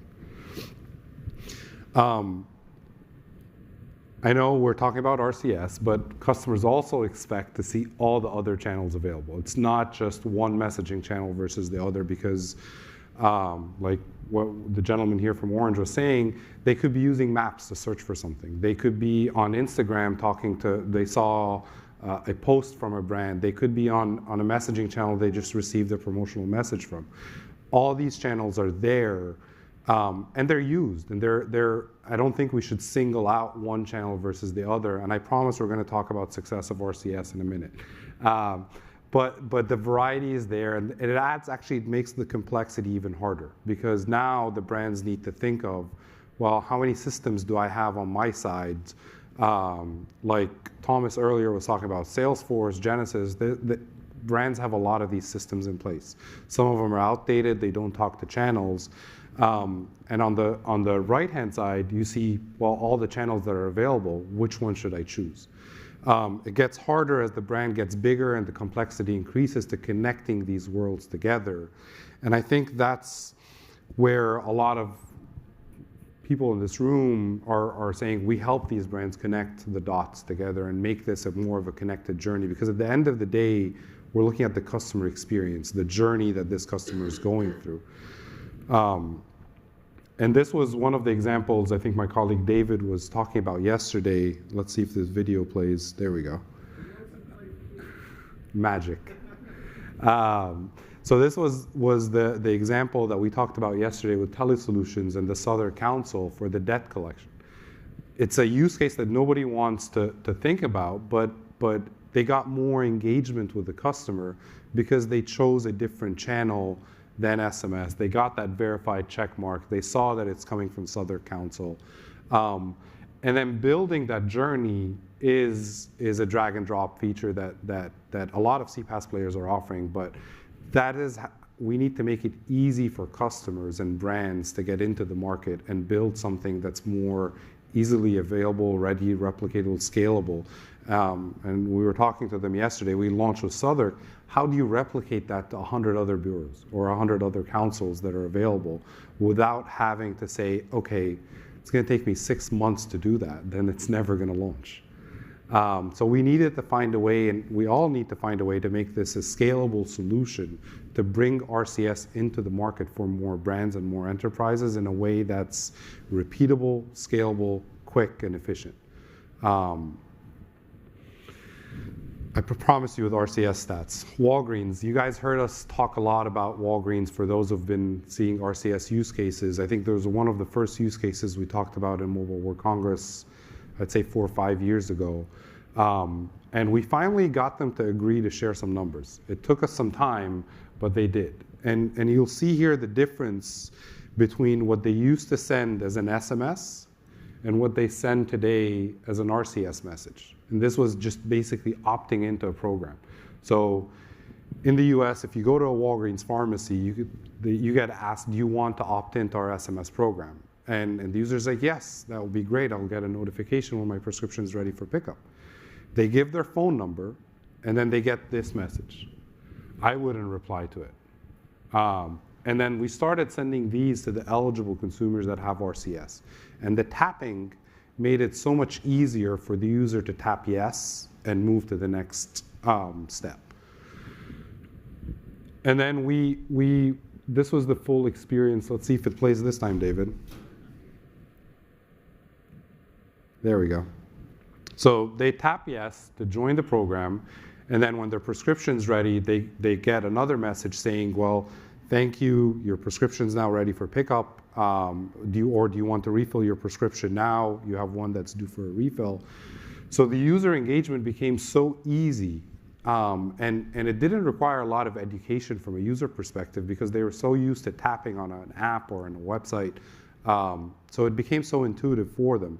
And what Walgreens really loved about this was the verified sender. The users are now confident that this message is coming from their pharmacy. The suggested replies, which are the buttons, made it a lot easier. And actually, when they needed to call the store, the option was shown there that they can call that number tied to the local pharmacy, not to a generic call center that was you're just waiting in line to get a phone call picked up. So they really liked it, and they put a lot of campaigns forward through this. And now this is running every day. A batch of messages goes out on RCS to say, we want to keep putting more campaigns on this. Now this is the money slide. We all talked about SMS, and we assumed that all SMSs are read. When we started launching RCS, we saw that the read rates are actually 76%. That means a lot of users get messages on their phones, SMSs, they may choose to ignore them. With RCS, we were able to capture that 76% of the users actually read the messages. And then when we looked into the opt-in message, even though the user requested it, RCS delivered a almost 3% uplift in that opt-in experience. Because the users now trust, they know that this message is coming from Walgreens. And more importantly, is that number on the far left, which is RCS delivered a 10% increase in refill conversions. And it was talking to Walgreens was a little bit scary for us because they had a very successful SMS program, and approaching a customer with a huge program like this and say, we got a new technology, you guys, you need to try, which is RCS. They're like, but SMS works. Why should we change? We're like, well, this is going to give you better results. It's a better user experience. It's like, but the program works. Why should we change it? And then when we started running these campaigns, they started seeing the benefits. They liked the user experience. The branding was there.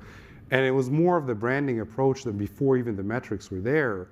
And then when they started seeing this result, because this is, at the end of the day, user hitting refill means that they're going to go back to the store, they're going to pick up a new prescription, they're going to pay money.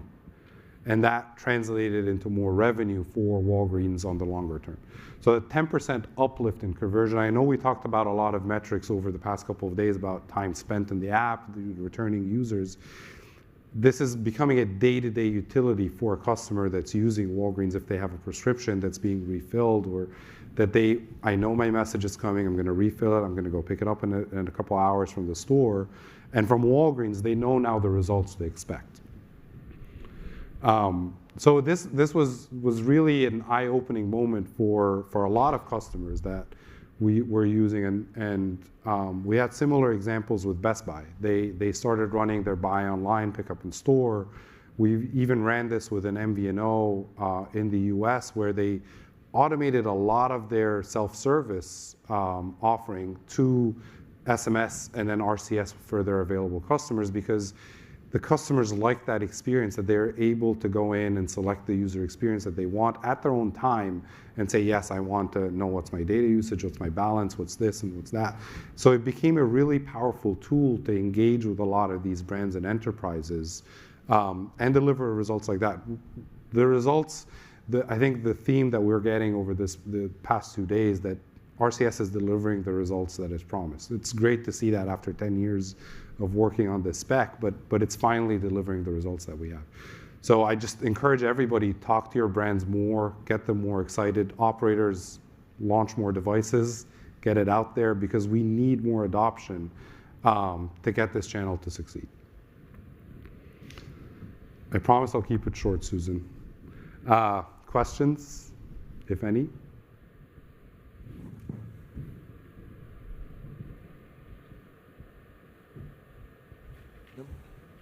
No? Good? Yeah? All good? I know I'm keeping everybody from lunch. It's a really good sign if people have no questions. It means you have answered every question they had. Thank you very much. Thank you. Fantastic. So we are off to lunch now. And we're not back here until 2 o'clock. So you're going to hear that pigeon-sounding bell again before we're due back in. So hope you enjoyed the session this morning. Thank you to all of our presenters and speakers, and we look forward to seeing you at 2 o'clock. Thank you very much.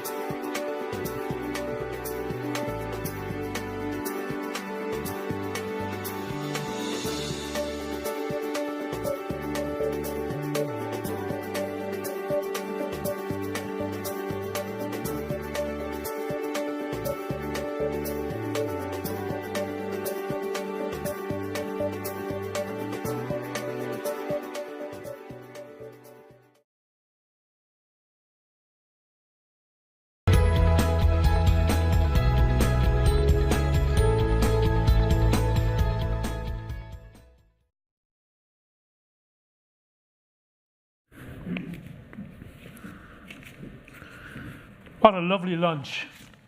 Great to meet so many people out there and have the chats. Hope you're all ready for a really enthusiastic and energetic afternoon. We're joined now, we're expanding the global footprint again, because we have Kessy Crater from Martinique. How fantastic. And she's a big fan of Edith Piaf. So Kessy has said that she would definitely not like to sing. But Kessy is with Sinch, and she's joined by Alexandre Cottereau from Bouygues Telecom. Now, the fascinating thing about Alex is he is a Taekwondo trainer. So no messing from any of you. Welcome.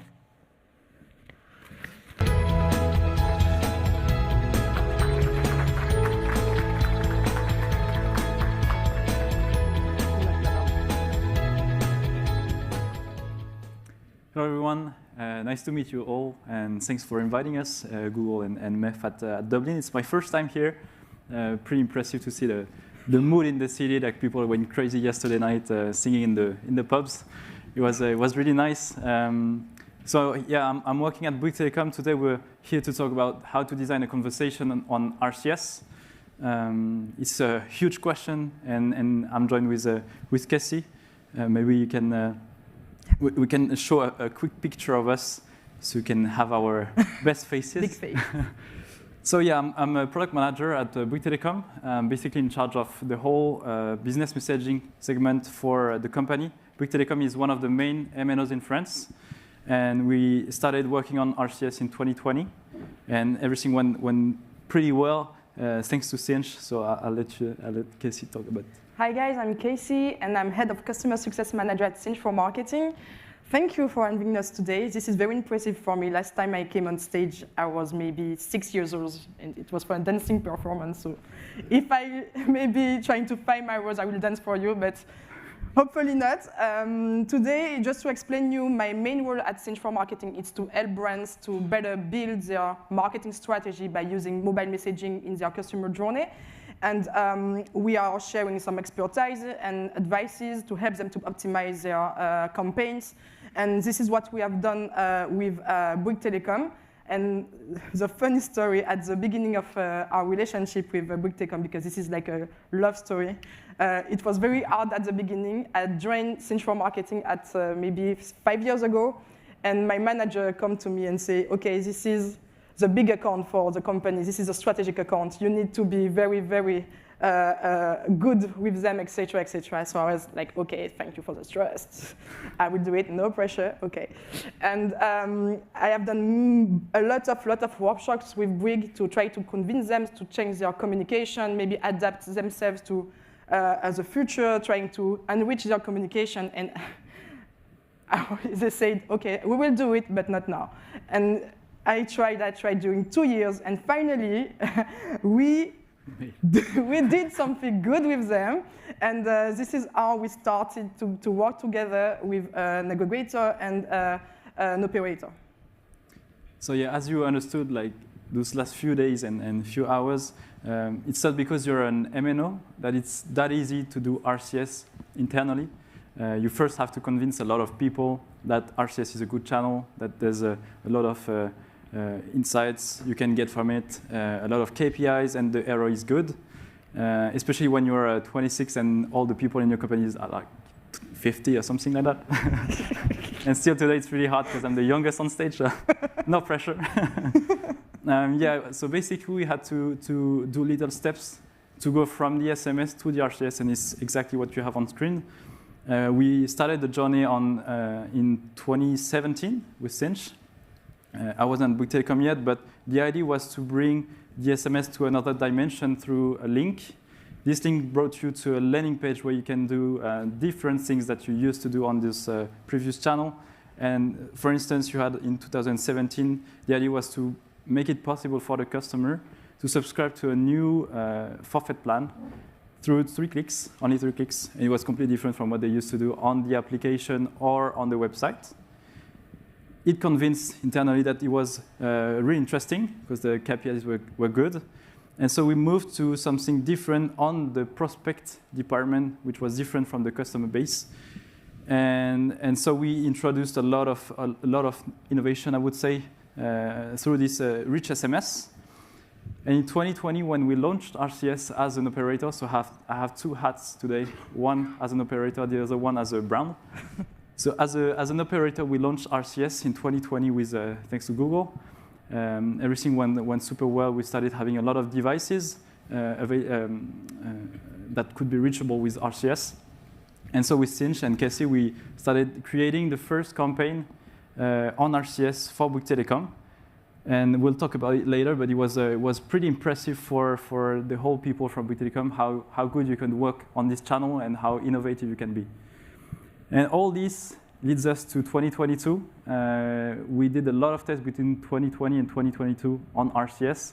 And today we're glad to announce that we've made really large campaigns on more than 1 million users to explain them how to use a complex service. So a very educational use case that we'll be glad to present you after. So at the beginning, when they wanted to start with rich SMS, they were doing some personalization by using variables inside the landing pages.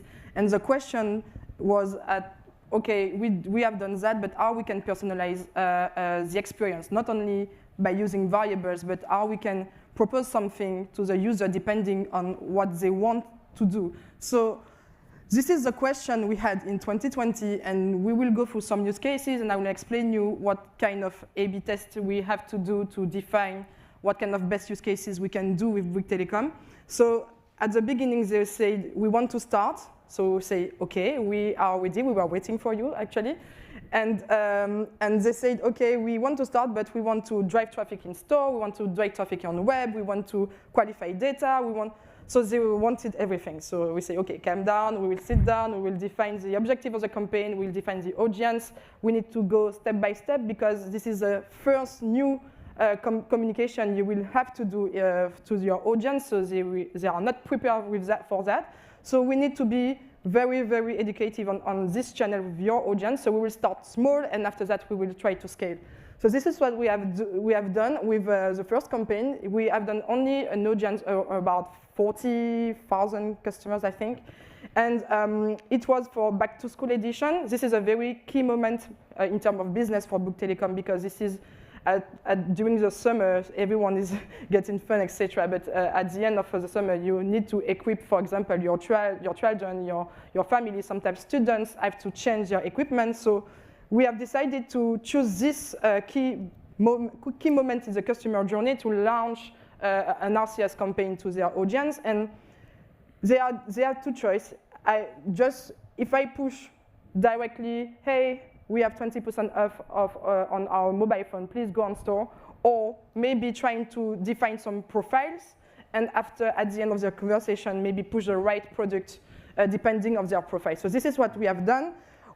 Sorry, it's in French, but I will try to translate for you. The question was, okay, can you tell me more about your budget? So you see, you can click depending on what you have, if you have X euros, etc.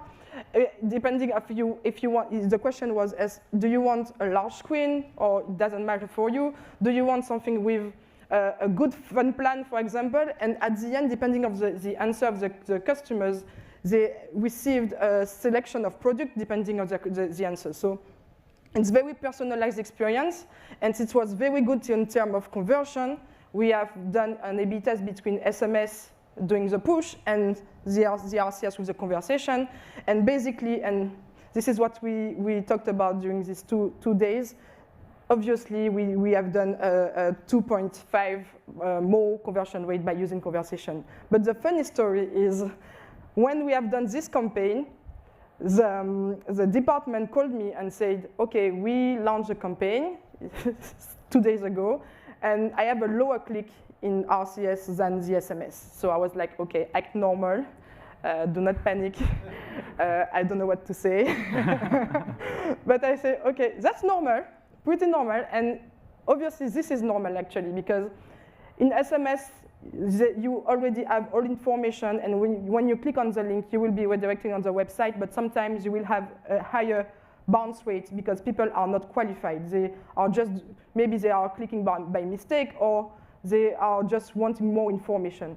But if you drive a funnel of conversation by using RCS, for example, the user who will click at the end, if they go on the website, it's just to convert. This is the only issue they can do. So this is why we had a lower click rate, but a better conversion rate. So it was the start of the love story of RCS with Bouygues Telecom. So this is something as learning we had. So do not panic if you have a lower click rate on SMS between RCS. This is completely normal.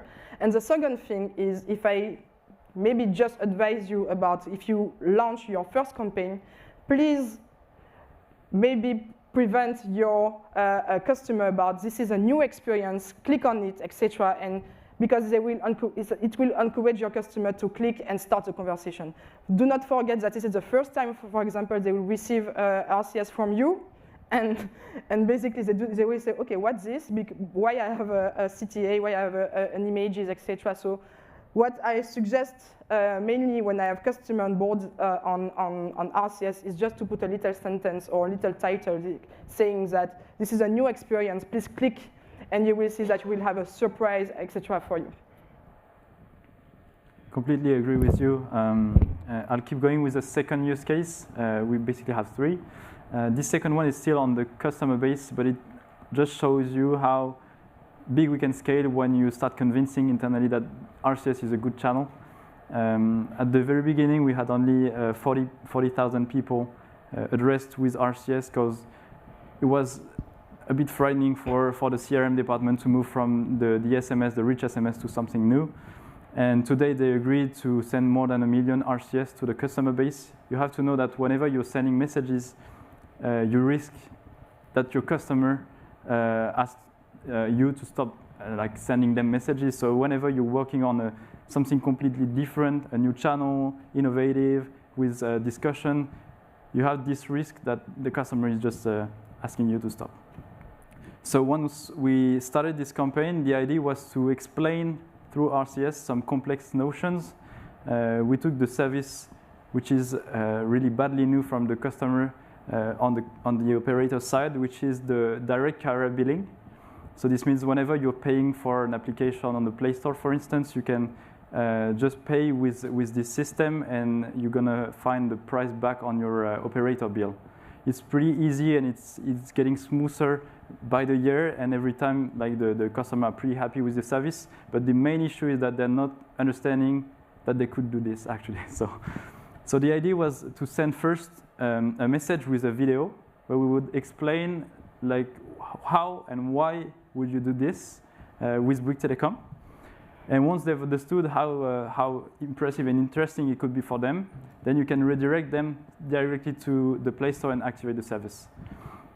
Overall, what was really interesting and the main upsides we observed is that hitting with the video, as Nicolas from Orange said, is quite interesting because even though they are not converting, they're not clicking, at least the customer will understand the message, and he will keep in mind the entire message you wanted to send. Second is that whenever you're sending videos and conversation, like complex conversation, the customer is talking with Bouygues Telecom. He's staying in touch with Bouygues Telecom for a long time. I think it was 1.5 minutes for this one. Exactly. Whereas for the SMS, it's around 3 seconds, something like that. So it's completely different. It's more branding and more interesting. About the downsides, it's not real downsides, I would say. Hopefully, nobody will hear it. Internally, we're working on a way to automatize this kind of campaign. So every time a customer is engaging with Bouygues Telecom or buying a new phone, we're going to send directly the RCS on his phone.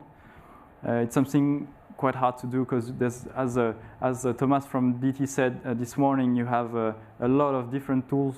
Internally, you have Salesforce, you have SAP, and all that stuff to put together. And maybe by the end of the year, we'll have something, hopefully.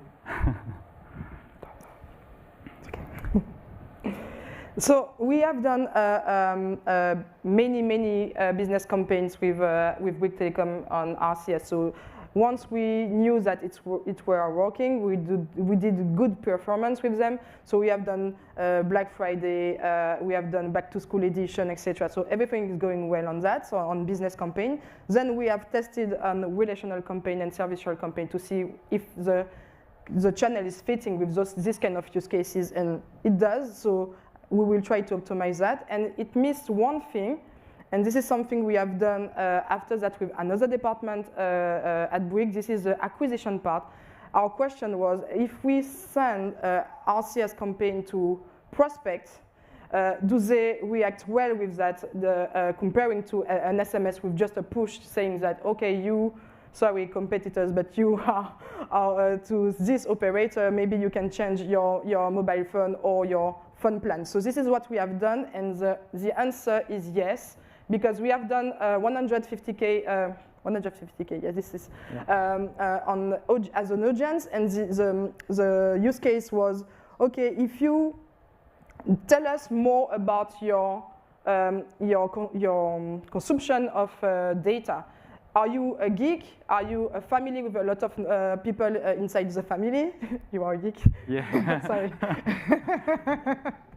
Or do you need more data for your families because you are maybe working at home and this is very important for you? So we were just qualifying the customer needs about data, and depending on that, we pushed a data phone plan for them, adapted to their needs. And this is something very, very good, because what they were doing before is just an SMS to say, hey, come to Bouygues if you want new prices. And by doing this, they just qualify the user experience, and we have done a better start rate than the CRM department. Sorry, but that's true. But kind of, and this is very rare, because normally when we do acquisition campaigns, comparing to existing customers, for example, we have lower click rate or lower engagement rate. That's normal.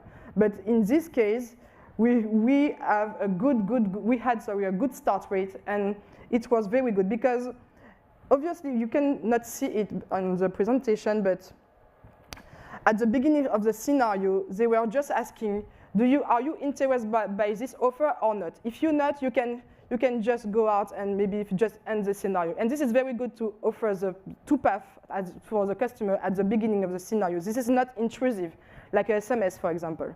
So this is something we have done a lot, and we are trying also to maybe do more campaigns like that on acquisition database.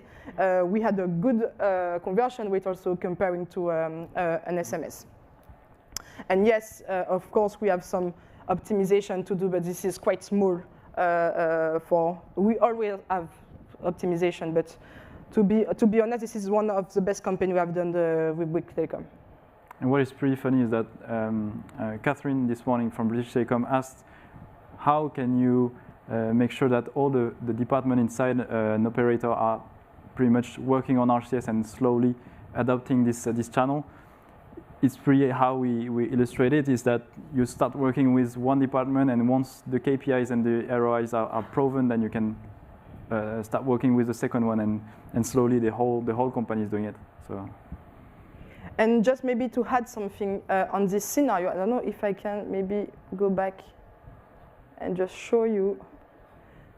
This is quite pretty weird to have some emojis in the communication with some GIF animation, videos, etc. This is very important to try to reproduce a peer-to-peer conversation into a brand and user conversation. This is very important.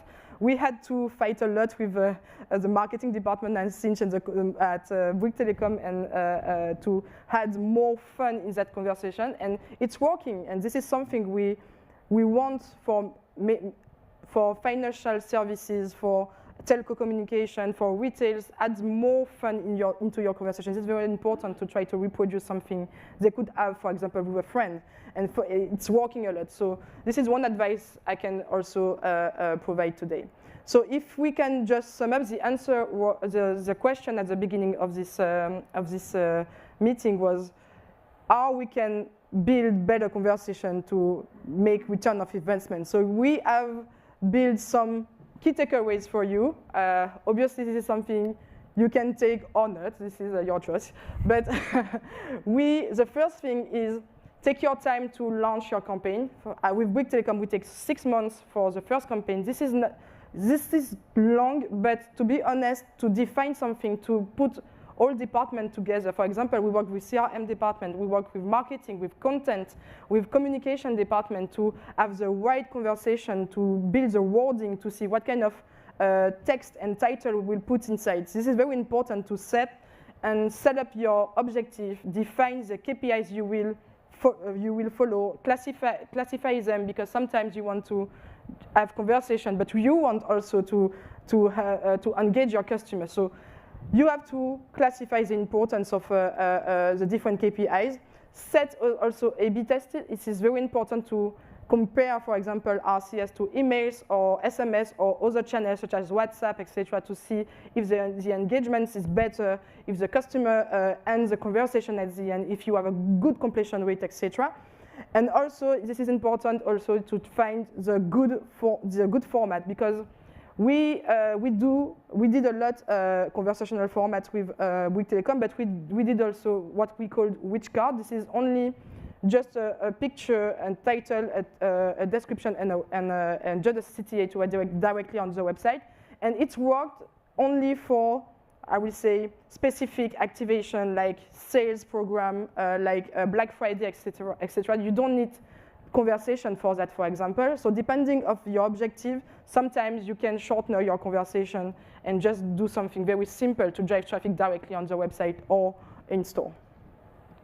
I completely agree with Kessy, especially on the A/B test side. If you're starting working on this innovation in your company, as I said, you have to get a strategy. It's the main topic we talked about yesterday, I think. And setting up a strategy means that you have to convince every single department that RCS is good, and it goes from sometimes the ROIs to maybe the user experience, and depending on the people you're talking with, it's going to be completely different. You can maybe rename the talk as how to design a conversation and strategically how to develop RCS in your company. And about another takeaway, key takeaway, I would say that most importantly, as has been said by Wally, I think, from Google, what is really important is that you have to understand this channel is quite close from what you have on your private, I would say, conversation. So you have to really keep in mind that you're talking with people. You have to adapt your wording as if you were talking to your friend or someone of your family. And this is how you're going to seduce the end user, and then you're going to sell or answer his question better. It goes from the chatbot name. We started working on, Bouygues Telecom is still the chatbot name, but you have a small phrase behind this. And you can maybe explain that it's the first time you're doing RCS, but no worries, it's a good channel. Second is that, as I said, you have to talk as in a peer-to-peer conversation, but it doesn't go only on the wordings, but it's also on the different features I would say you could use. So the smileys, the GIFs, videos that are really attractive and make it really lively. And finally, I would say that we didn't do it every single time, but you can also ask your user to rate the experience if it's the first time you're sending a campaign. So it can give you reassurance for the next one and improve things if you want to automatize these campaigns. And last but not least, you can give a read to your conversation. For example, when I receive an audio by WhatsApp, for example, and I have 2 minutes audio from a friend, I won't read it, so do not do that, please. The thing is that if you get a conversation boring, you won't end the conversation, you won't start something. So this is very, very important to make some question, click to call, maybe sometimes user input. This is something not very used on RCS, but we tried it with other brands, and this is very good if you define a format for these answers, for example. You can use carousel, text, etc. So you can, at each question, change the format of the answer the chatbot will give to the user. Do not ask more than 5 questions. I would recommend for marketing and business communication. At the end, the objective is to make more sales. So if you keep the attention too much, at the end, they won't keep have a conversation with you. So we see that at each step, when you have a conversation with a user, we will lose attention. Sometimes you have people ending the conversation at step 3 or step 2. So the idea is to have the main objective of your scenario just maybe at the 4th question or 5th question. This is my recommendation on that. And last thing, we have tried a lot of features of RCS, such as the click-to-call, the geolocalization, etc. The idea is to maybe try more today. This is what we want to do, but this is very good to improve the experience for the user at each time you will take a communication with them. So, as I said, do not use RCS only for business campaign, etc., because you will lose attention for the customer. The idea is to maybe encourage him to coming back for your next communication. So try to maybe diversify also the use cases with them, relational, servicial campaigns, trigger campaign, etc. So this is what we are doing today. So if there is any question, feel free. Oh.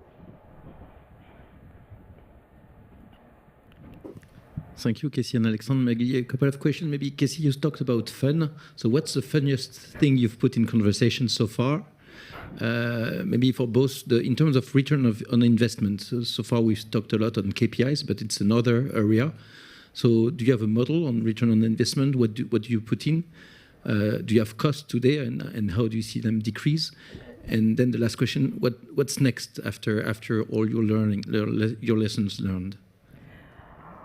I can answer to the first question, but about cost, this is for you. The funniest thing I did maybe is just to put some GIF animated, but things you can send to a friend, for example, because this is something we do a lot. And for a financial service, for example, this is quite weird to receive a GIF, but we can do it because we can we can maybe build a better relationship with the customer. You can create something very close with them, and they liked it actually. So my funniest things it was to put HSBC on the GIF animated on RCS. On the cost side, I would say that when you're addressing your own base as an operator, it's pretty simple because you have barely no costs. It's all about building the chatbot, so we have to work with Sinch so they can decrease the prices they're doing. And when you're doing PRM, so prospect relationships, what is really hard is that they're really looking at the ROIs through the KPIs. But whenever you're looking at the results, basically you have between 2 times or 4 times the amount of clicks you had on the SMS. And the price between the SMS and the RCS are not twice the amount. So basically everything is working pretty good for now. We'll see when we're gonna reach like maybe 1 million users. Maybe it's gonna be changing, and we'll have to work back on the business model. But so far, everything went good. Steph? So just, Je ne vois pas. Thanks, Kessy. Thanks, Alexandre. A question for you, Alexandre. You were saying that you needed to work through the different departments in your own company in Bouygues. How popular is RCS as a channel internally to Bouygues now? And sort of how long did that take, and how many departments are now on board with that? From a 0 to 10? I would say maybe 7 to 8. Like the main issue we're facing today is for convincing people adopting RCS is clearly the price of creating a chatbot. But slowly the things are getting more automatic. On the aggregator side, they're building platforms so you can do drag and drops, as it's been explained this morning. So you don't have to pay people for this chatbot building, which was pretty expensive. About the timing and the time to market, I would say, as Kessy said, it took 6 months to explain the CRM department the interest of a new channel. But whenever we started with one department, it was pretty easy with use cases to explain to the others how it works, that other people from the same companies already did it. So they were maybe convinced in like 2 months. And do you think that's helped you, or perhaps your colleagues in different departments, spread that outside of Bouygues, the lessons that were learned inside? Yeah, as we have a famous motto, I would say, eat your own dog food, which is different from drink your own champagne from Germany. But yeah, as long as you're doing your campaign on your own, like the end user is receiving RCS campaigns, so whenever he's gonna receive it from a retailer after, he understood how to interact with the chatbot.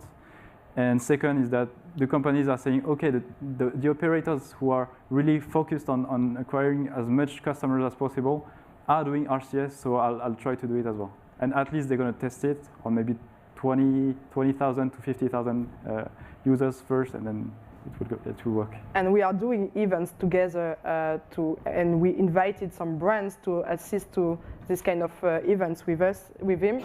And this is how we convince also other brands to say, okay, Bouygues is doing this, so you can do it also. So basically, we have done an event on November, and we onboarded after that 4 new clients on RCS through that. So yes, I think if you do it, brands will do it. No more questions? I think it's time running. Thank you. Thank you, guys. Thank you. Thank you, Alex. Thank you, Kessy. What's the bleeding story? Was another question answered? Kessy, thank you for telling me you could do A/B testing. News to me. I was asked just to give a shout out to Shay Kareem of Infobip at 3 o'clock today. Those with yellow stickers, so the telcos and their friends, so telcos must have friends. There's a stream going on in Farmers Market at 3 o'clock. So and the theme is kind of what is a successful formula for telcos to drive RCS ecosystems. So if you're a telco and that's of interest to you, it's in the Farmers Market at 3 o'clock. Now, our next presenter comes from Juniper Research. He doesn't actually come from there. He actually comes from the UK, from Surrey, which is southwest of London. So Sam Barker is the head of analytics and forecasting at Juniper, and he is based in Basingstoke. So Basingstoke is a little bit further west of Surrey. So I thought I'd better check to see is there anything interesting about Basingstoke. Fascinatingly, you ready now, Sam? Wait for this. Harry Styles' cousin lives in Basingstoke. So it is clearly a blistering metropolis. However, Harry's grandfather also lives there. So a big welcome, Sam. Very much.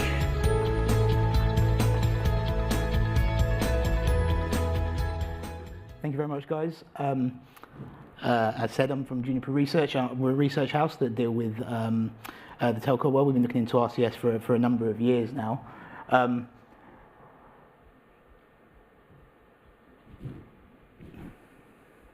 Here we go.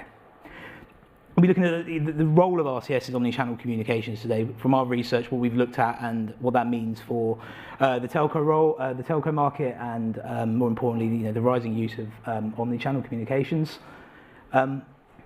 So some of the questions I'm hoping I'll be able to answer for you today is where is RCS today? What does the technology look like in terms of adoption and users, and what the opportunities there? What direction is it headed? What needs to be done? What's some of the best strategies, and what the hurdles to growth as well. And one of the most important things, what is the impact of RCS on SMS? How are these two technologies going to play out over the future? Obviously, SMS is being very established, and RCS being disruptive. And what effect will the commerce services have on RCS? What are the opportunities there in terms of providing more services over messaging through RCS and commerce over what the SMS can do? And what are the key RCS services that we've heard from speaking to the players in the market about what's going to drive adoption? So if we just move on to the next one. So after a slow start, going back a few years now, obviously the growth of RCS has increased. One thing that we like to think of at Juniper Research is RCS is not necessarily an evolution of SMS. We do like to think that they are two very separate technologies filling two very different use cases or broad range of use cases. I don't think RCS can be heralded as the death of SMS. Moving forward, there's certainly always going to be use cases for SMS as the market progresses. So just a quick graph there on the right of the RCS subscribers we're seeing this year. This is the number of users that are able to, that are using RCS across some 8 key regions that we've defined at Juniper Research. You can see quite a lot of them are based in Far East in China and subcontinent rest of Asia Pacific. That's what we consider the Asia Pacific region. As well as places like Europe. Obviously, one of the big issues that the market's facing at the moment is that on Android, obviously, RCS is a good. Android acts as a very good platform for RCS. Other operating systems, maybe not so much. Moving forward, by 2026, we're forecasting that nearly 40% of all users worldwide will be using RCS. We'll talk about this a bit more in a second, but looking at what the mass market, the penetration for the mass market, we're estimating around 40%. So in the next 5 years, we're looking at RCS users, active users, getting to a stage where companies that use Omnichannel or CPaaS platforms are using RCS far more regularly. As you said, mass market penetration is estimated 40% by that point. As RCS grows, so will the value to enterprises and brands. So when thinking about how an enterprise will go about looking at communicating with their subscribers, obviously there's a number of different channels that they can use. RCS will fit within that omni-channel ecosystem as an option for enterprises to use. Those CPaaS players that the CPaaS players that basically act between a bridge between the network operators, the telcos, and the brands and enterprises, will be those that provide the RCS services. Obviously, an important part of that is a fallback to SMS. But one of the big things, the one big benefits of RCS, obviously, it's more flexible. You have different areas in which the pricing can be done. There's obviously far more in terms of what the technology can do for commerce services, for chatbots, obviously, we've just heard about. And it's the conversational element of our, of RCS that it is really going to drive it. Obviously, with SMS, what you're looking at really is a very much of a one-way technology. You're looking at solutions that can essentially very well suited for things like authentication and one-time passwords. But again, obviously SMS is 25, 30 years old at this point. There's not much room for innovation. As you can see on the graph to the right, we're looking at total global mobile subscriptions versus total RCS capable subscribers. So 38% or around 40% what we're looking at by 2026. Obviously at the moment it's 11%. One of the big questions on everybody's mind will be, whether other OS vendors, iOS is able to, will support some form of RCS profile in the future. As you can see, we're just giving away global data here. That market, is moving forward and forward. I will point out as well and note that this looks at only RCS subscribers that are on operating networks that support RCS, as well as handsets that support RCS, obviously. So, as that grows, what we're expecting to see is an acceleration of RCS over the next few years. This is mainly driven by more and more handsets adopting it as people update their handsets on the, the two-year cycle. But moving forward, we also expect more and more brands to start using it.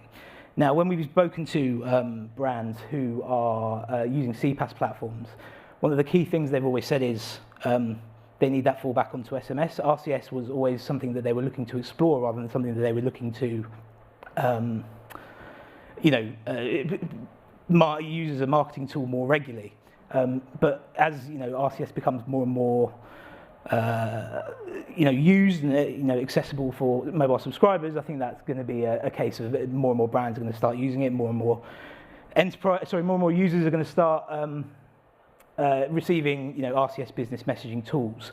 And I think the other thing that needs to be said is obviously that you look at OTT messaging as well, that comes across about OTT messaging that also offers very, very similar services. There's a lot of differences between things like regional fragmentation and the idea that OTT messaging is more applicable to SMEs who operate on a national basis. And just looking forward to how much traffic will be cannibalized by RCS traffic. I think it's important to note here that, as I mentioned earlier, we estimate that around over 50% of SMS business messaging is attributed to OTPs, one-time passwords and authentication.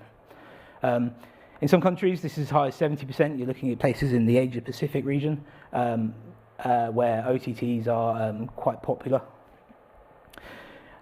So, instead of cannibalizing RCS traffic, we think RCS will create new traffic that can be monetized.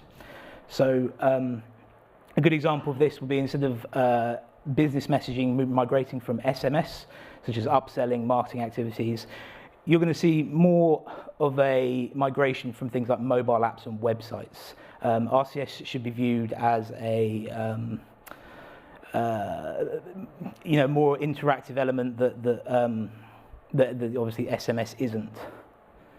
And yeah, just a quick bit more of data that we're looking at here. This is total business messaging for SMS and RCS. We split it by this is just SMS and RCS, sorry, we've not included OTT messaging here. And what you can see is that obviously RCS, is going to be, only 1% this year is going to be attributable to RCS.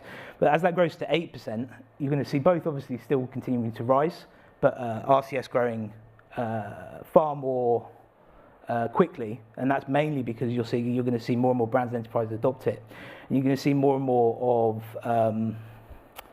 the mobile apps and websites, the content that we've been using there, mainly through things like chatbots, conversational commerce, migrating to RCS. And obviously that's a case of, it's an interesting position because we're not talking about a technology that is very nascent in its development. It's very well developed, and it's a case of omnichannel communications providing a very, very good platform for it.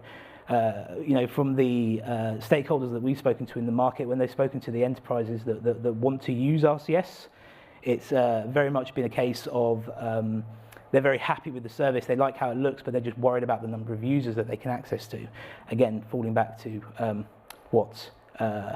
that fall back onto SMS. So, one of the big elements that we picked out here is conversational commerce. So it's a new service. Obviously, it's not possible over SMS. One of the things that we want to highlight here is the spend over RCS. We're estimating that to be 27 billion by 2025. One of the things we've looked at in our research is how much is spent over different channels, online, mobile apps, browsing, and we've looked at what sort of areas are applicable to RCS, looked at the growth of RCS users and estimated how much of that spend could be migrated to RCS. Obviously, one of the big drivers for any given market is user convenience, and it's something that we're seeing over OTT apps at the moment, is this ability to very quickly send money or make payments via messaging apps rather than through mobile apps. And one of the big things that we wanted to point out as well is that the majority of this spend is going to be commerce rather than payments. One of the things that one of the brands that, some of the brands that we've spoken to about RCS have very much said that it's something they want to look into. Obviously, there's issues along things like payment security, being able to securely make the payments and hold the payment information for future purchases and future payments as well. So one of the one of the most important things moving forward is that omnichannel communications platforms, sometimes called CPaaS platforms, obviously, they'll be the ones that are holding this payment information. They'll be the ones that essentially enabling the transactions to occur. You've seen a few CPaaS players in the past that have gone out and acquired payments providers, mainly because of carrier billing more than anything else. But in some instances, some CPaaS platforms have gone about and developed their own payment services in-house. So, moving forward, it will be a case of more and more spend being, moved over RCS, and this is a migration, obviously, again from probably mobile apps and websites. So, just a quick, overview of what omnichannel communications are. So, obviously, various technologies under a single umbrella, the ability for brands and enterprises to go to a single point of contact and be able to send over, different technologies. So very quickly to get these up, obviously that's a list of just a few of them that are coming up. Obviously, SMS and MMS are very well established, as is email, social media, notifications. But just a couple up there that you probably want to point out: chatbots, voice and video, which sound quite boring, but quite a lot of these are sort of witnessing a resurgence in how they're used more than they were before. I mean, looking back 5 years, chatbots were probably seen as a bit gimmicky or a bit. They flattered to deceive in terms of what they've done, but investments in capabilities of AI, companies in the omnichannel communication space have invested heavily to offer B2B to C services for developing those chatbots, obviously. And what we're seeing now is a greater spectrum of what chatbots can do. And it's the same with with voice and video. These elements are again in the same context as RCS, and they're being quite disruptive. But one of the things that we want to point out is these technologies don't compete with each other, or they shouldn't do. They shouldn't be viewed as if there's one element of traffic that needs to be sent, it's not a case of that should be done over RCS or any other technology. It's a case of the brands and the enterprises will choose which one they want to happen.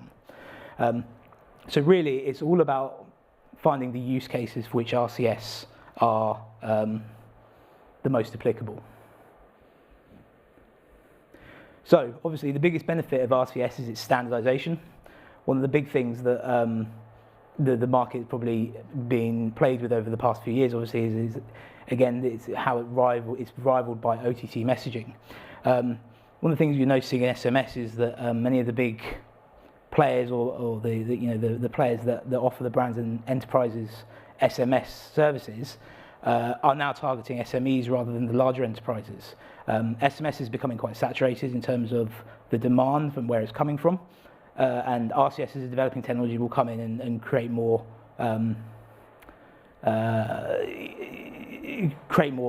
opportunities in terms of what can be done over omni-channel communications.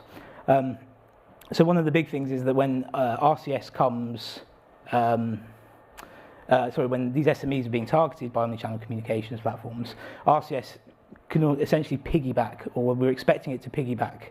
So moving forward, when we have a number of users and traffic, I expect things like these small to medium enterprises who often operate on a national scale to be able to begin adopting RCS alongside SMS if they haven't done so already. For RCS, obviously, a very obvious statement, SMS level ubiquity is years away for RCS. One of the big things that we were talking about was the one-time passwords and what that means for RCS, and we don't expect that traffic to be migrated to SMS, from SMS to RCS at any point in the future. And as previously mentioned, omnichannel communications, they're going to prove that they're the perfect platform for the growth of RCS, obviously, in that ability to fall back onto SMS and other platforms as well is a good gateway for brands and enterprises to explore the possibilities of RCS and what it can do in terms of chatbots, commerce, all these sorts of areas, rather than using other areas. And obviously, one of the big things that we also are seeing is an ability to directly integrate calls to action. That feeds back into what I was saying about websites and apps taking over migrating traffic from websites and apps. The ability to integrate calls to actions, even if that takes you, to other services, or the ability to make a purchase, to make a payment. It's something that will drive RCS or the native messaging client on the phone to be the first port of call within 3 or 4 years for many enterprises. And as I said, RCS will take user traffic away from websites and apps, not SMS. We don't think SMS is going to cannibalize, RCS will cannibalize RCS traffic to any great extent. So, just to quickly, in summary, RCS needs to promote its strengths moving forward. Obviously, industry-backed standards is the main reason. Regional fragmentation of OTT messaging apps is a big thing. Or a big hurdle in terms of expanding OTT business traffic to any great extent. RCS doesn't face that issue. As an industry-backed standard, from anything from telco, 4G or 5G, the idea that you adhere to a standard or an RCS profile and you can work with many different stakeholders is a good issue. And obviously the other thing is using the native messaging client. Small thing, but something that many of the stakeholders we've interviewed over the past few years have brought up, the idea that you don't need to go to an app store and download a third-party app to make sure that they're RCS capable. And brand authentication has come back as something that brands are very keen on as well. It's not necessarily the authentication, but more the branding side of things. The ability for them to simply just put their brand colours in the messaging app to make sure that their clients know that they are talking to that enterprise specifically. And two more things, just the integration of conversational commerce. Obviously, we spoke about it briefly about how payments over conversational commerce or spend over conversational commerce is going to increase. And obviously, moving forward, it'd be a case of how the telcos monetize that. Is it do you offer it for free at the beginning, and then do you then begin to take a small fee in a similar way that payments service providers do? We think that payments are taking a small fee between 1% and 2% for conversational commerce or any call to action really will be a good way of providing a return on investment in the future. Obviously, the biggest issue that we're going to have is the mass market element and making sure that enough users use it. And obviously there's the potential to advertise over RCS. That's mainly down to upselling and rather than outright blanket shotgun advertising, so to speak. So yeah, in summary, there's a lot of strengths to RCS moving forward. It's a case of the biggest hurdle to the market today is there aren't enough users to compete with things like OTT business messaging, but moving forward, because of those industry-backed standards, we believe RCS is in a much better position to grow than many of its competitors. And finding its place in Omnichannel is going to be the most important element. I think that's it. Time for some questions, if anyone has any.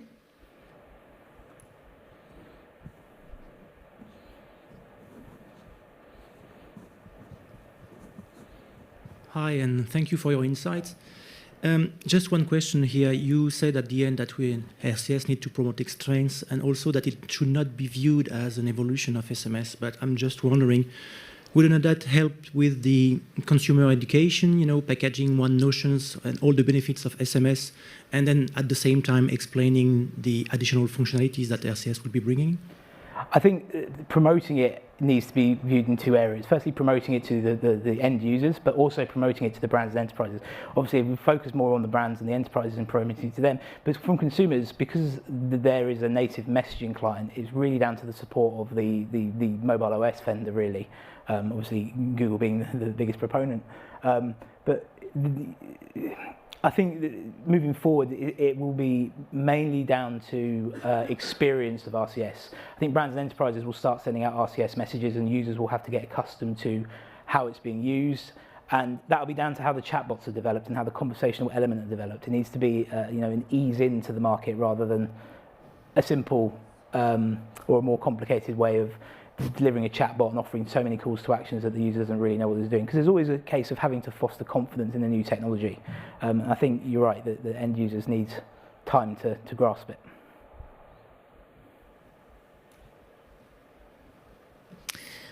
I think that's it, Sam. All right. Thank you.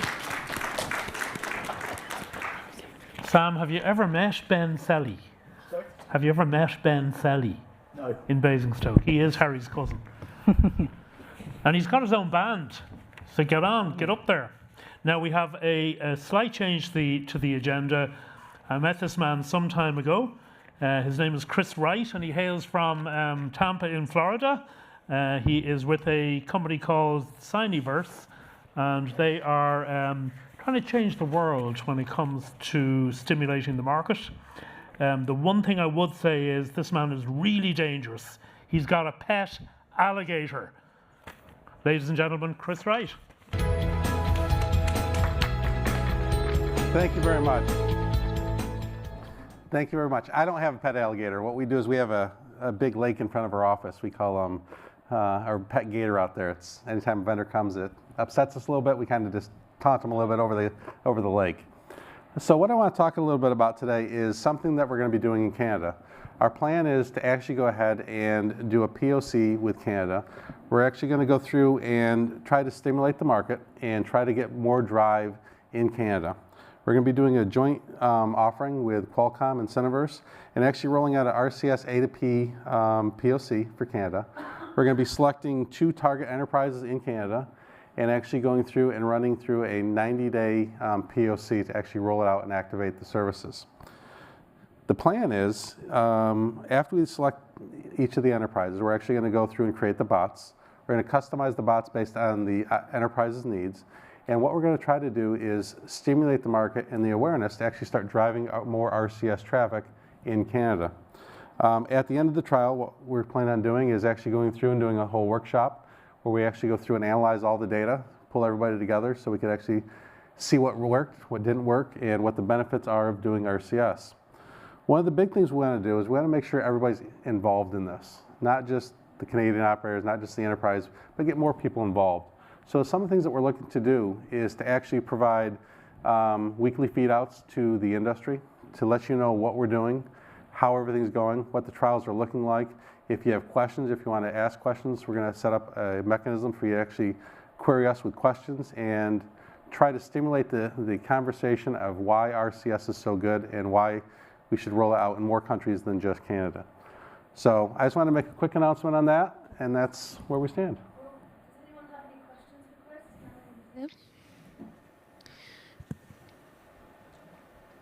Direqt, you have a question? He's just scratching his head. Okay. All right. Thank you. All right. Thank you. Mind that gator. Yeah.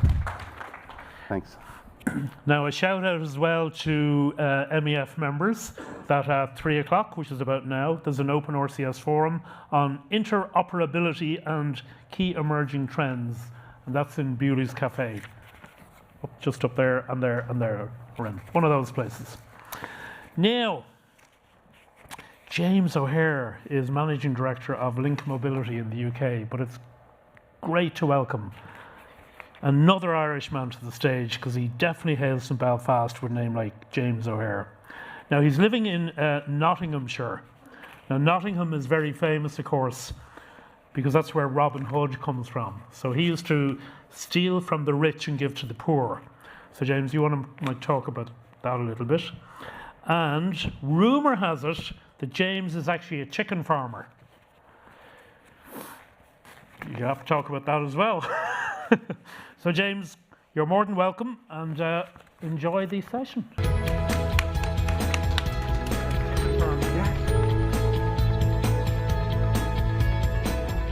Good afternoon, everyone. Good afternoon, everybody online. I do generally have some chickens at home, so I don't know if you're following me or something there, Kieran. I'm not so sure. Right, so this session today, it's going to be only about 15 to 20 minutes, and what I'm going to be able to take you through is, as we've called here, beyond the theory. So we've got some examples across Western Europe in our territories where we can actually show you RCS live in action. But I think there's 2 main things that I want to try and for you, the audience and the audience online, to take away is 2 things. Is where is RCS being used in terms of the customer journey, the customer life cycle, but the secondly is how. How is it being used by brands and by organizations like ourselves with CPaaS? Now, but I want to start there just by adding some context for link mobility and our journey in respect to RCS connectivity, but on our scale, but also our technology. So on the right-hand side here, you can see, you're right, you can see that you've got the map of Europe there and our connectivity with RCS across those territories. Really simple key, those in green territories are the ones we've got full MNO coverage, and the darker blue with 2 MNOs and 1 MNO. Plus we've also got connectivity, connectivity in the US and Canada and South Africa, which is largely in part to our amazing product and technology teams who've been working away extremely difficult together with MNOs, operators, and also our partners Google to help us get that connectivity. What that essentially has done is given link mobility scale. And so in the last 12 months alone, we're talking tens of millions of RCS messages being sent by brands using link mobility platforms. Which brings us to everything onto the left-hand side there, which is around our technology. So link mobility, not only do we have scale, but we also have the recognition that link mobility platforms are leading the way in RCS. So the Juniper Research Award, that was given the Platinum Award for the best RCS platform, closely followed by the e-commerce awards in Germany for the best communication tool.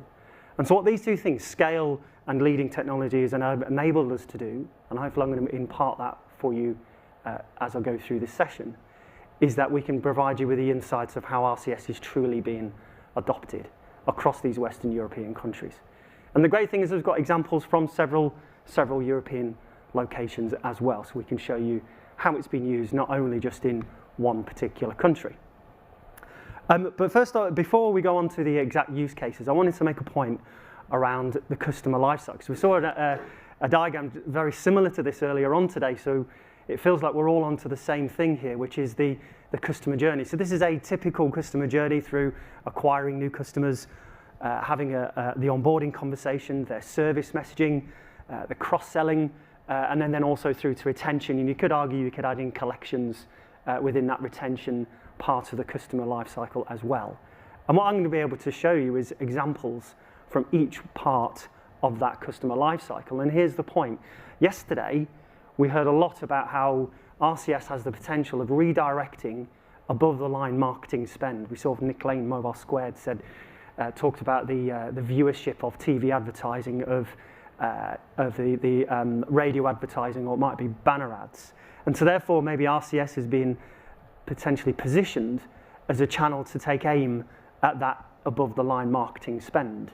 Now, while that is certainly the case, and we've got some really good examples here from some of the brands that you can see on screen, from our conversations with customers, we're seeing it's more than that. It's more than just marketing use cases. It's actually from the whole customer life cycle. So, and I'm going to be able to show you as we go through the rest of this presentation for that. And so I think that's one of our key takeaways for today, which I'll summarize towards the end, is rather than just thinking this is just a replacement to above-the-line marketing spend, it can go much, much further than that. Okay, so on to our first example, and I'm going to go across to a financial service provider, insurance provider in France, which is a company called MWAF, and their RCS campaign was around cross-selling.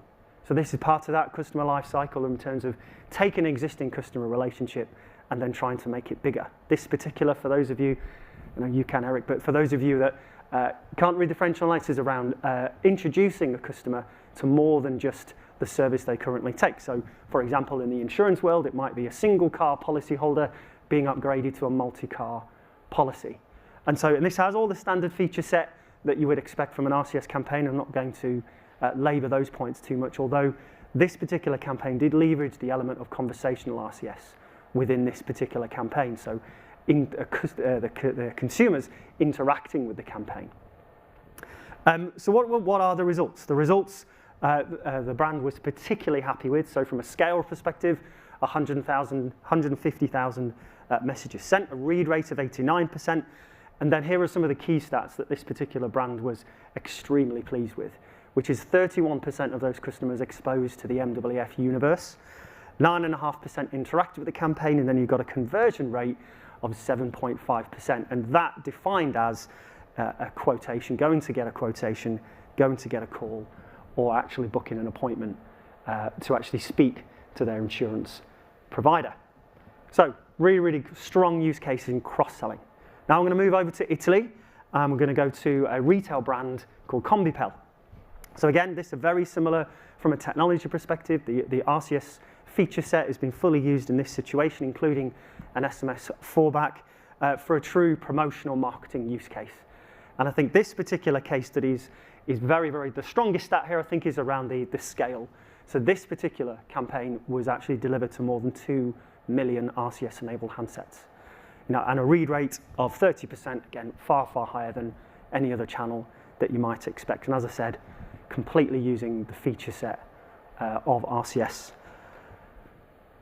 Then we're going to move back to France, and we're going to talk about American Vintage. So American Vintage is a retail brand that has bricks and mortar stores as well as an online offering in over 22 countries. And I think when you add up their affiliates, it adds to maybe 1,500 stores worldwide. And again, they were using the RCS feature set. Now I know what some of you might be thinking, that this particular campaign from a design perspective is maybe not going to win any of those Drum Awards for creativity. But what it does have is very, very good results, which they're far, far happier with. So again, really simple campaign in terms of offering a discount, but the results of this particular campaign were quite, well, the brand were absolutely thrilled with that campaign. So 38,000 messages sent, a read rate of, an open rate of 73%, 15% conversation started, which was more than 3 times the engagement when compared to SMS. So really, again, another promotional use case that was showed just as we've seen over these past couple of days, which is really, really important. Okay, over to, again, another French use case. And now this particular brand wanted to remain anonymous, but I think the results were too good not to necessarily share with you. So this is where they were using a Mother's Day campaign, and this was in that cross-sell of a part of the customer life cycle that I referenced at the beginning. So this is not just a purely promotional use case, it's also about the promotional aspect to that as well.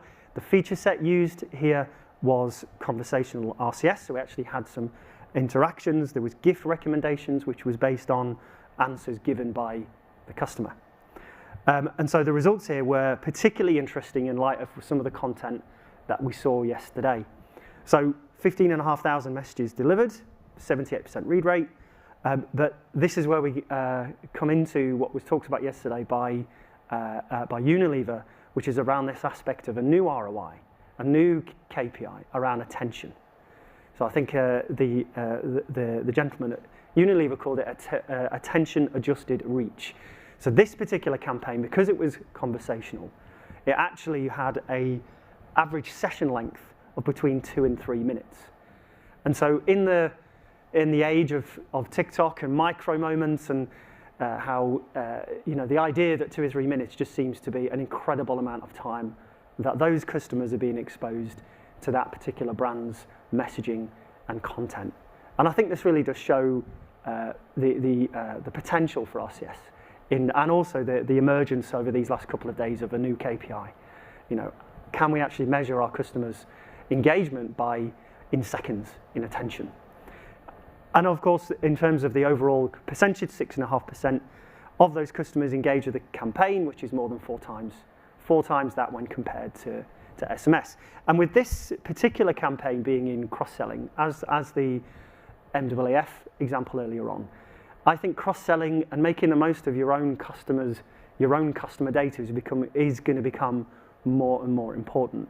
Lynn from the Drum yesterday, she mentioned the demise of the cookies, which means that marketers are going to be more focused on can they get more out of their current customer data. They're going to be cleansing that data so they can make most of it, but also then how do they get a much higher lifetime value from those customers? And using RCS, using these sorts of channels and this sort of engaging content, conversational content, is potentially the way that they're going to make up for the loss of the channels such as cookies. Okay, the final thing I wanted to show was here in the UK, which is not necessarily live campaigns, but these are active conversations that we've got happening at the moment with brands that are customers of Link UK. The first of it is a high street retail brand. This is a really, really exciting use case regarding managing a subscription. So this particular brand has customers that have subscribed, and they get to a key inflection point after 3 months, And what they want to do is engage with the customers at that point to then expose them to more of the brand's content and also reduce churn. Interestingly, there's also the danger that reminding the customer that they've got up to their 3 months could actually increase churn. But obviously they're not looking for that particular outcome, but it's going to be a really exciting use case, in particular the subscription economy. So we're looking to try and get that live later this year, and it's been delivered with a conversational RCS feature set and delivered by Link Mobility's conversational platform, Xenia. The second example from the UK is a leading leisure brand that has multiple sites across the UK. And again, they're really interesting in the onboarding journey that a current customer, when they arrive on site, what type of messaging content would they be able to provide them to make their arrival on site that much more enjoyable and have those moments of truth, those, again, that Lynn mentioned yesterday, those key moments of truth to delight their customers. Again, that's expected to be a live campaign before the end of this year. And then finally, we're working with a mobile phone brand, again, in around the service messaging aspect to the customer journey. So can we actually engage with customers to teach them how to be good customers so they can funnel them into the contact channels that they would prefer and would be better served. Again, a really exciting use case here. It's going to be delivered with a conversational RCS feature set via Xenia. So it's an extremely exciting time for the UK business. And of course, what we're making sure now we understand some of the results that we're seeing in some of the other territories within Link is we're making sure we're measuring the right statistics. So everything we're going to be capturing in all of the campaigns that we're going to be doing is going to be things like, can we measure the increased engagement, measured in attention or session times, as it's said here, interactions?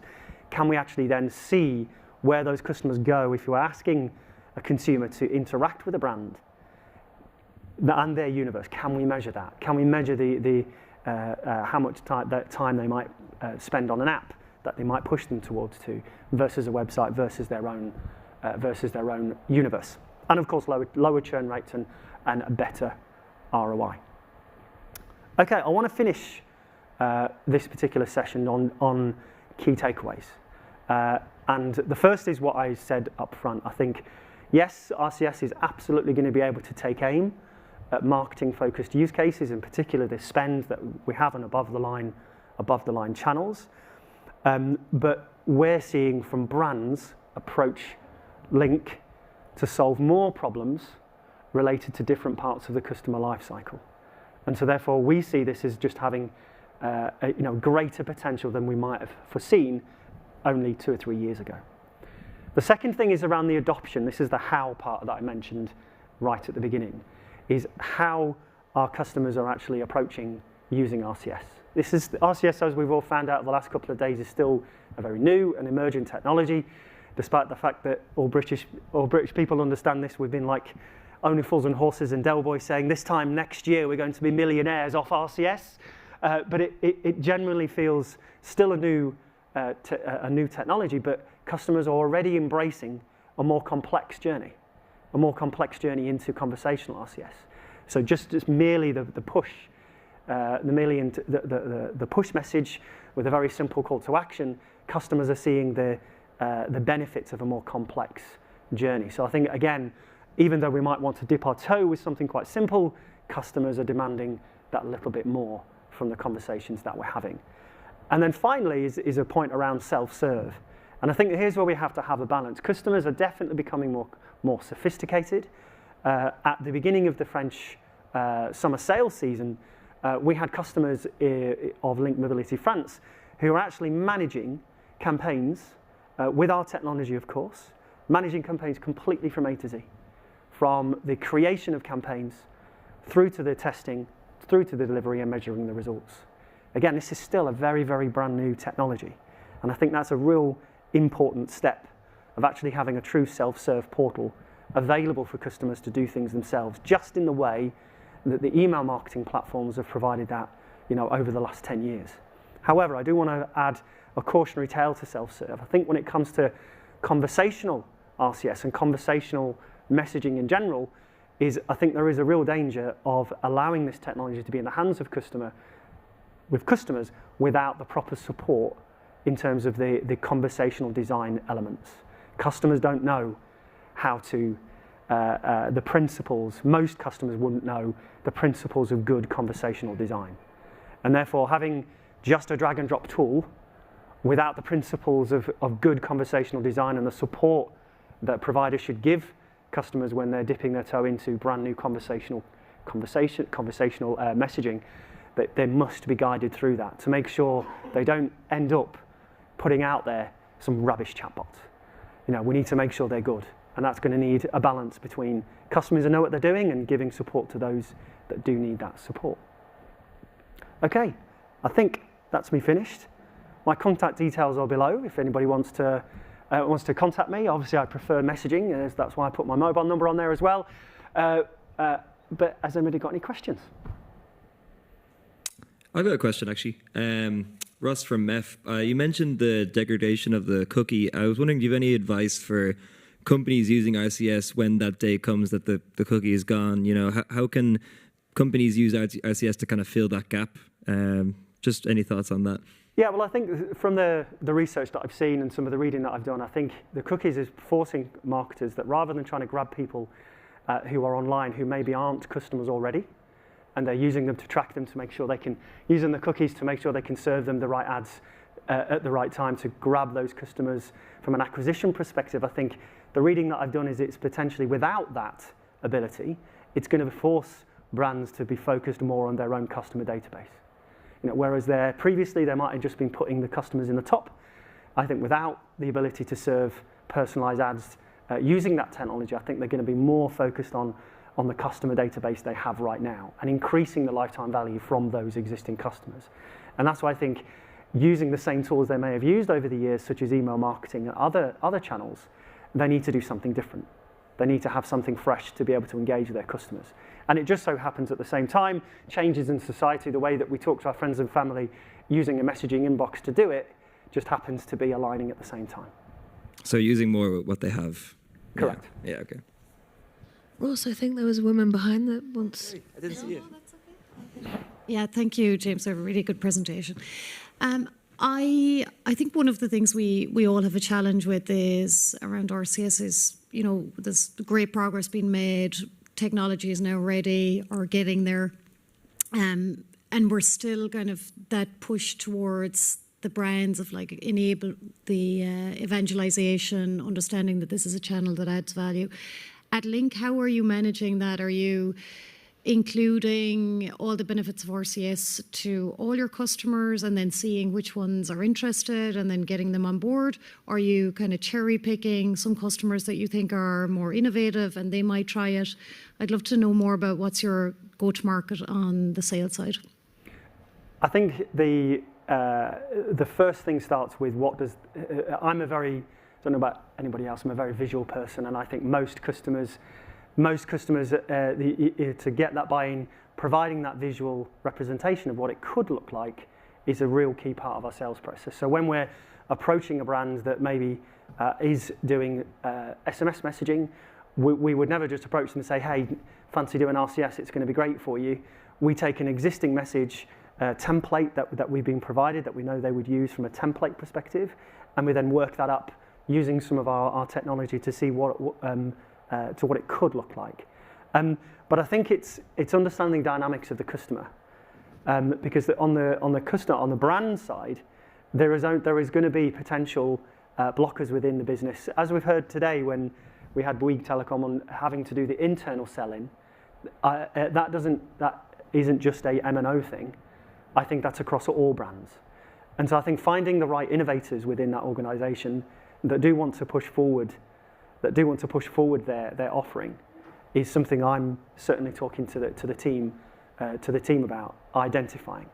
Can we actually find the innovators within that organisation who are going to take a bet? Because at the moment, with the emergence of this technology, I think we're still in that space of asking brands to take a risk. Once we've got more established case studies, in particular in the UK, I think that will become easier because we've got the proof points. But I think finding the innovators within those customers is something we are constantly talking about within the UK team. Does that answer your question? Yeah. Oh, thanks.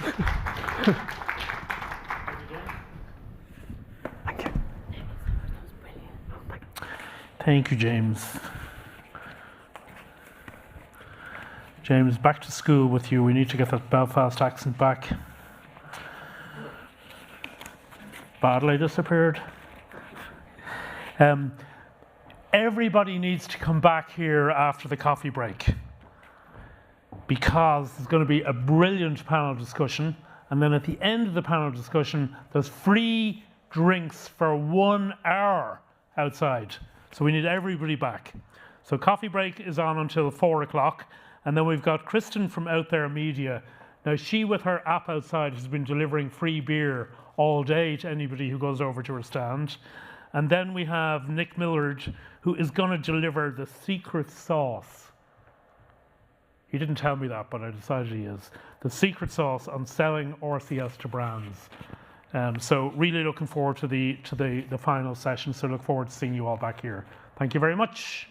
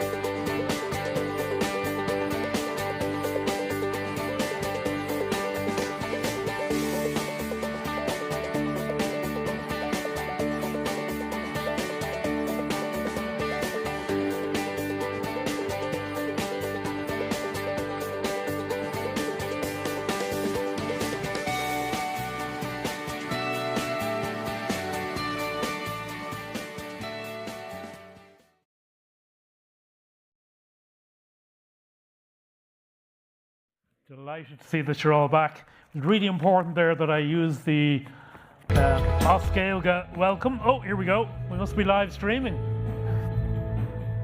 Direqt Gachtina. That's me speaking Osceoga for those of you who aren't familiar with the Irish language, because our next speaker speaks 6 languages fluently: Danish, English, French, German, Greek, and Spanish. She's been to Harvard. She's got an MBA. She's got an MSc out of the University of Vienna. She's never heard of Ultravox and the song Vienna. So I was trying to sing it to her really badly, but I was in Vienna just before the lockdown. And I was fascinated that when Ultravox sang that song, there's a very famous line in it, which is, "This means nothing to me, oh Vienna." God, that's really bad. Anyway, Midure was the lead performer, and that line is just one of those incredibly powerful lyrics. But apparently the band wanted to do kind of a classical song, kind of operatic, and he didn't like it. But they went into studio, and during the recording he said, "This means nothing to me." And the producer said, "That is one of the greatest lyrics of all time." So they made him include it. So, Kerstin, how did you not know that? Anyway, you would see Kerstin Trikalitis, who is the CEO and founder of Out There Media, dotting around Vienna in her Mini Cooper Cabrio. It's a kind of a grey silver color. Welcome on stage. Amazing how you could get all of that information in like 20 seconds. Let's see who was talking. Okay, guys. Incredible 2 days, extremely powerful stuff, powerful presentations, incredible crowd. We're almost done. I'll be quick, I promise. Today, now we're going to deep dive into those results that I had promised yesterday. We're going to look at those Unilever results. The campaigns literally just ended on Monday. Unilever in Nigeria, in South Africa. We're going to look at more campaigns, case studies from Disney and McDonald's for RCS. And that's basically going to be it. So, real quick who we are. We're the leader in telco-driven digital advertising. We're bridging the gap between MNOs and brands and agencies with our technology Mobax in the middle that enables telcos to monetize their data and their audiences to make money from advertising, and enables brands and agencies to target the right person with the right message at the right time. We're working with the biggest agencies in the world, all of them. We are neutral and agency agnostic. That is very, very important.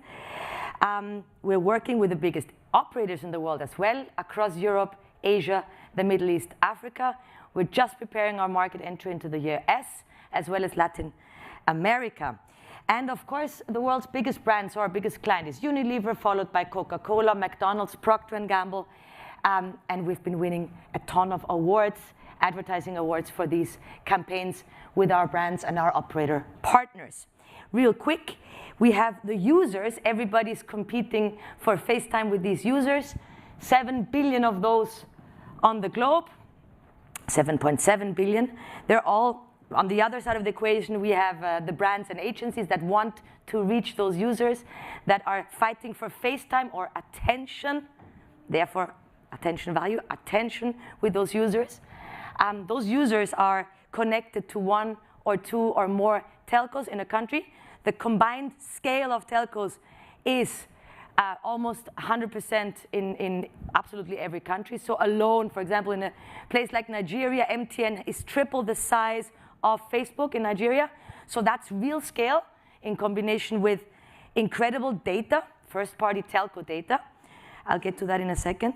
And we sit there bridging those two worlds with our technology Mobax that's integrated with the telcos. We're enabling their channels get access to their data. Then we collect opt-ins, most important, so that the brands and agencies come and target the right person with the right message, with the right campaign.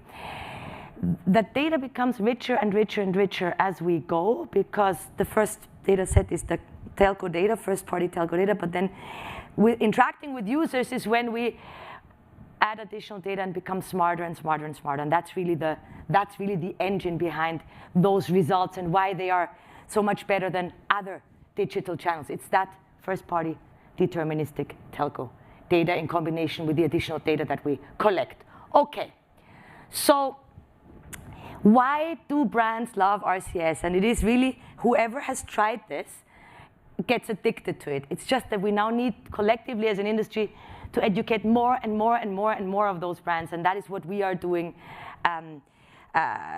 What we are doing with incredible focus here at Out There Media. So it is the customized branding. It's a trusted environment, 100% brand safety. Everybody talks about viewability, brand safety. Everybody in the advertising world talks about viewability, brand safety. So that is what RCS provides. It is owned by the operator, hence trusted, real conversations. Of course, those incredible carousels and rich media assets that we can now offer with RCS. True metrics, real-time metrics, trusted data, rich dynamic content. All of that is the nirvana for brands. So whoever, as I said before, whoever has tried it is coming back for more. And therefore, I'd like to share some of the largest RCS campaigns that were run in the world, that were run by us in the world with big brands, and share those results with you guys. We are going to talk about Vodafone, Vodacom, MTN, and O2 Telefonica today. Those are the telco partners of ours that with who we were running those campaigns. Let's start with Vodafone and Vodacom and Disney. So basically, that was just before the pandemic. Disney came to us and said, wow, we want to use this channel that you're talking about, Kerstin. Wow, it sounds amazing. Let us try to promote our new Lion King movie, to distribute the trailer and send people to cinemas. And so we created the following campaign.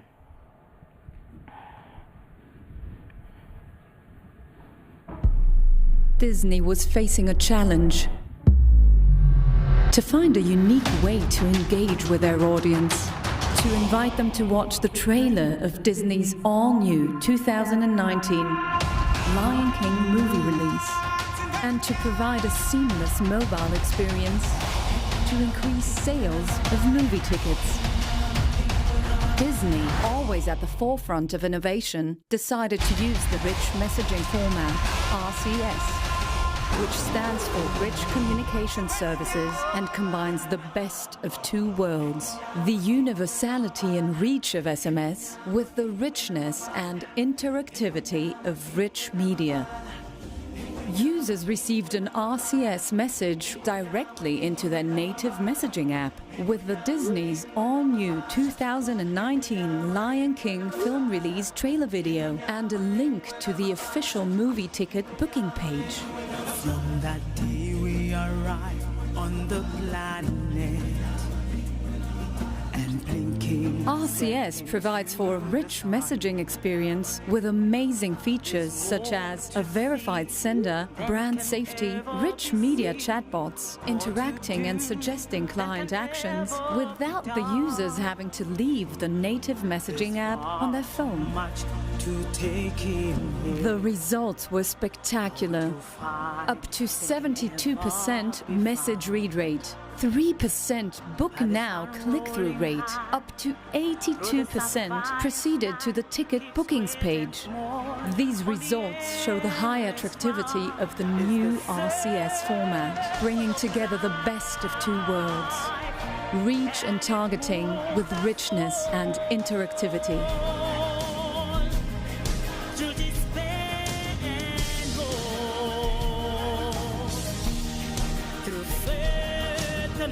This RCS campaign was powered by Out There Media, Vodafone, Vodacom, and OMD.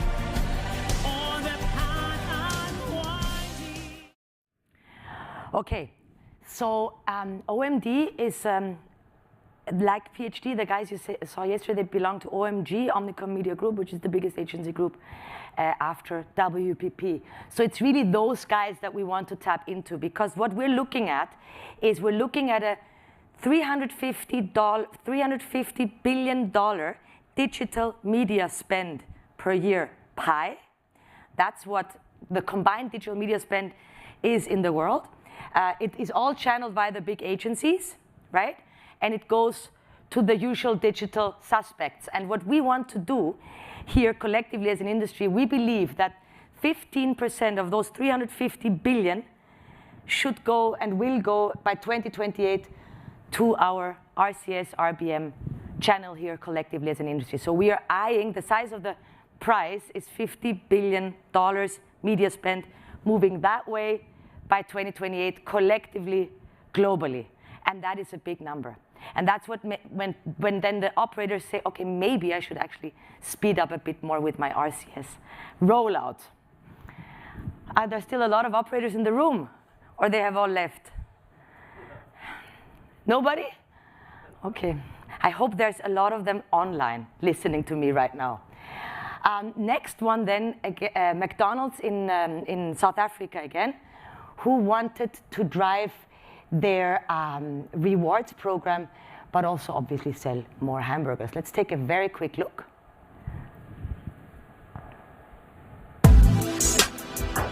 McDonald's, a brand always aspiring to try innovative ways to engage with its audience, wanted to educate consumers on how to make the most out of the McDonald's rewards program. McDonald's decided to use the rich messaging format RCS, which stands for Rich Communication Services and combines the best of two worlds, the universality and reach of SMS with the richness and interactivity of rich media. RCS is the new and intuitive way to engage with a mobile audience. Consumers receive an RCS message directly into their native messaging app, inviting them to watch the How to Win Your Rewards video, followed by a smooth transition to the Mac Delivery mobile page to order online.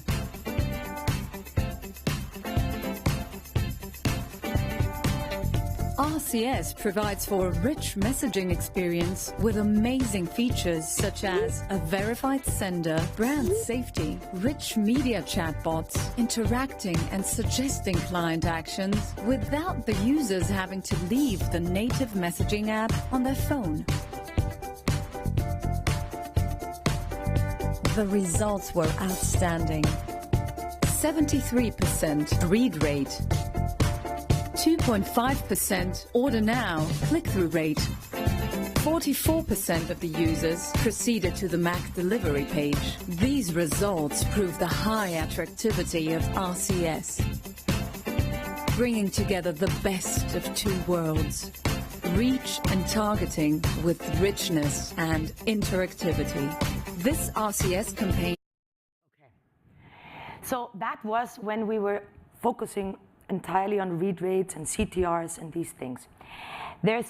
If we want to grab that $50 billion pie that I just spoke about, we need to speak in the jargon that the advertisers, the brands and their agencies understand. They don't understand read rate necessarily, right? That's a term of our world. So what we're looking at right now, and the people that were in the room yesterday when we were speaking with PhD and Unilever, is attention value. Attention value is what they are using as a metric, as a currency. The average RCS attention value across those campaigns is 26 seconds. On a banner, the average attention value is 0.1 seconds, Facebook 1.6, TV 13.8, YouTube 4.9. If you now go to those agencies and speak in their language and say, listen, we have an average attention value of 26 seconds, this is where magic happens. This is when they say, okay, hold on a second, let us try this. So if we want to be relevant in that world and really grab those media dollars, we need to speak in their language. So let's have a look at the recent campaigns. And I have to say a big thank you here to Google, to .go, who basically enabled MTN to go live with RCS in Nigeria. We are connected to MTN across all of their footprint, and of course also Nigeria. It's a phenomenal partner, and we made that happen over the last weeks with your help. And we went out to Unilever, who happens to be the biggest advertiser in the world, and we said, listen, here is what we're going to do for you in Nigeria and also in South Africa. This specific Knorr one is, in fact, South Africa. The next one is then in Nigeria. You saw it yesterday. So sender, Knorr, change the world, change what's on your plate, eat for good. A video here pushing and raising the awareness for the Eat for Good campaign that also Wayne spoke about yesterday. Promote the overall mission to inspire everyone to eat better for themselves.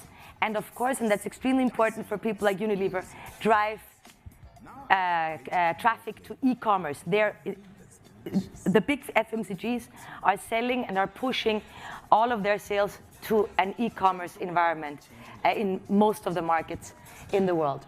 So what we did is we used video. We then start here with a carousel where people can learn more, but also inviting them to buy now, buy Knorr Soups Now, meal solutions, and taking them to either the Knorr What's for Dinner landing page, or Take a Lot. Take a Lot is the local South African Amazon selling Knorr there. Results, engagement rate of 43% and the attention-based value of 19 seconds, right? Average 29, 19. Compare this to TV and the metrics we saw before, 50%, at least 50% better than all of that. So that was Knorr. The key insight here is that the highest engagement has been with females between 36 and 45. So why do we know all that? We have access to, we have the telco data. We know age, gender, location, how much people spend on their phone bill. That's via ARPU, which is a proxy for socioeconomic class, which is highly relevant for any advertiser. We know handset type, operating system, and a ton more. And that is why the targeting works so well. Of course, these are all opted-in people. Next campaign, again, South Africa, just finished on Monday as well for Dove Men. Here it was all about raising the awareness for the brand, for basically the champion of care. Dove Men Plus Care being the champion of care. Inform consumers how to participate in a content, and here something very interesting happened. And then again, drive traffic to e-commerce. Target group is 50% males, 50% females. So the females are the ones buying for their husbands, their boyfriends, their fathers, or their kids. That's why 50-50, 25 to 45 years old, and high income level. Remember what I just said about we know how much they spend on phone bills, and therefore that's a proxy for socioeconomic class. Okay, so we have RCS now, obviously a high-end smartphone. Dove High, you could win tickets to watch the Springboks live. Most of you guys are familiar with the Springboks. We then play that carousel and invite them to buy a product and then send them to USSD. Super high smartphone with a USSD experience, which is like, you know, the super low end, the most low end experience. Would we all agree? So we said, the client insisted on that. We said, let's try this. We've never tried this before. And indeed, taking them from an RCS experience to a USSD experience, and then taking them to Clicks, which is the e-commerce site, the local Amazon in South Africa. And indeed, it worked. Engagement rate of 51% and the attention-based value of 23 seconds. Incredible results. I don't think that combination has ever happened before. We need to, of course, target this by market. That's something that seems to be working extremely well in South Africa, and probably not in all markets. But that's also that thing that we, who spoke about that today, the ladies from Upstream, in fact, where, you know, dynamic content, dynamic creatives adapt to what works best multi-channel. And if RCS to USSD is something that works in South Africa, well, yes, that's what we're going to be doing. Results, as I just said, 23 23 seconds, but also half of the consumers went on to the USSD experience, and that I find incredibly insightful. Now over to Nigeria, MTN Nigeria. There is 5 million RCS users that have opted in. Right now, with this campaign, we were targeting close to 1 million users, and this is for Close Up, which is a toothpaste by Unilever, competing with Colgate-Palmolive, where the objective was to promote the awareness for oral care. So it's educational. It was informing consumers about 5 important oral care needs, and then again taking them to e-commerce to buy toothpaste. So send your Close Up, learn the 5 important oral care needs for complete fresh protection from Close Up. Does your toothpaste give you complete And then we have that lady New Close Up toothpaste complete fresh talking protection about takes care of your 5 Close Up. oral care needs. It gives you strong teeth, prevents tooth holes. Okay, and now you can deep dive into each and every one of them. Strong teeth, prevent tooth holes, cleans deeply, fights bacteria, and fresh breath. Okay, that we combine the video with the carousel and then send them off to buy now. Jumia in this case, Jumia is the Amazon in Nigeria, and again, 60% engagement rate, 27 seconds attention value.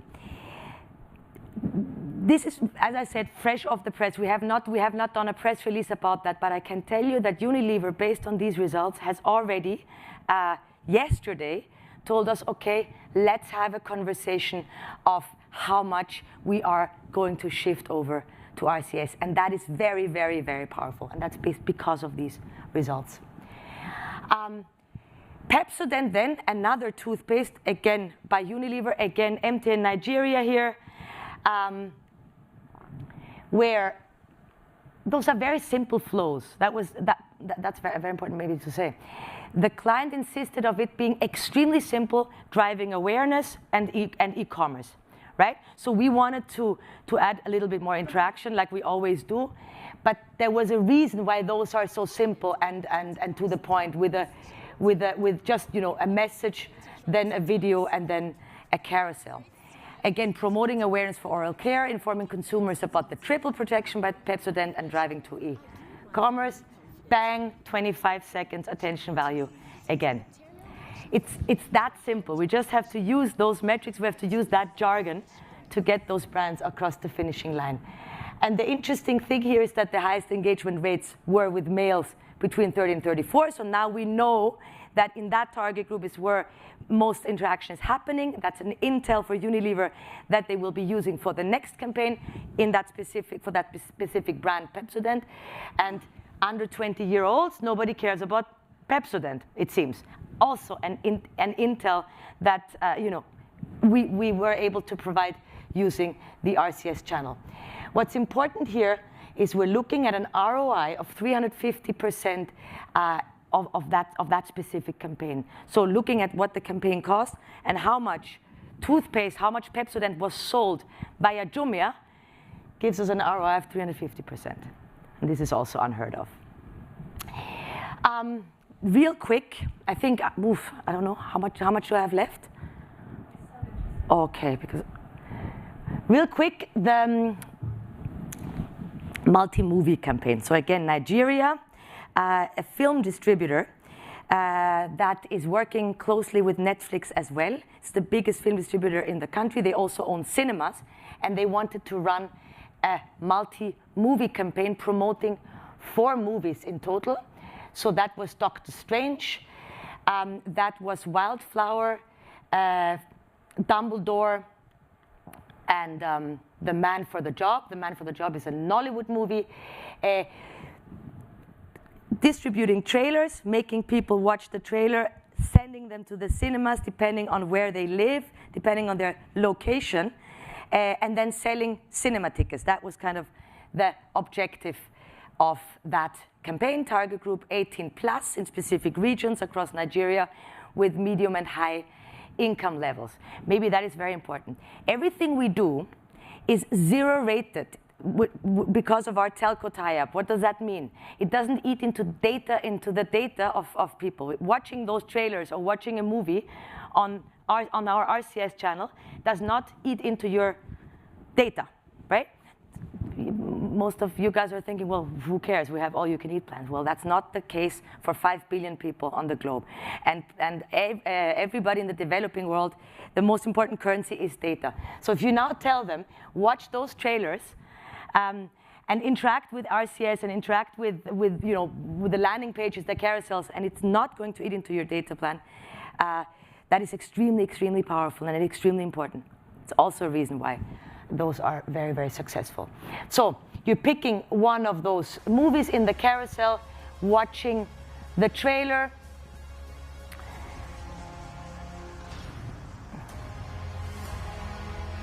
I'm sorry, Stephen. And then, based on where you are, we would invite you to select a cinema, buy the ticket, and go and watch that movie. 60% engagement and 29-second attention value. Incredibly happy client that has now triggered other big movie, let me call it, distributors and people in that entertainment industry to jump on board for RCS as well. I believe, by the way, that entertainment use case, that movie use case, will be a key driver of RCS RBM going forward, of all the categories, of all the verticals. The highest engagement here has been in age groups 25 to 29. We saw that 60% of the respondents or the people engaging were males, 40 were females, except with one movie, which is Wildflower, where it was inversed, 30% males, 60% females. The most visited cinemas were the Filmhouse, Cinema Genesis, and so on and so forth. That is intelligence that movie distributor did not have before. So now, of course, based on that, we were optimizing the campaign, looking at, okay, so Wildflower, more females than males. This age group is more engaging, or is engaging more. So that gives that brand, again, an additional intel that they're using to their advantage for the next campaign. And I said that in the previous session. With that client, we have now built, a good understanding, because those 4 movies are really spanning the entire universe. We've learned a lot and are utilizing that intelligence for the next and the next and the next. So these guys are all going to be recurring customers in Nigeria. And last but not least, the campaign we at Out There Media and Out There Impact, which is our impact division, the division for greater good, or tech for good, are most proud of, is the COVID-19 Prevent the Spread campaign, which we did together with the World Health Organization starting end of 2020 and the entire 21, and we just relaunched it now in a few markets. And I'm incredibly grateful to O2 Telefonica, MTN, Vodacom, Vodafone, Indosat and Starhub, of course, also. They were not RCS. Everybody else was RCS and messaging. We utilized everything. Everybody worked pro bono, and we reached a total of 300 million people across the UK, Germany, Spain, Indonesia, Singapore, South Africa, Ghana, and Nigeria, which made this campaign the biggest COVID-19 campaign in the world, messaging campaign in the world, by the World Health Organization. So, how did that work? Our objective was to educate people on how to prevent the spread of the virus, and of course also talk about vaccination then later on, and collect contact information if desired to stay in touch with the World Health Organization for more information. So you saw markets like Ghana and Nigeria there. In the beginning of the pandemic, there was so much, not only the beginning, almost a year into the pandemic, there was so much fake news. Not only in the developing world, but also in the developed world, as we very well know. Famous president telling his people to drink detergents. So it was very important that, disinfectants, obviously. It was very important that that the message, the right information gets to people who don't have access to information in the developing world, but also in the developed world. And we created a messaging campaign, which also included SMS and notifications and PCM, but also RCS.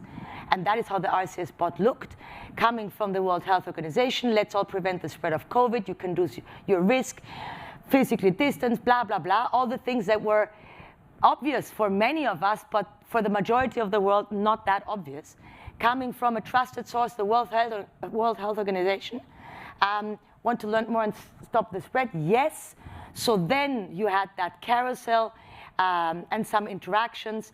Want to learn even more? Yes. Again, taking you to the video then. Do you want to stay up to date with the latest information from the World Health Organization? That's an opt-in to receive additional info from the WHO. Yes. Okay. Visit WHO to learn more, and so on and so forth. An incredible experience with incredible results. In fact, of all the campaigns you saw, this has the best results. So, engagement rate of 75%, attention-based value 33 seconds. The average was 29, right? 33 seconds. But here's the incredible part. The conversion from one step to the next, 71% yes, 76% then the next yes, 91% then the next yes, which is the opt-in into the WHO. 91% of that flow. So you can do the math. And again, a big thank you to the operators that agreed to work pro bono like we all did. And that was, again, Telefonica, O2, Vodafone, MTN, Vodacom. Startup and Indosat, yeah. What are the key takeaways? We have challenges. This industry has challenges. We've heard about them the last 2 days. And we are working together to overcome those. Obviously, the lack of uniform pricing is a massive challenge. The fact that some operators are pricing it events-based, session-based, other pricing models. So this is something that needs to be streamlined in order to make it very easy to buy and to book for brands and agencies. Complex verification process. We had an incredibly interesting session before. I believe we all agree that we can streamline that process, and we are all very much up to streamlining it together and making it easier to book and to buy. And of course the reach, and that is down to the telco.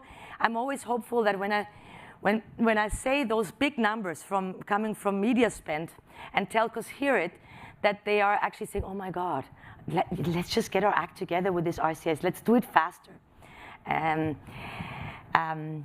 So that the 5.5 billion SMS users can really be converted into RCS users by the end of 2025. Eventually 5.5 billion SMS users being RCS users. So enable RCS, become a substantial player. Let's grow the base together for the operators that's still left. But the only one I see here is my friend Catherine and Mark, who's already converted and already doing it, right? Key success factors. Based on those cases, we have proven that this channel performs 730 times better in some cases than industry comparables. This groundbreaking intel or insight of the attention-based value, utilizing the jargon of the media industry, and looking at that we have a 7 times higher attention-based value on average than the other channels. RCS that combines the best of two worlds, the reach as well as interactivity and richness, which is extremely attractive for the brands. Thumb-stopping creatives, working with attractive creatives that we heard that yesterday. Thumb-stopping creative, where people really, that's what Unilever uses as a term, where people really say, oh my God, I cannot even leave, and that will increase the attention value as well. Brand safety is something that we have in that channel. For operators, great potential to grab a big chunk of the $50 billion pie. And of course, for the brands and agencies, it is the way forward. Thank you very, very much. Any questions? Thank you, Kerstin. You have blown the budget. Blown the budget. No time for questions, but we are going to have questions over cocktails later on. if you're happy to stay around. That's right. Would you want I to knew you say? I knew you would stay around for cocktails. Is that okay? We have that RCS refresh booth. Please come and order your drink via an RCS chatbot and see how a waiter comes 20 seconds after you've ordered it to bring you your drink. I have one of those at home. Okay, thank you guys. Thank you. And Kerstin, do you know what? With the passion and enthusiasm that you showed there, the 50 billion is on the way, without a doubt. Now, our final presenter of the day, although there is going to be a brilliant Q&A after this, is Nick Millard. Nick is VP and General Manager Europe for Calera, and he told me earlier that he does have the secret sauce with regard to how best to sell RCS to brands. Nick hails from Birmingham in the Midlands in the UK and operates out of Royal Leamington Spa. I told him that I am the Wolverhampton Wanderers supporter in Ireland, and he is the Aston Villa supporter currently in Ireland, because Midlands teams aren't greatly supported. So, Nick, over to you to tell us about the secret sauce.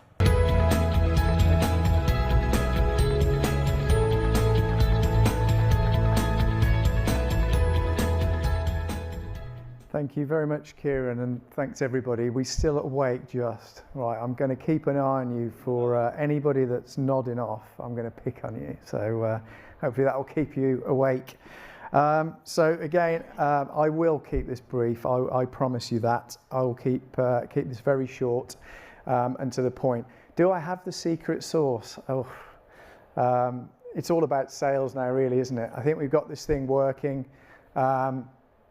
And it's working well technically, and I think that's the phase that we're in right now, where we need to get this thing out there a bit more aggressively in the market. So what I'll just run through very quickly for you is another use case, but I'll gloss over that pretty quickly because I think we've heard a lot of that over the last couple of days. But then I'll just go into a few points where my personal experiences of selling this, I'm the guy, if you like, that sits with the team, that sits with the brand, sits with the decision makers to sell this thing. So I think I've got a reasonable idea of how this thing is closed as a sale, and I think I've got a reasonable idea of what the challenges are as well. So I'll go through this, as I say, fairly swiftly. So I think you've all heard of us. For those of you that weren't here yesterday, so we're Calera. We've been in the industry for a number of years. We've been through various mergers and acquisitions. And again, if you need any more detail on us as a business, then I'll be happy to share that over a cocktail later.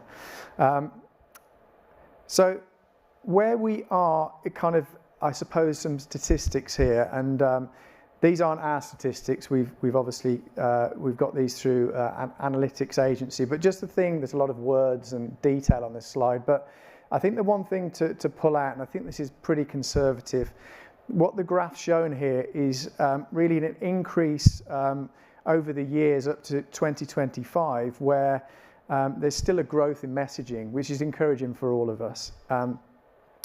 There's a softening of the growth in SMS based on this forecast, and I think probably for other CPaaS providers, operators in the room, we're probably seeing that, certainly in Europe at the moment. But what we're showing here really is the three key messaging channels. Number one is A2P SMS.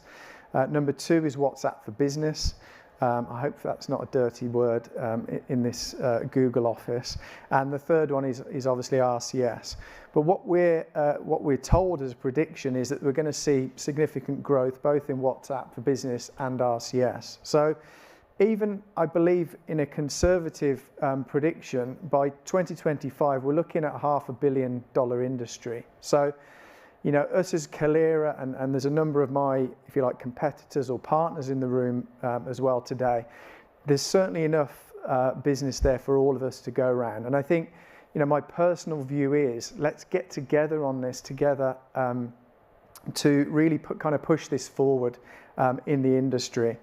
And I'll come on to that in a minute. So again, just a couple of stats on where we think that, the market's heading and where the focus is for us on RCS.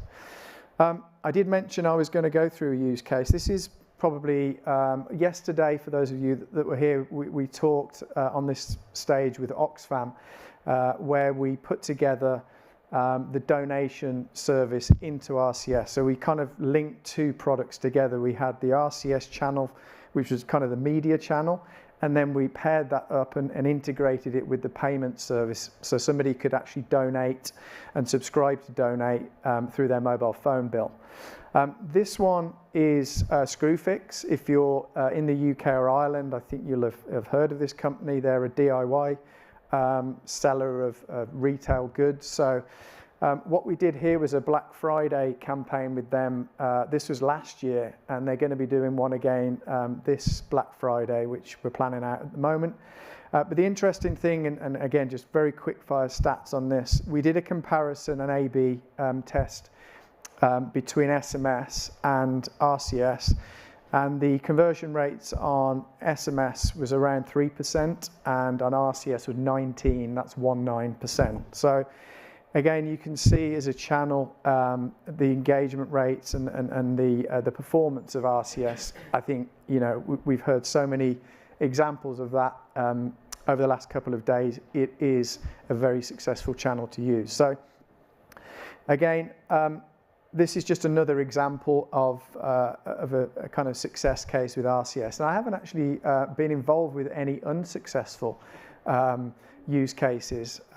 So it's a wonder why this isn't kind of more rapidly taking off. So, but again, I think one of the key selling points, and we come back to sales, which again, I think is the phase that we're kind of in now, where we need to get this mass market. We need to get this done at scale. It's really, the ROI on this, when you're talking to a client, I mean, these guys are selling things like chainsaws and cement mixers and drills and, expensive product.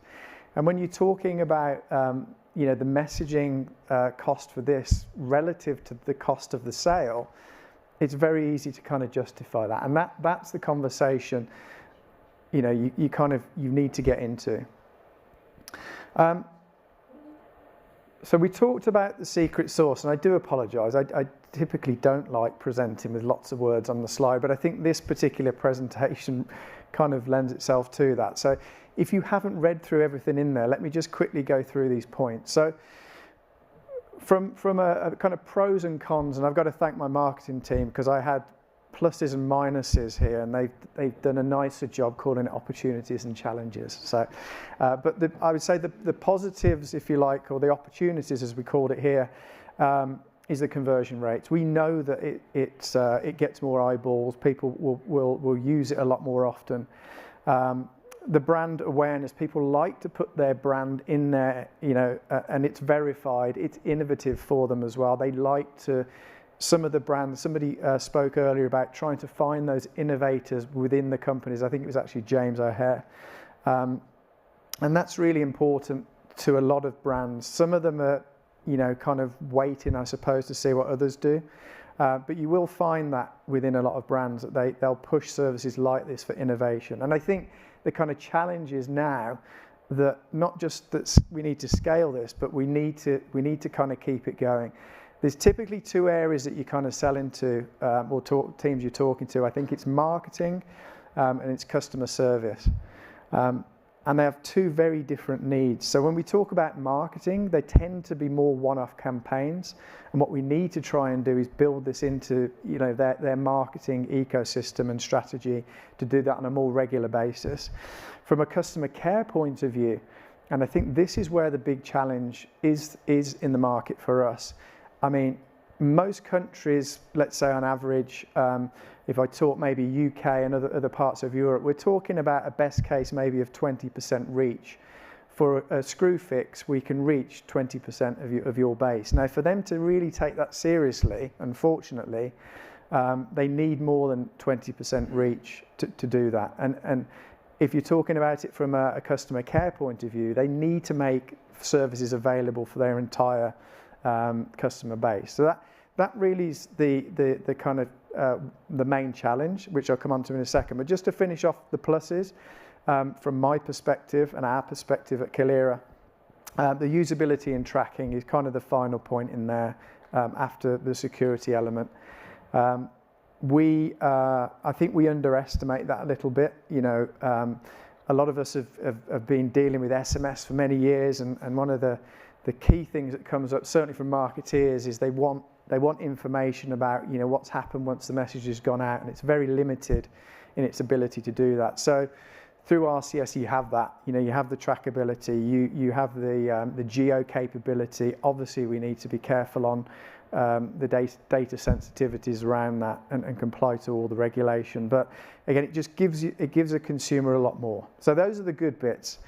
I've touched on it, but on the, if you like, the challenges I think that we face as an industry is, as I've said, the reach. Now, I'm a CPaaS provider, or I'm an aggregator. So, you know, potentially you could say that's my job to sort this out. So, you know, as an aggregator, what we should probably be doing is looking at other tech to close the gap on that other 80%.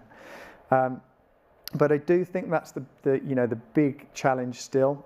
It was mentioned yesterday, I think one or two people challenged that reach wasn't such an issue. But when you're sat in front of a client and you're trying to sell this, you're trying to make it a repeatable product that they'll use and scale it, that is the number one issue that we face, and we discuss that a lot with clients.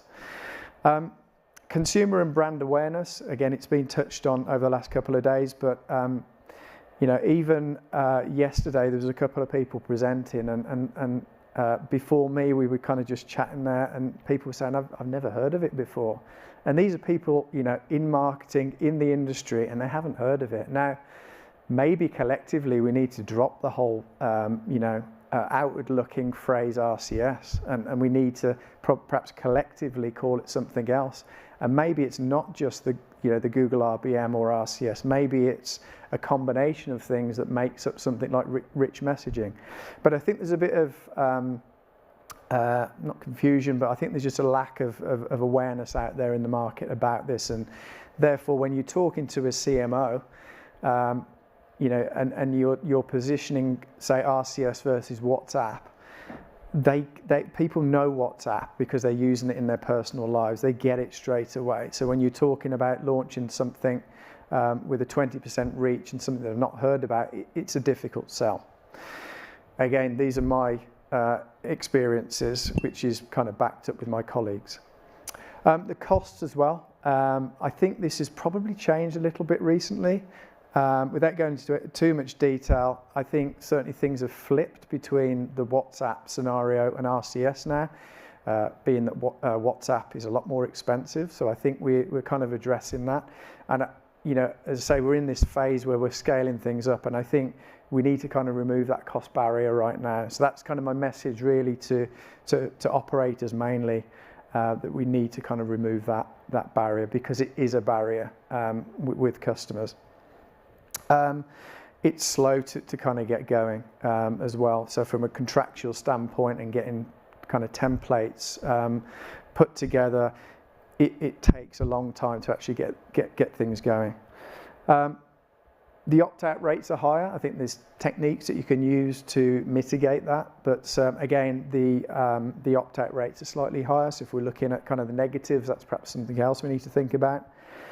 Performance as well, speaking to some of my competitors, partners, you know, to have this as the default messaging channel, it's just not possible at the moment. Yes, the technology works, it works for certain scenarios, but in a lot of cases, if you like, the pipe isn't big enough to potentially have it as the default channel with an SMS as the backup. It's just not. It's not able to support that at the moment.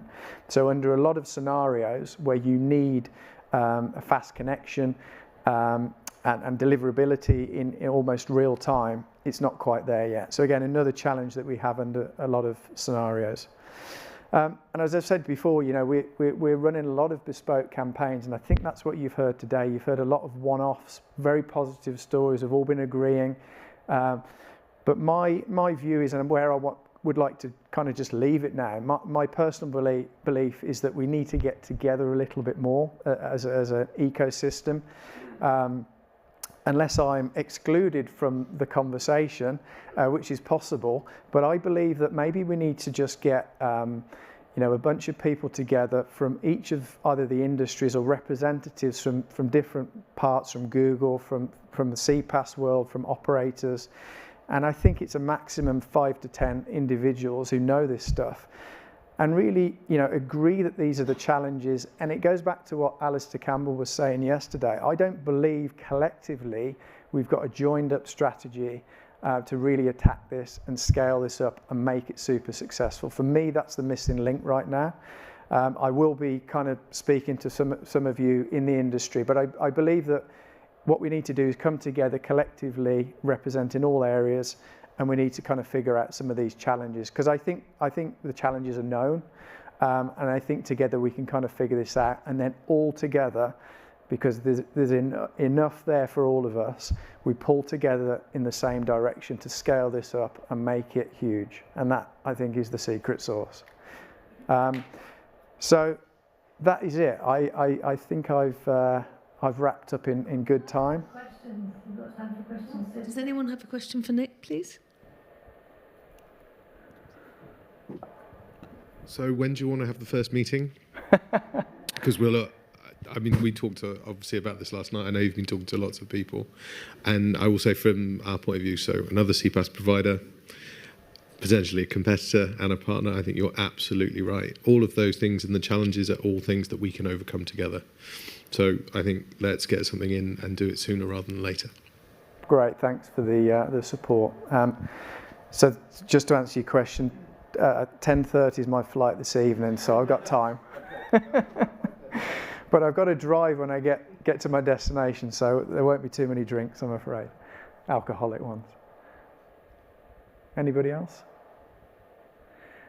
But again, I know it's late. I've had I think they call it the graveyard slot. So thank you for your attention. I do appreciate that, and we'll speak again soon. Thank you. Thank you, Nick. Thank you, Kieran. That was wonderful, and I think some really insightful and challenging points in there. So thank you. Well done on that. Thank you. Now I am going to introduce the gaffer, our boss, Dario, the CEO of MEF, onto the stage. Thank you, Dario. Thanks, Kieran.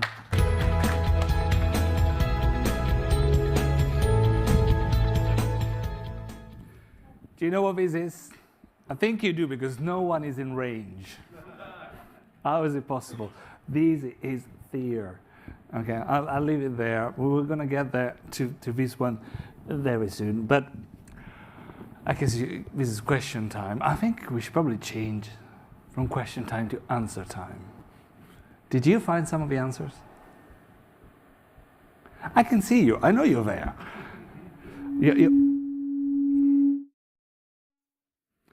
There was a message from above. Maybe there's no answer yet. But we definitely have a very good debate. And thanks, Nick, for the great intro. And can I, say it? Can MEF do some of the forum bit? We'd love to be the platform. But I like now to welcome some people on stage so that we can start asking, and possibly they'll have some of the answer as well. I don't think I need to introduce everybody anymore after last night, the drinks, the cruises, etc. But here we go. Matthias Razem from Infobip. Hi, Matthias. Hi. Craig Lennon from Google. Hi, Craig. And let's come and sit on these nicely uncomfortable chairs, as I like to keep them. Say it. To start, I think we've heard from Craig, at least this morning, but we'll come back to you. But Matthias, your main takeaway for the last 48 hours talking about RCS. First, I can't show this mic to the upper floor, So you are not out of the range, I need stronger muscles. You hold it here, and we'll do it. We'll do it. We'll keep it there. Always good.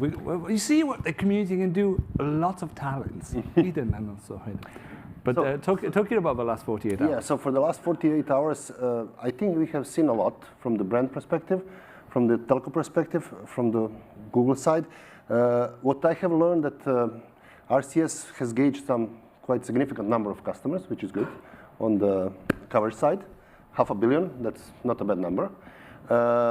Just this morning, I also learned that, for example, Telefonica in some of their markets has between 30 up to 60% of coverage with RCS, which is actually a number which we can work with. I mean, this is a, let's say, coverage that we can use to offer to our brands, which was the biggest problem until now, I would say. And let's say the third thing was that obviously if we can combine rich messaging channels together with RCS, then we can actually get a full coverage and we can get something that we can sell to the brands easily, you know, with like almost 95, 100% of coverage. That's the good part, I think. Yeah. That's a good part. Right. Craig, since this morning, something you'd like to add to your takeaways?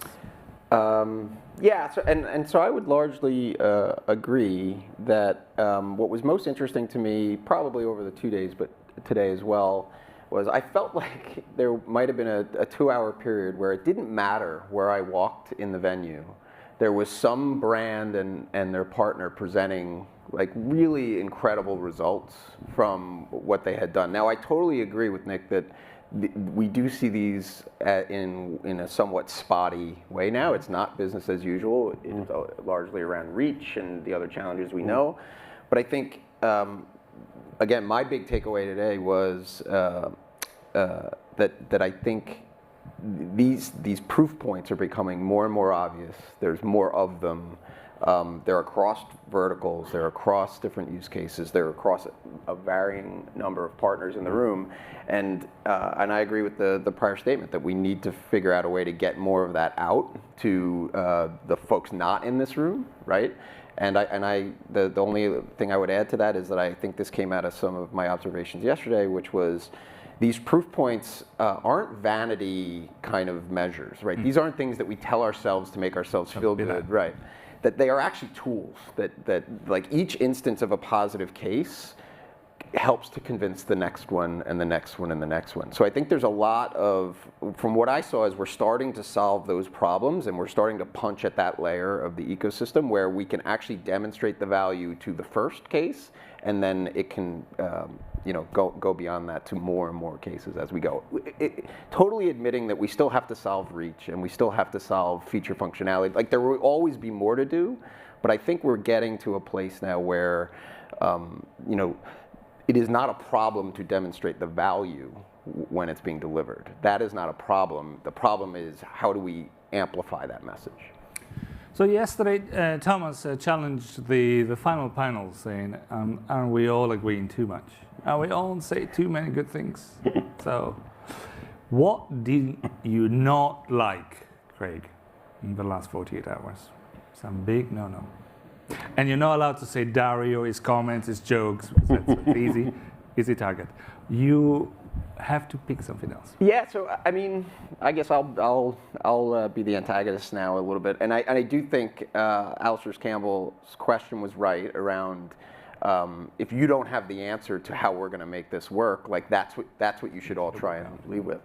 And to the question that we just had around, like, how do we get together and do that? I mean, if you were to ask me that question, I'd say that's what we're doing right now. Like that is the entire motivation for us to bring the ecosystem together here with your support, and have those conversations and do that kind of in this moment. So if we're not doing that now, I think that would be the problem that I have right now. So it's a challenge to do some of that, and we'll come back to you on that. And you, Matthaiou? Well, in this venue, we have a lot of vendors here. We have quite a few telcos, I would say. We have Google, who is the main driver of all this, but I don't see many brands. And I think this is the thing that we are missing here. More brands. More brands, definitely.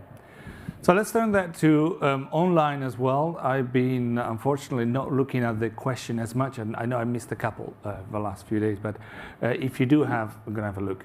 But anybody here that would like to make some comments, starting from the good and the bad? You don't? Yeah, why don't you throw your catch mic and hit somebody? I think just make sure they're awake as well. If not, I have a great tendency. Usually I hop around. There's a comedy element to that as well. You throw the mic and I go with these as well. See how that goes. Anybody? Or any comments before I online as well, as I should check? I'm sure Sam will send me something if you spot something. No, yeah. One comment back, yeah, there. I'm not coming up. Good, good. Comedy moment for later. Hi there.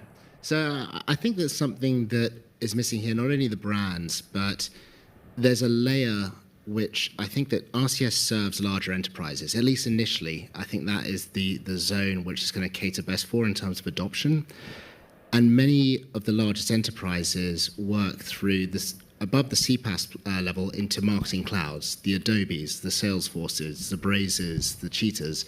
Now, I'm obviously here as Cheetah, but I think that that is a layer that is absent here. And if you want to get adoption of the largest enterprises, there's fantastic work, great examples that's been here over the last few days with the CPaaS environment and the direct relationships they have.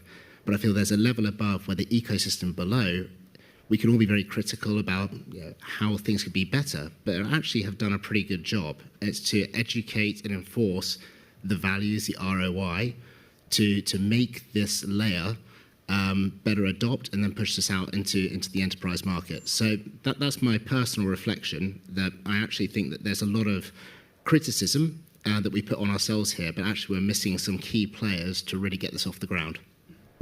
So back to Matthias' comments, you say, well, it's not just maybe we deal with brands as if it were one single component. Actually, brands, it's an entire value chain that goes from all the things that are partly inside a company as well. Managing their ins and outs of their ITs, managing their campaign, their ERP, their customer care. So we need to involve them as well. Now, we have one, because out of the darkness, the guy that you cannot see right now, that's with Andy Gladwin. I can recognize your voice, which is the Cheetah Digital part. So we do have some, but it's an open request to invite more. If I could just add to that, because I totally agree with that, and I've actually had some conversations today around this topic, and the analogy that I would use, and you can, maybe not think this is applicable, but at least in my mind, the way I think. And there weren't a lot of companies out there doing search engine optimization and all the things you do to make the website good, right? And I think I totally agree with you.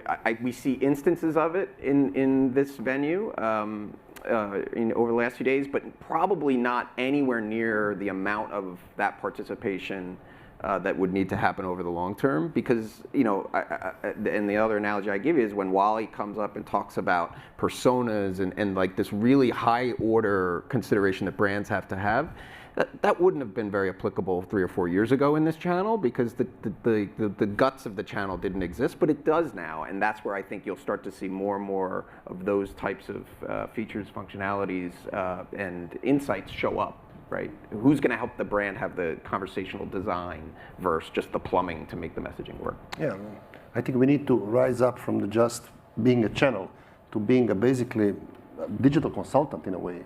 How they can perform their digital marketing, how they can communicate with the customers, because this is a channel that they don't understand, then they don't see it. If you don't see it, it's hard to create a marketing strategy around it. But it is there. I mean, there are features and potential of this channel are really high. You can really do something about it. And I agree with all the things you're saying. In fact, from my point of view, when we put this together, we thought we were taking small, big risk, call it what you want. And the first morning was probably our big challenge. First, we said, we're not going to present the traditional topics where we would share in RCS. We bought somebody completely external to tell us, to review on a parallel world what would happen. That was probably Alistair Camp. We brought Wally, which shows the power, but at the same time, many people could have said, I don't do that. I only do text, I only do this and that. The amount of positive feedback from lean presentation on the generic marketing trends, this is a more mature industry, it seems. The one that looks outside, doesn't just want the simple wholesale deal, so to speak. And I think that, for me, was a real good feedback. I like that so many people were interested in asking for more things that are unusual, like almost pushing a bit the boundaries of what we traditionally do. So I like that. But let's see. Now I'll turn around to you. I've asked one of you at least what you didn't like. Now, what did you like? And if you didn't like anything, why are you still here? So somebody has to say something, obviously. So let's go and pick up some of you before I pick you. Oh, I can see some out there. Yeah, hello. I do want to mention I really loved the statistics that were shown through the different use cases. We don't see enough of that, at least where I'm from in Canada, around RCS. And it's really a driving factor that, in my mind, is the biggest sales point when competing with other channels. I didn't know some of those engagement rates. That's really big. So any kind of stats sheets that anybody has with that stuff, if you can send it my way, I would very much be appreciative. I'll do a bit of internal advertising. There is MEF has got his website. Within there, we're collecting case studies, and it's an open. You can push your case studies. We publish anybody's website case studies. So there is, even if you're not members, etc. It's incredible what people have been doing with RCS. I'm not saying that to be nice to you. As you know, I like also to be sometimes a challenging one. It's really, really good read. So yes, and I can't see you, and I don't know where you're coming from. So exactly. So yeah, if you can put a name and a company to there, so I'll make sure that you get that, and we will share as many more advertisements. So maybe tell somebody. Oh, and I see you. Don't worry. Thank you. Good. You know where I live. It's fine. All right. So, but yeah, good point. So, and actually, let's talk about that. Our first morning, we didn't have probably enough brands, but what brands did we have? I mean, we had PhD, I don't know if Wayne is still here, but Unilever, part of PhD, with Nor, Hollywood.com, the government. I should mention all of you. I was at Third Bank in Mexico, by the way. And the use cases, the variety. We had Samsung and Orange, incredible duos presenting, selling out their stocks of devices on RCS. Those were really, really powerful things. How do we get more of those people speaking out? Because it took us a while, and I'm referring to Matthias. Yeah, I mean, just the presentation before we have this one, the colleague was mentioning that how we can actually, get out from this, let's say, RCS mindset and get to the rich messaging. How we can get there, just, let's say, to be, to easier present what we actually have. So what we're actually selling on the market. So how we can get there. I think this is the important part. So maybe it was a little bit wrong just to sell channel in a way. Maybe we can just sell the story about it. Yeah, I mean, I would actually, I'll put a very fine point on that. Again, 3-4 years ago, if we came up and talked about the what is RBM and what does it do, I'd show you a slide and it would show you the features, right? It would show you the rich sender and the carousels and the cards. Okay, sure. Now, if you ask me that question, I will show you a slide that shows you benefits. That doesn't actually talk about the features. It talks about what it's delivering as a benefit to the brand, because we have those proof points now. And I think that's the shift, right? And what was mentioned with these stats. Stats are important. Yes. Stats are really good. I mean, you cannot beat the stats. That's it. We need to use this more. I'm going to mention something else that I picked up, what I liked. I don't know if it's going to be a trend or not, but it came from some of the presentations saying, we're not talking about reach stats, we're talking about engagement levels. I like that. Also because it seems to be that RCS particularly is doing well there maybe, but isn't it good that there probably something else for this type of channels, because there's only one, not only one, which might probably identified, just like click-through rates and other became the mature level for website and so on to know and compare how you were doing. Do we need another benchmark that shows off the power of RCS, the analytics, which was another presentation we had yesterday, showing the power. Yeah, I think the stat that I learned over the last 2 days was attention value, right? And that's not, I think, as it was talked about before, it's not a stat that if you're in the transactional messaging business is one you're used to dealing with, but it is one that the $350 billion of digital ad spend is used to dealing with. So, I don't know if that's a silver bullet necessarily as the one thing that's missing. I don't think that's true, because I think we saw use cases across, all types of verticals, all types of user benefits, from the who to customer to care. Exactly. So, but I think it's expanding our subject matter expertise, I think, as a group. Okay. Now, let's. Anurag has a question. No, we have questions. Fine, yes. Anurag, yeah. No question really. Just want to say thanks maybe on behalf of MEF, because it's been a fantastic experience to interact with people beyond the regular faces which we see at all events.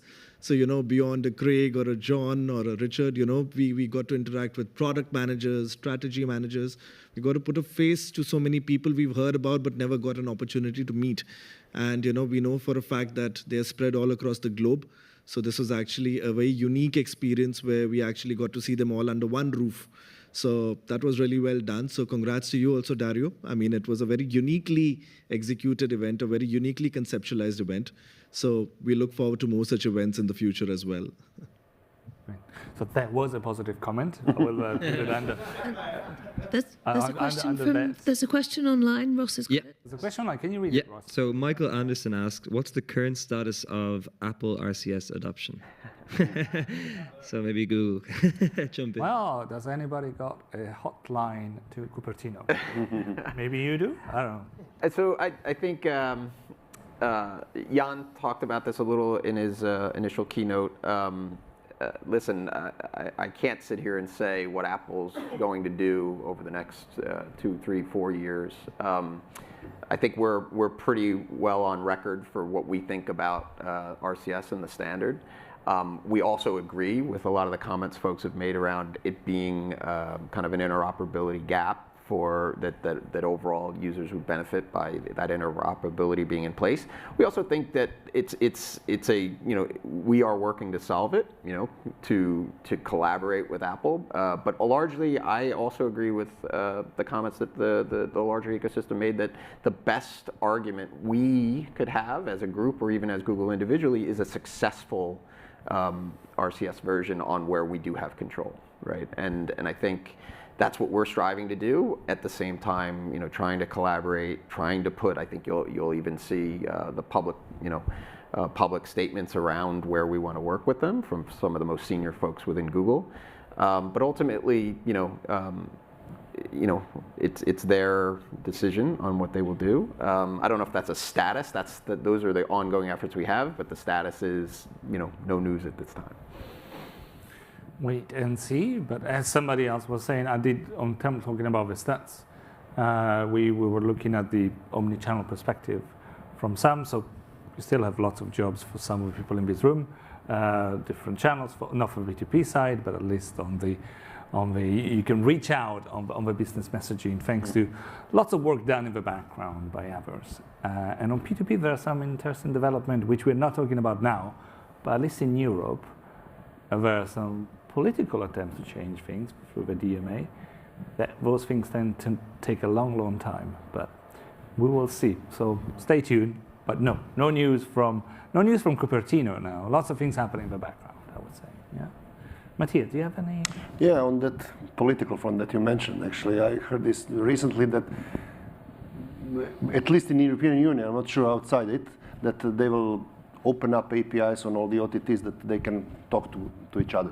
That's basically the idea, and I think it's actually a good idea. So on the person-to-person side, as you can say, there is never a dull moment in the history of messaging. Things that change. More questions and more comments from you out there. I see you're all here. There is one at the back. I can't see. Kieran wants to ask a question as well. So. Yeah, I got here. Yeah. So it's just an observation, I think, over the last 2 days, and to some extent, maybe echoing the comments from those on, in the forum here. We spent an awful lot of time, maybe over the last 3, 4, 5 years, looking internally and looking down the stack in terms of building out and scale and kind of reach, etc. And the language has reflected that. I think what was interesting over the last 2 days, we started to see a change in the language being used. And some of that is a reflection in the players that were invited. But ultimately, it's the reality of the intersection of the world of messaging with digital advertising and digital media spend, with, customer care as a service, unified communications as a service. All of these worlds are starting to blend. In other words, there's a huge opportunity for disruption across these industries as a whole, with effectively, real-time messaging or media-driven messaging, if you will. So I think starting to spend more time looking out and language that reflects that, which can only help the sales aspect and really driving excitement and engagement from the brands and digital ad spend is where we need to spend more time, I think, in future engagements. Yeah, I couldn't agree more. I appreciate those comments, Kieran. I think about it a little bit like, I don't know what the stat is, but you only use 5% of your brain, kind of thing. I think that's absolutely true here. It's like where we've been focused and what we've been doing is urgently important, and it's foundational. But there's so much that we don't yet know about the power of the channel. Like, again, even in the last 12 months, the metrics that we consider important will change, right? And we'll evolve and we'll learn. And so I just totally agree with that there's way more we don't know about the value of this channel than what we do. And I think the language is starting to reflect that. We're starting to look at areas that we weren't looking at before. And so. Now we have a few more minutes to wrap up, and maybe I really would like to ask, if you've got more questions, keep them. Is there somebody else? I have one there, Dario, if I can just jump in. Oh, this is Kieran. Yeah. There you are. Sorry. You're right. I, as you know, knew nothing about RCS before talking to you quite recently. And I suppose as an agency, I'd be saying there's always downward pressure from clients on budgets. And there's always something new. So, we've seen the development of AdSmart technology for TV broadcasting into individual households almost at this stage. We've seen the pressure from budgets going towards influencers and social media. So if the cake isn't getting any bigger, the need to actually put a proper brand around RCS becomes even more important. So I know, Nick, you talked about, collectively getting the market together to talk about this. But as an agency, I'm saying I think that is a significant priority, to try to do that and then to collectively start communicating, because RCS has been around for too long without getting the penetration. So if it's now ready, you talked about features and benefits. If the benefits are now there, it's about now saying, okay, this technology is now working. This is what it's now called. And there is a nice link to what you were saying, to what your message this morning as well, the narrative. It was kind of teamwork and strategy, and was the only trinity that we heard from an external point of view. Interesting, from Alistair Campbell. So you need to have that right. So do we need to have a better narrative for RCS? Do we need to have a better story? Do we have with the successes, with a strategy, with a vision? Do we? We heard from somebody in the marketing world. I mean, if we are talking about digital budget and spending, and if we compare this with the numbers and the stats that we're getting from RCS, which are actually really good. Just this morning I learned that's like 7%, not click-through rate, but the actual contract rate of all the people that receive those messages. This is really high, So if you are sending, 1 million of something into RCS, or you are comparing this with, influencers or some other digital type of marketing, probably you can do some math there and calculate what you are getting out of it. And I think on the RCS side, and not just on RCS, on the total, this rich messaging conversational side, I think the conversion rate is definitely much better. And this is something that needs to be implemented in this new narrative. So how to reach your customers in a smart and efficient way. And after all, we called those brands that came here to present the game changers. They are the ones that took a bit of a risk because they're using something which is not on the list of the traditional marketeers. They probably got a great result. It might be that it's normalized. It might be that it's a novelty effect. But even if it's not 7%, but it's 3%, it's massive success. It's huge. And be the first one and get the 7%. So I think there is a very nice eye candy there we can put in front. Probably we need to start telling it in a different ways to capture us. Yeah. And that actually is very good because I'd like you to, I'm sure there's probably a lot of value from you knowing each other, you creating a sense of community, in actually understanding and learning more things. That should be nice. Let me push it further. Is there something that we need to do in the next 12 months as an industry, as you personal? What would you like that to be your motto for the next 12 months on RCS, not personal level? Craig, what would you like Google or yourself to do in the next after this? I think, and maybe this was a good example of a start, but I think the point that was made earlier is we need to talk to more brands. I hate to, as you said, I hate to use that term generically, but we need to talk in the language of use cases, in the language of benefits that the brand gets, and address that audience with our messaging. So I think it's wonderful that we all come together as an ecosystem and talk to each other, but I think the biggest thing is how do we figure out a way to talk beyond this room. It doesn't mean we shouldn't talk in this room. It doesn't mean that we shouldn't kind of work together as an ecosystem as we are today, but it's not enough. We are at a point now where we have something to say to this incremental audience, and I think that's the thing to me that this was a start. We had some show up, but it's nowhere near, I think, where it needs to be. We need an amplifier, kind of thing. Yeah. Matthias? Yeah, just to add to that, we need to talk also on the MNO side and make them, let's say, eat their own cake. Make them actually use that RCS for their own purposes. This would evangelize this product between their customers, which is a pretty significant number, and then it will be easier to resell it further to, I don't know, big brands and whoever wants to use that. And of course, by building new use cases. I think it's not important which channel we are using, but the use cases which we are delivering and the results of that use case. This is something that we need to sell. Thank you. Your point of view, don't be quiet. Anybody would like to say what you're going to be doing differently? Well, yeah, here's an observation around what is RCS. So, in my opinion, and there has been some comments around this, like this is not just an evolution of SMS. I mean, it's like, I think that we have seen during these days that RCS has proven to be by its own, and it has its own rights to be here. And you have seen along the different discussions that every brand has an omnichannel strategy. So they're going to continue doing email, they're going to approach their customers through voice, but now we're offering them something new, which is RCS, where for some specific use cases and some specific moments or their customer journeys, there's going to be a lot of value that they can get if they use RCS.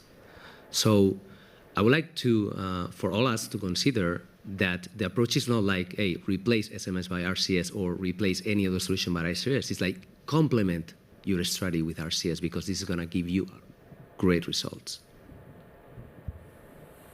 Thank you. And that was David from Google.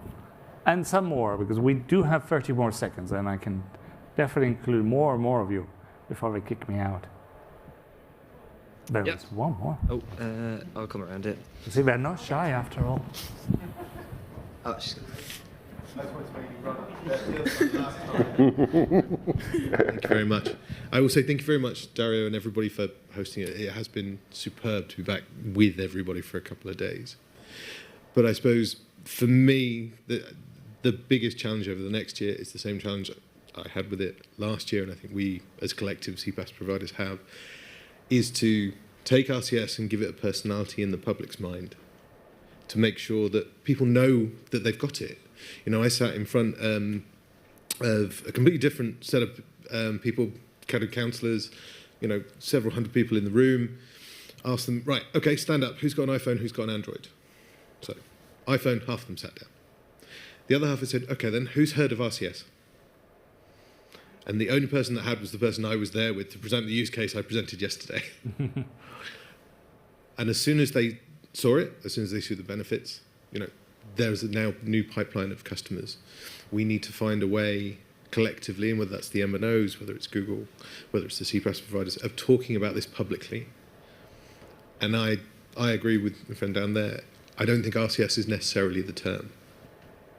Is it the right persona? So to quote Wally from yesterday, is it the right persona to go out with the world with? And can we agree on what that should be? I think that's a great way to summarize even some of the things we're saying this morning and so on, and your call in to Nick, where you'll say you come and talk to each other. That's very good, and I'm already running out of time, but anybody else, this is your show. Anybody else like to say something? There is one. Beat you to the punch. No, I just want to add a little bit of what he mentioned is Google is already calling it something. When you open the messages client and you're a first user, there is a prompt that says, would you like to try the new chat features?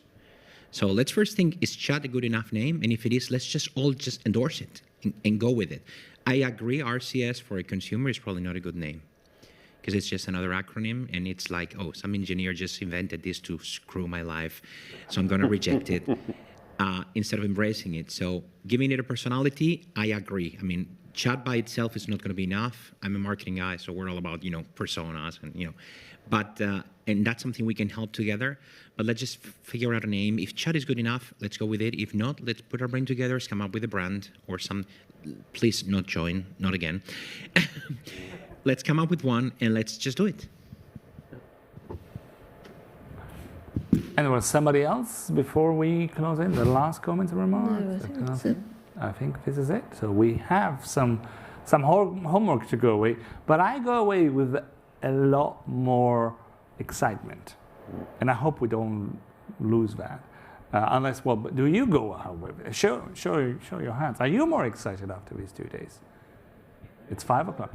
You can use your hands. I can hardly see you. Don't cheat. Only one hand allowed per person. Yeah, you can recognize them. Show me. Yes, showing your book. Yep, fine. Good. So the excitement level is what counts as well. We need to do the same. Yeah, are you not? Are you? Oh, okay. There we go. So we do have more excitement, and that's the power of a teamwork. That's a power that delivers lots of things. So if you want to do it, let's start now, etc. I'm running over 3 minutes, so I think it's time for me to say thank to you. Stay here. Got very important news. Well, not really, but stay here. But thanks to Craig, thanks to Matthaiou for being here, not just today, but for the last 2 days. Thanks again.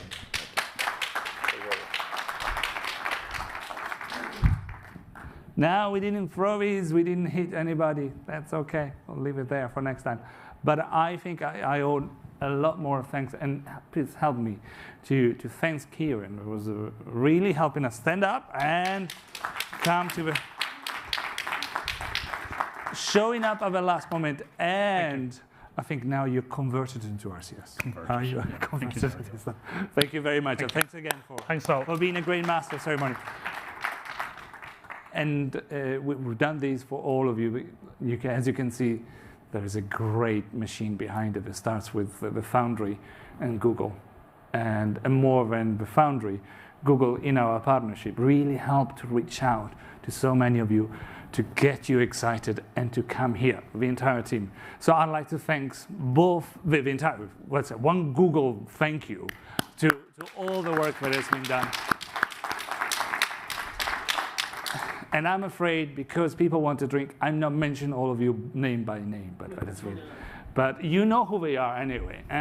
You might know who you are, but you've seen a lot of people working in the background as well for all the great technical elements. Thank you. And I do have to say a big thank you to the MEF team, because it's a small team. They seem to work a lot, and they boss me around. Massively, but isn't that great they've done? So well done to Susan specifically for this. I will mention you. There are many more that deserve a thank you. I have one more or two more things to tell you. First of all, yesterday we talked about SMEs and RCS. Can you name an SME that is using RCS? I'm waiting. One? You do know one. It's MEF. Yes. We, thanks to one of our members, played along. And yes, we are a 15-people group, so we are definitely an SME. We did play, and with you as well, we launched a bot. Incredible support from lots of mobile operators that allowed us to be on their networks because we had an incredible international group. We played, I hope you liked it, and if you have feedback, obviously we will try to make sure that we also drink our champagne. We played a lot. It was a bit of interesting experience. It's not the first time, and I should say thank you to Infobip on our Omnichannel event. We ran it with an Infobip, and we also was a great success and a great learning. We ran it with Dotco this time, and so we had Dotco helping us with the bot. Now, as part of a little fun, you could see the agenda and so on, we did ask for you to vote for your favorites. This is not a real award, but for fun. So who won the best, it's not the best, but one of the best, some of the incredible operators for their efforts in RCS? Oh, interesting. It's changing, as you can see. And a big thank you goes to, and well done on RCS, to Orange. Well done. Well done for the contest. We also asked which of the brand that we showed to you were, the one that was particularly interesting and inspiring. And the winner was Unilever. Well done to Unilever.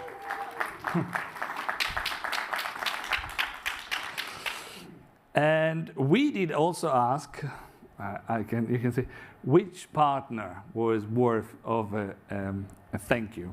And I can see why .go was up there winning. Well done to .go, also the provider of a bot. So I do appreciate that you extended my thank you to them as well. So well done. It was a bit of fun, but also to show you that even a small team like us, in the end, could put together a little bot and chat and play with you. This is the end of today. In terms of MEF topics, never finishes. On Monday, we're going to be talking about digital transformation with an online event, so come and join us. But for the RCS event, this is the end of a two fantastic day. As I always say, but this time it's so true, you made the difference. Showing up, you the brand, you the telcos, you the aggregators. Thank you, really. You also made these a very interactive and incredible session. It is time to thank you then. So let's go and have 1 hour of a happy hour. We're going to have some drinks, and we're going to have some, obviously, relaxing time and fun. Thanks to you. Thanks for the last 2 days.